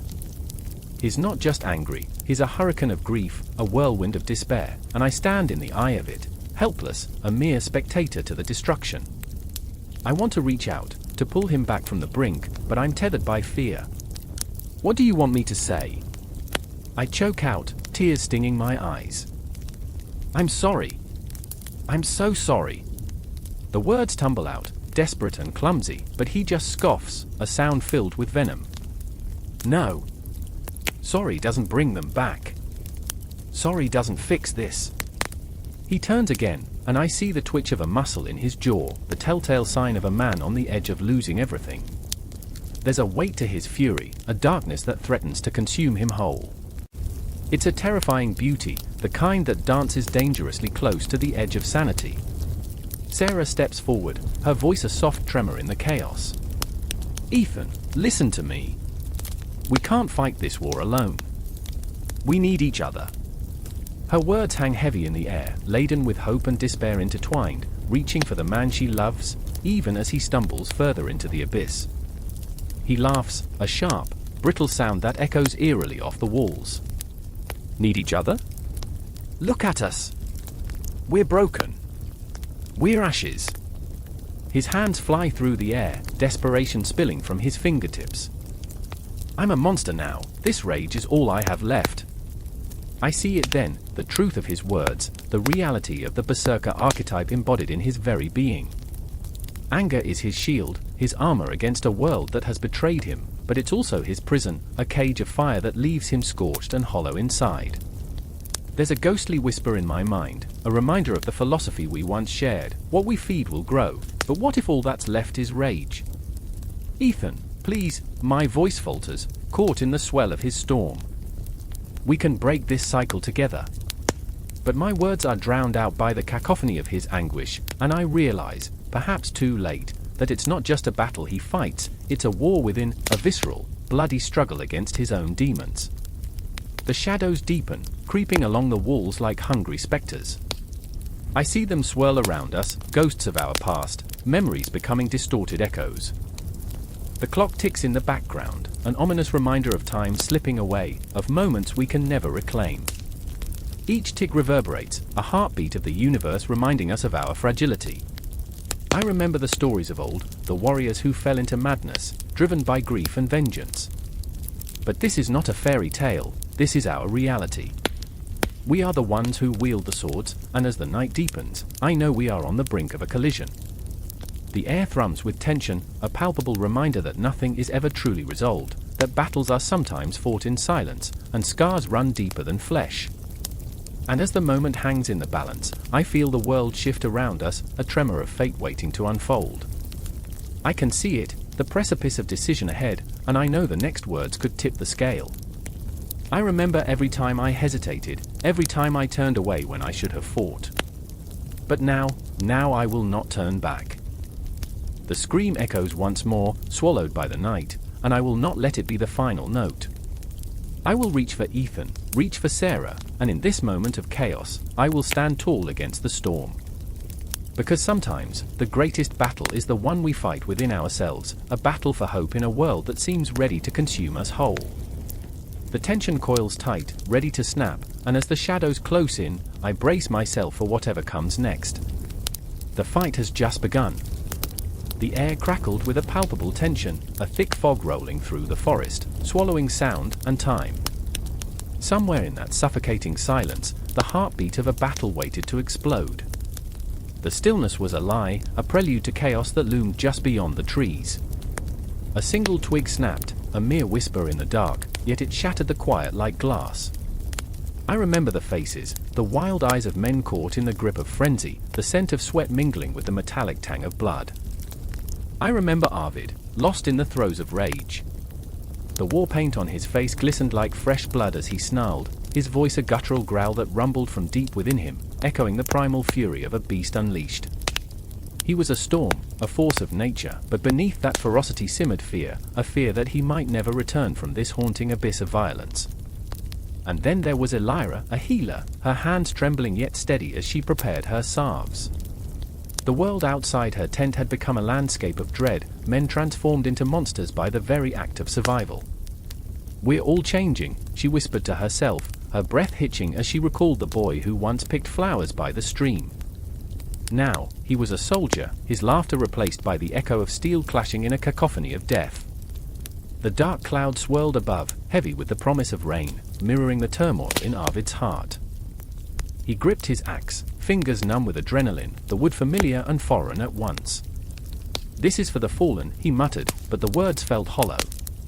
Each swing would be another heartbeat lost, another memory swallowed by the shadows of war. But the whispers of glory danced tantalizingly in his mind, urging him forward, deeper into the storm. I remember the first time I felt the thrill of battle, the pulse of the crowd, the roar of warriors, their cries an intoxicating symphony that rang in my ears. It was beautiful and horrific, a twisted ballet of life and death. But now, standing on the precipice of violence, the beauty faded, revealing the raw, bloody truth. Elira moved like a ghost among the wounded, her heart breaking under the weight of their silent pleas. She was a vessel of compassion, but every life she saved was a reminder of the countless lives snuffed out in moments of madness. "Why do they keep fighting?" she thought, her hand shaking as she bandaged a young soldier's arm. Why must they become beasts? Arvid pushed through the crowd, a wall of muscle and rage.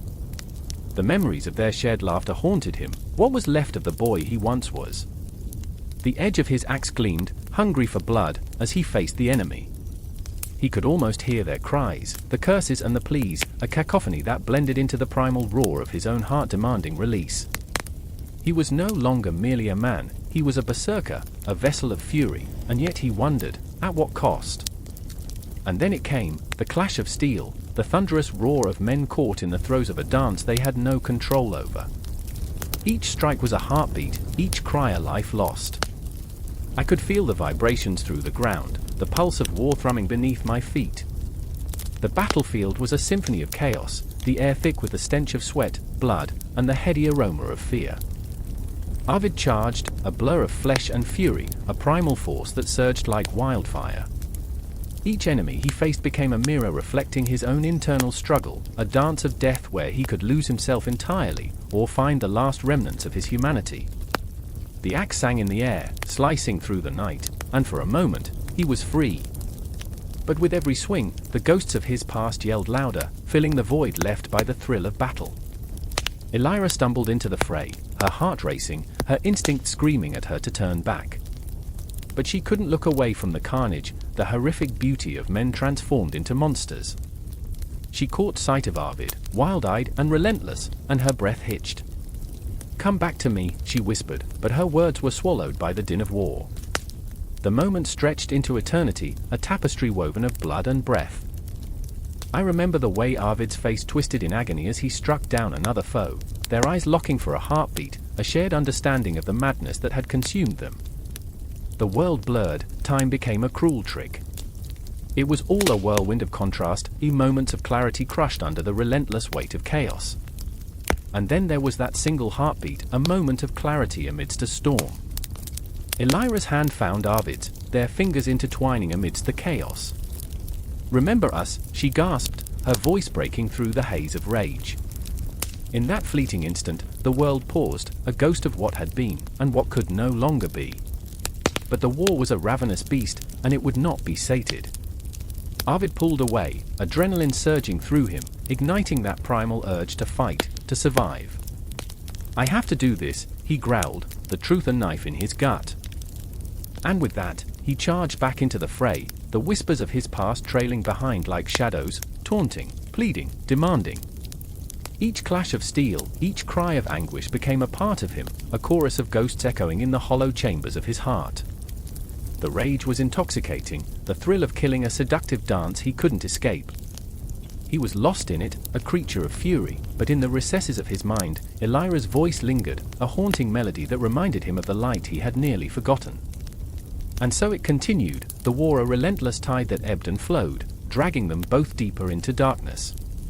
The lines between beast and man blurred until nothing remained but chaos, a swirling tempest that would claim them both if they weren't careful. In that moment, as the first drops of rain began to fall, drenching the battlefield in a cold embrace, I could feel every heartbeat, every breath echoing the same truth: war takes everything. There is no glory, only the haunting memories of what once was, the shadows of who they were meant to be. And as the storm raged on, the ghosts of their choices danced around them, whispering promises of redemption, all while pulling them deeper into the void. The fight was far from over, it was only just beginning. The village lay in the shroud of darkness, veiled by a blanket of silence that felt heavy enough to crush the bones of the earth. I stood motionless, heart racing, as a chill crawled down my spine, the air thick with an impending storm. Somewhere in the distance, a low rumble, the kind that twists your gut. The Berserkers were coming. Shadows danced at the edges of my vision, flickering like the flame of a dying torch, and with each heartbeat, I could feel the tremors of the ground beneath my feet, a low, rhythmic warning that echoed through the marrow of my bones. Torgar, my closest friend and the strongest among us, stood beside me, a towering figure of muscle and fury. But tonight, for the first time in his life, there was fear in his eyes, a flicker of doubt that made him appear smaller, more human. "What if they come for us?" he whispered, a question dripping with desperation. His voice, usually a booming echo of bravado, now trembled, carrying the weight of our reality. We were mere farmers, not warriors. And yet, the lure of spoils, a glimmer of gold, the promise of riches, had led so many astray.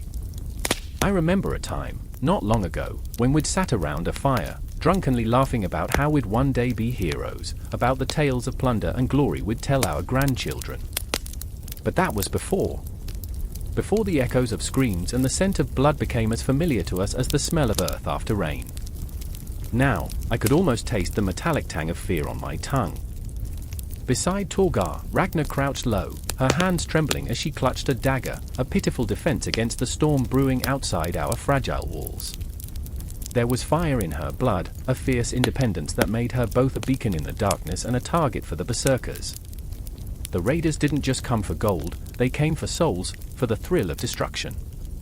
But Ragnar had always fought against the tide, refusing to surrender her spirit. "I won't let them take me," she whispered, her voice barely breaking the silence, yet it was filled with a resolve that cut through the night like a blade. I remember our laughter, echoing through the fields as we harvested the last of the summer wheat. I remember the warmth of the sun on our backs, the way freedom tasted on our tongues. But it felt like a different lifetime now. The Berserkers were creatures of the night, marauders with eyes that glinted with madness, fueled by rage and the intoxicating allure of chaos. They painted their bodies with blood and wore the skins of beasts like trophies, a grotesque tapestry of conquest and despair. The sound of hoofbeats shattered the silence, a rhythmic pounding that grew louder, more insistent. My heart rate quickened, a frantic drum in my chest. Torgar's hand fell heavily on my shoulder, grounding me in that moment, but the grip was taut with tension. I could see it in his eyes, an unspoken thought that gripped us all. What if we couldn't defend our home? What if we were the next to fall? "We can't let them take what we built," Torgar growled, his voice a low rumble. But the truth hung in the air like a sword over our heads. So much had been sacrificed already, our crops, our hopes. And now, as the shadows drew closer, I wondered what lay in wait for us on the other side of this night. Would we become stories, just another set of names whispered into the void, or could we carve out our place in history, a footnote in the annals of the Berserker raids? Ragnar stood, fire igniting anew in her eyes. "We fight," she declared, the words a clarion call that resonated through the emptiness, breathing life into our fraying spirits. "We fight, and we take back what is ours." Her resolve was the kind of flame that can light the darkest corners of despair, yet it flickered dangerously close to recklessness. I loved her for it, and hated the world that made her feel she had to fight. The gates shuddered beneath the weight of the night's horrors, the sound echoing like a drumbeat signaling the end. I could feel the pulse of fear rushing through me, gripping my insides like a vice. Torgar tightened his grip on his makeshift weapon, a heavy wooden staff.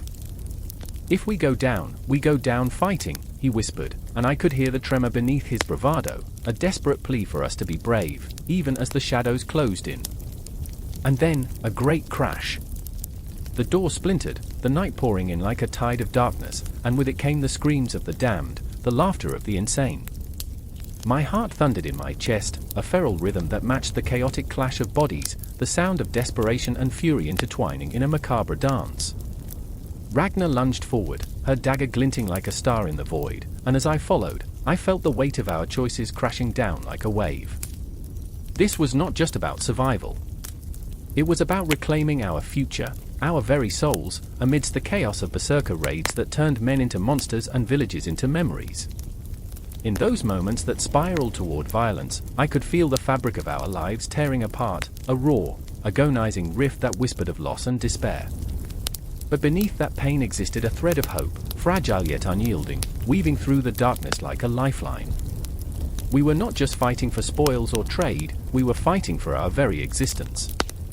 And as the first clash hit, as steel met flesh and we hurled ourselves into the abyss, I knew that we were bound together not just by blood but by the fire of rebellion, the unquenchable thirst for life. The screams, the chaos, the desperation, it all melded into something primal, something breathtakingly beautiful. The battle raged on, the tension thick in the air, and with every breath, I could feel the fabric of our story unraveling, slipping through our fingers like grains of sand. The night was alive with ferocity, and I was a part of it, caught in the whirlwind of the Berserkers' wrath, echoing their madness even as I clung to my humanity. We fought on, shadows against shadows, grappling with fate, refusing to be consumed by the very darkness we sought to overcome. The air crackled with tension, the kind that sends shivers down your spine, and whispers of fate lingered in the shadows. The old wooden ship, the *Rafn*, creaked ominously against the waves, each lurch a heartbeat, a signal of what was to come. I stood at the prow, hands clenched around the rail, the salty spray mingling with the sweat of anticipation. The sun sank low, casting an eerie red glow, as if the sky were bleeding, warning us of the violence ready to unfold. Sigurd, a man forged of muscle and fury, stood beside me, his wild hair whipping in the wind like a storm unleashed. His eyes, those fierce pools of blue, shone with a madness that was both intoxicating and terrifying. He was our berserker, the embodiment of rage, the edge of the blade. He thrummed with a raw energy, and the air around him buzzed with the promise of chaos. I remember the first time I saw him fight, how he seemed to meld with the shadows, how he thrived on the thrill of violence like a moth drawn to flame. I could feel it too, that dark pull, and it terrified me. And then there was Freydis, fierce and unyielding, her spirit as untamed as the sea. She stood apart from us, her arms crossed, a lone figure against the fiery sky. Her gaze pierced the horizon, searching for something, sanity or salvation, perhaps. She was no mere shield maiden, she was a force of nature, unbroken by the chains of expectation. I could sense her conflict, an invisible weight that pressed down on her shoulders. In a world that demanded conformity, she wore her defiance like armor, but the price was steep. Love had become a distant memory, a ghost that haunted her thoughts. The ship lurched violently, tossing us against the rail. I barely held on, my heart racing. We were on the brink of discovering new lands, but the real danger lay within. The Berserkers, those fearsome warriors, were both our salvation and our curse. Their frenzied states were legendary, but so too were the shadows they left behind, the blooded fields, the lives lost in blind passion. As we sailed toward the unknown, I couldn't shake the feeling that we were all teetering on the edge of an abyss, and Sigurd was the one most likely to plunge us into it.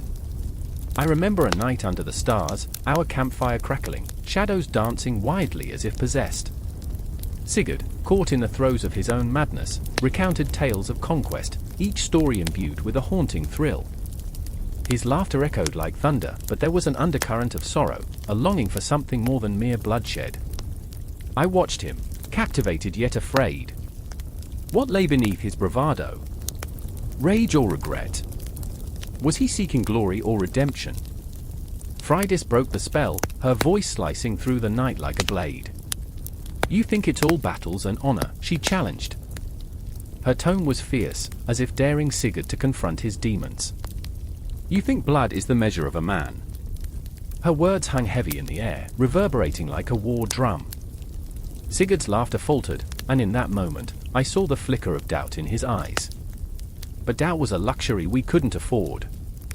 The night trembled with whispers, the shadows growing long and sinister. I sensed a shift, an impending storm brewing just beyond comprehension. Time began to twist, and I found myself spiraling into memories of past glories and the laughter of fallen comrades. I remembered the faces of those we had lost, brave souls who had danced too close to the fire, consumed by their own voracious desires. As we approached the shores of an uncharted land, the tension thickened like fog. Sigurd stood tall, his silhouette sharp against the dawn, a warrior ready to prove himself. Freydis's heart raced, torn between admiration and fear. Each wave lapped at our vessel, a countdown to the violence that awaited us. Would Sigurd embrace the rage, or would he rise above it? Would Freydis find the strength to hold him back, or would she be swallowed by the tempest of his fury? I remember the first clash, the moment steel met steel as we surged onto the beach. The air was electric, crackling with the promise of destruction. Berserkers raged around me, their battle cries piercing the air like arrows, a cacophony of primal screams that resonated deep within my soul. I saw Sigurd lose himself in the frenzy, his body a weapon, his mind a storm. It was beautiful and terrifying, a dance of death that left me breathless. But amidst the chaos, Freydis fought with a clarity that shone brightly, cutting through the dark like a beacon. I could see the pain in her eyes as she battled not only the enemy but the very essence of what we had become. Would she save us from ourselves? Or would she, too, be consumed by the shadows? I could feel her heart beating, an echo of hope in a world gone mad. Every swing of the sword, every clash of metal, resonated like a drumbeat of despair. The ground beneath us became saturated with the weight of our choices, each life extinguished, a reminder of our humanity slipping away. I remember the faces of brave warriors turned to ghosts, their dreams snuffed out in an instant, and I felt the weight of my own existence pressing down like iron chains. As twilight descended, casting long shadows, the battle raged on, but the true fight was within. Sigurd and Freydis were locked in their own struggles, wrestling with the very essence of who they were. Would they embrace the darkness, or could they break free? The echoes of our past haunted every moment, whispering tales of glory and loss. The cosmos above bore witness, indifferent to our struggles, stars twinkling like the eyes of ancient gods, judging us as we danced on the edge of oblivion. I could feel their weight, their gaze urging us toward a reckoning, a moment that would define us. And as the battle reached its fever pitch, as blood spilled and dreams shattered, I could only wonder, would we rise as warriors, united in purpose, or would we fall as echoes, lost to the shadows of our own making? In this relentless tide of chaos, the true essence of the Berserker was laid bare. Would we embrace the fury, or would we dare to forge a new path? The answer would come, but not without a cost. None of us could escape the reckoning that awaited, the moment when our choices would define us, and the very fabric of our being would be tested in the fires of battle.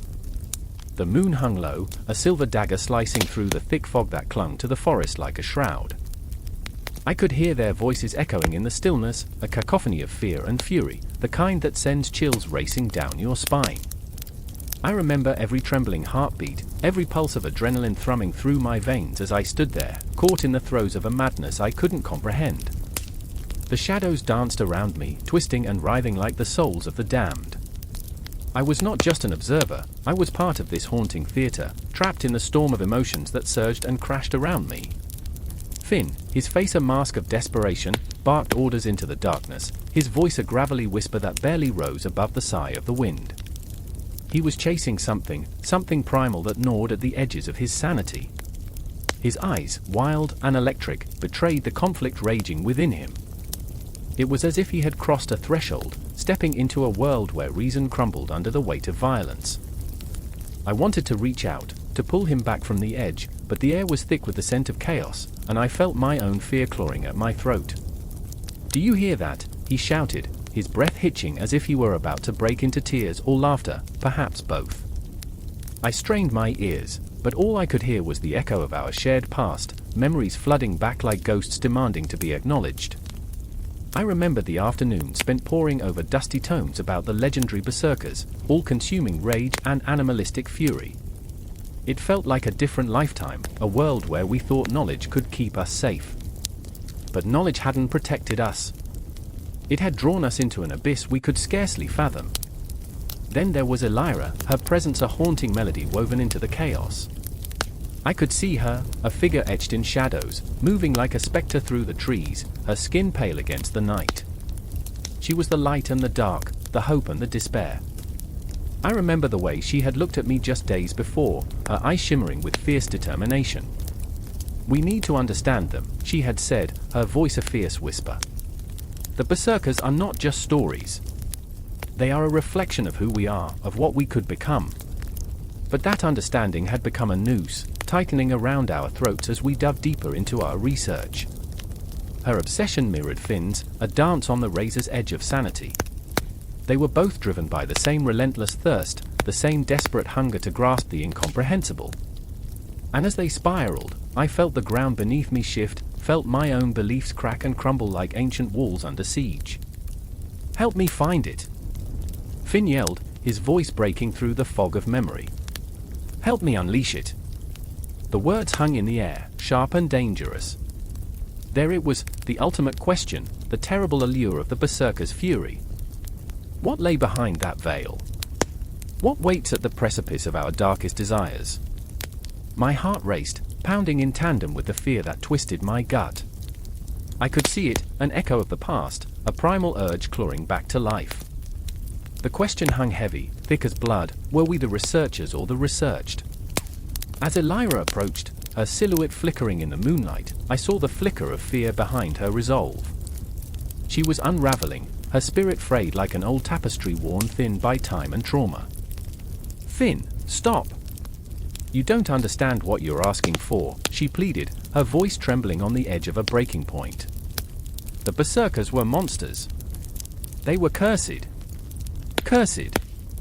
The word hung in the air, a bitter taste on my tongue. I remembered the tales, men who transformed into beasts under the cloak of rage, who thrived on chaos and destruction. But beneath that horror lay a truth we had failed to acknowledge: we were all capable of that darkness, buried deep within our souls. I felt it creeping up my spine, a cold hand wrapping around my heart. Finn's laughter shattered the tension, jagged and unsettling. Cursed or not, they were free, he roared, the wildness in his eyes blinding. They didn't fear their rage, they embraced it. Isn't that what we want? To break free from these shackles of civility. The intensity of his conviction was electric, a spark igniting the air between us. I could feel my pulse quicken, caught in the storm of his desire to unleash the beast within. But I also felt a chill, a whisper of doubt that slithered through my mind, urging caution, urging me to remember what lay on the other side of that door.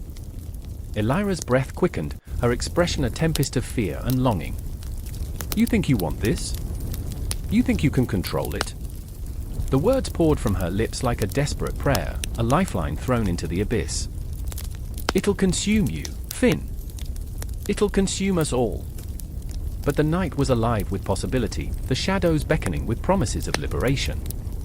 I felt the pull myself, a siren song that sang of freedom and ferocity. Yet beneath that seductive call lurked the shadows of our own humanity, the remnants of what we had lost in our quest for understanding. In that moment, I knew we stood at a precipice, teetering on the edge of something vast and terrifying. The future of Berserker studies loomed ahead, an uncharted territory laden with unanswered questions that gnawed at our very souls. What lay beyond the veil? Could we uncover the truth without losing ourselves in the process? Or would we become the very monsters we sought to understand? As the moon watched from above, a witness to our turmoil, I felt a shudder pass through me, a premonition of the storm to come. I wanted to scream, to run or to hide, yet my feet were glued to the ground, my heart caught in the vice grip of indecision. This was not just a study, it was a reckoning, a confrontation with the shadows dwelling within us all. And as the night deepened, we stood there, three souls entwined in a dance of rage, fear, and the insatiable thirst for knowledge, knowing deep down that this was just the beginning. The future lay before us, dark and unyielding, and the path was anything but clear. The echoes of our choices would ripple through time, haunting us, binding us to the very essence of what it meant to be human. The wind howled, tearing through the ancient trees, the kind that had witnessed centuries of bloodshed, love, and loss. Beneath the gnarled branches, Hilda stood, her breath a mist in the air, each exhale a ghost whispering of the past. Shadows danced around her, flickering like memories she couldn't grasp. She clutched her sword, a relic of her family, its blade glinting with a promise of violence, yet heavy with the weight of expectation. I remember the night he came, she murmured to herself, though she wasn't sure if it was memory or a warning. I remember the moonlight spilling over the fields, like a promise unfulfilled. There was a crack in her heart that echoed with grief, a crack that widened each time she recalled the way Eirik had laughed, the kind of laughter that could fill a void, yet leave a bitter taste like blood on the tongue.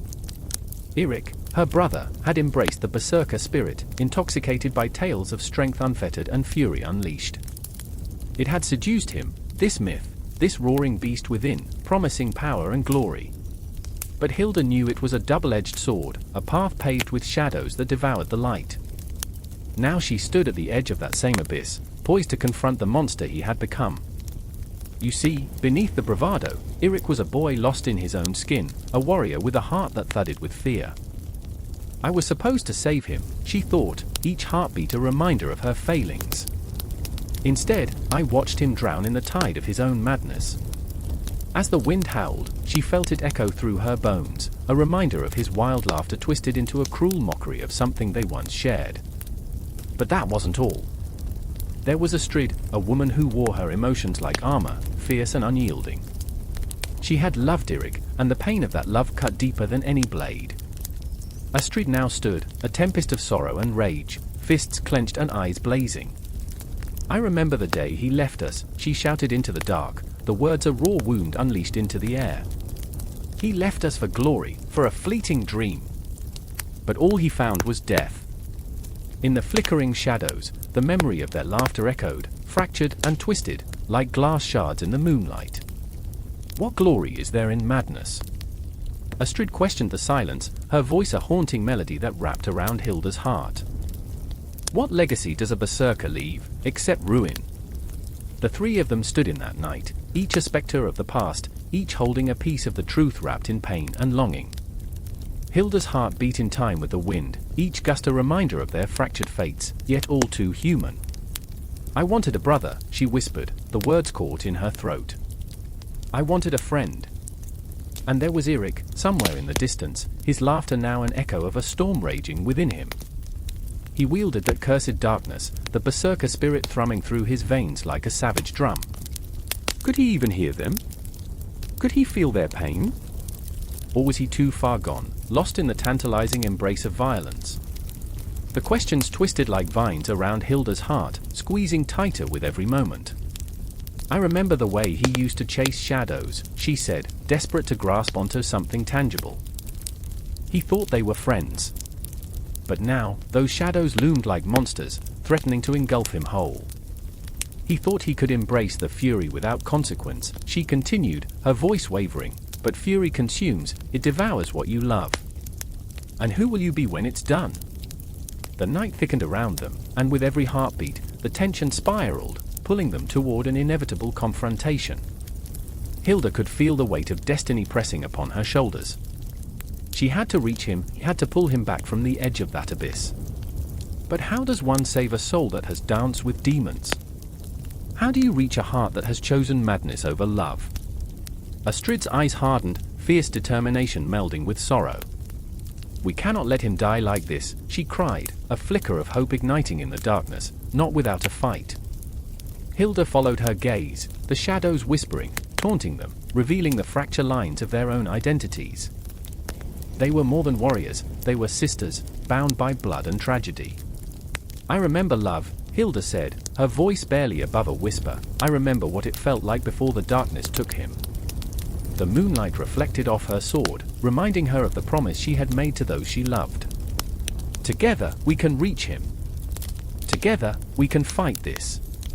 The moment hung heavy between them, the silence vibrating with unspoken fears and fierce hopes. The winds howled like wolves, and somewhere in the depths of that storm, Eric's roar shattered the night, a chilling echo of the berserker spirit, calling them home, calling them toward the heart of the storm. Time itself seemed to falter, each tick of the clock a reminder that moments are fleeting, that they must act before the abyss swallows him whole. The shadows danced, swirling around them, a dark cauldron of emotion and fear.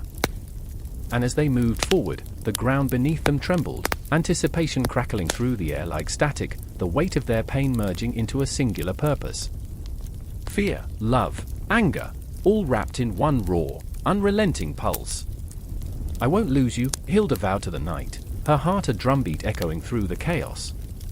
I will fight the shadows, for you, for him, for us. The storm raged, but in that moment, amidst the howling winds and looming darkness, they were bound together, warriors against the tide, sisters against the storm. Hilda gripped her sword tighter, ready to face whatever lay ahead, with hope flickering like a candle in the wind. The night was far from over, and the battle to reclaim their brother, and their identities, was just beginning.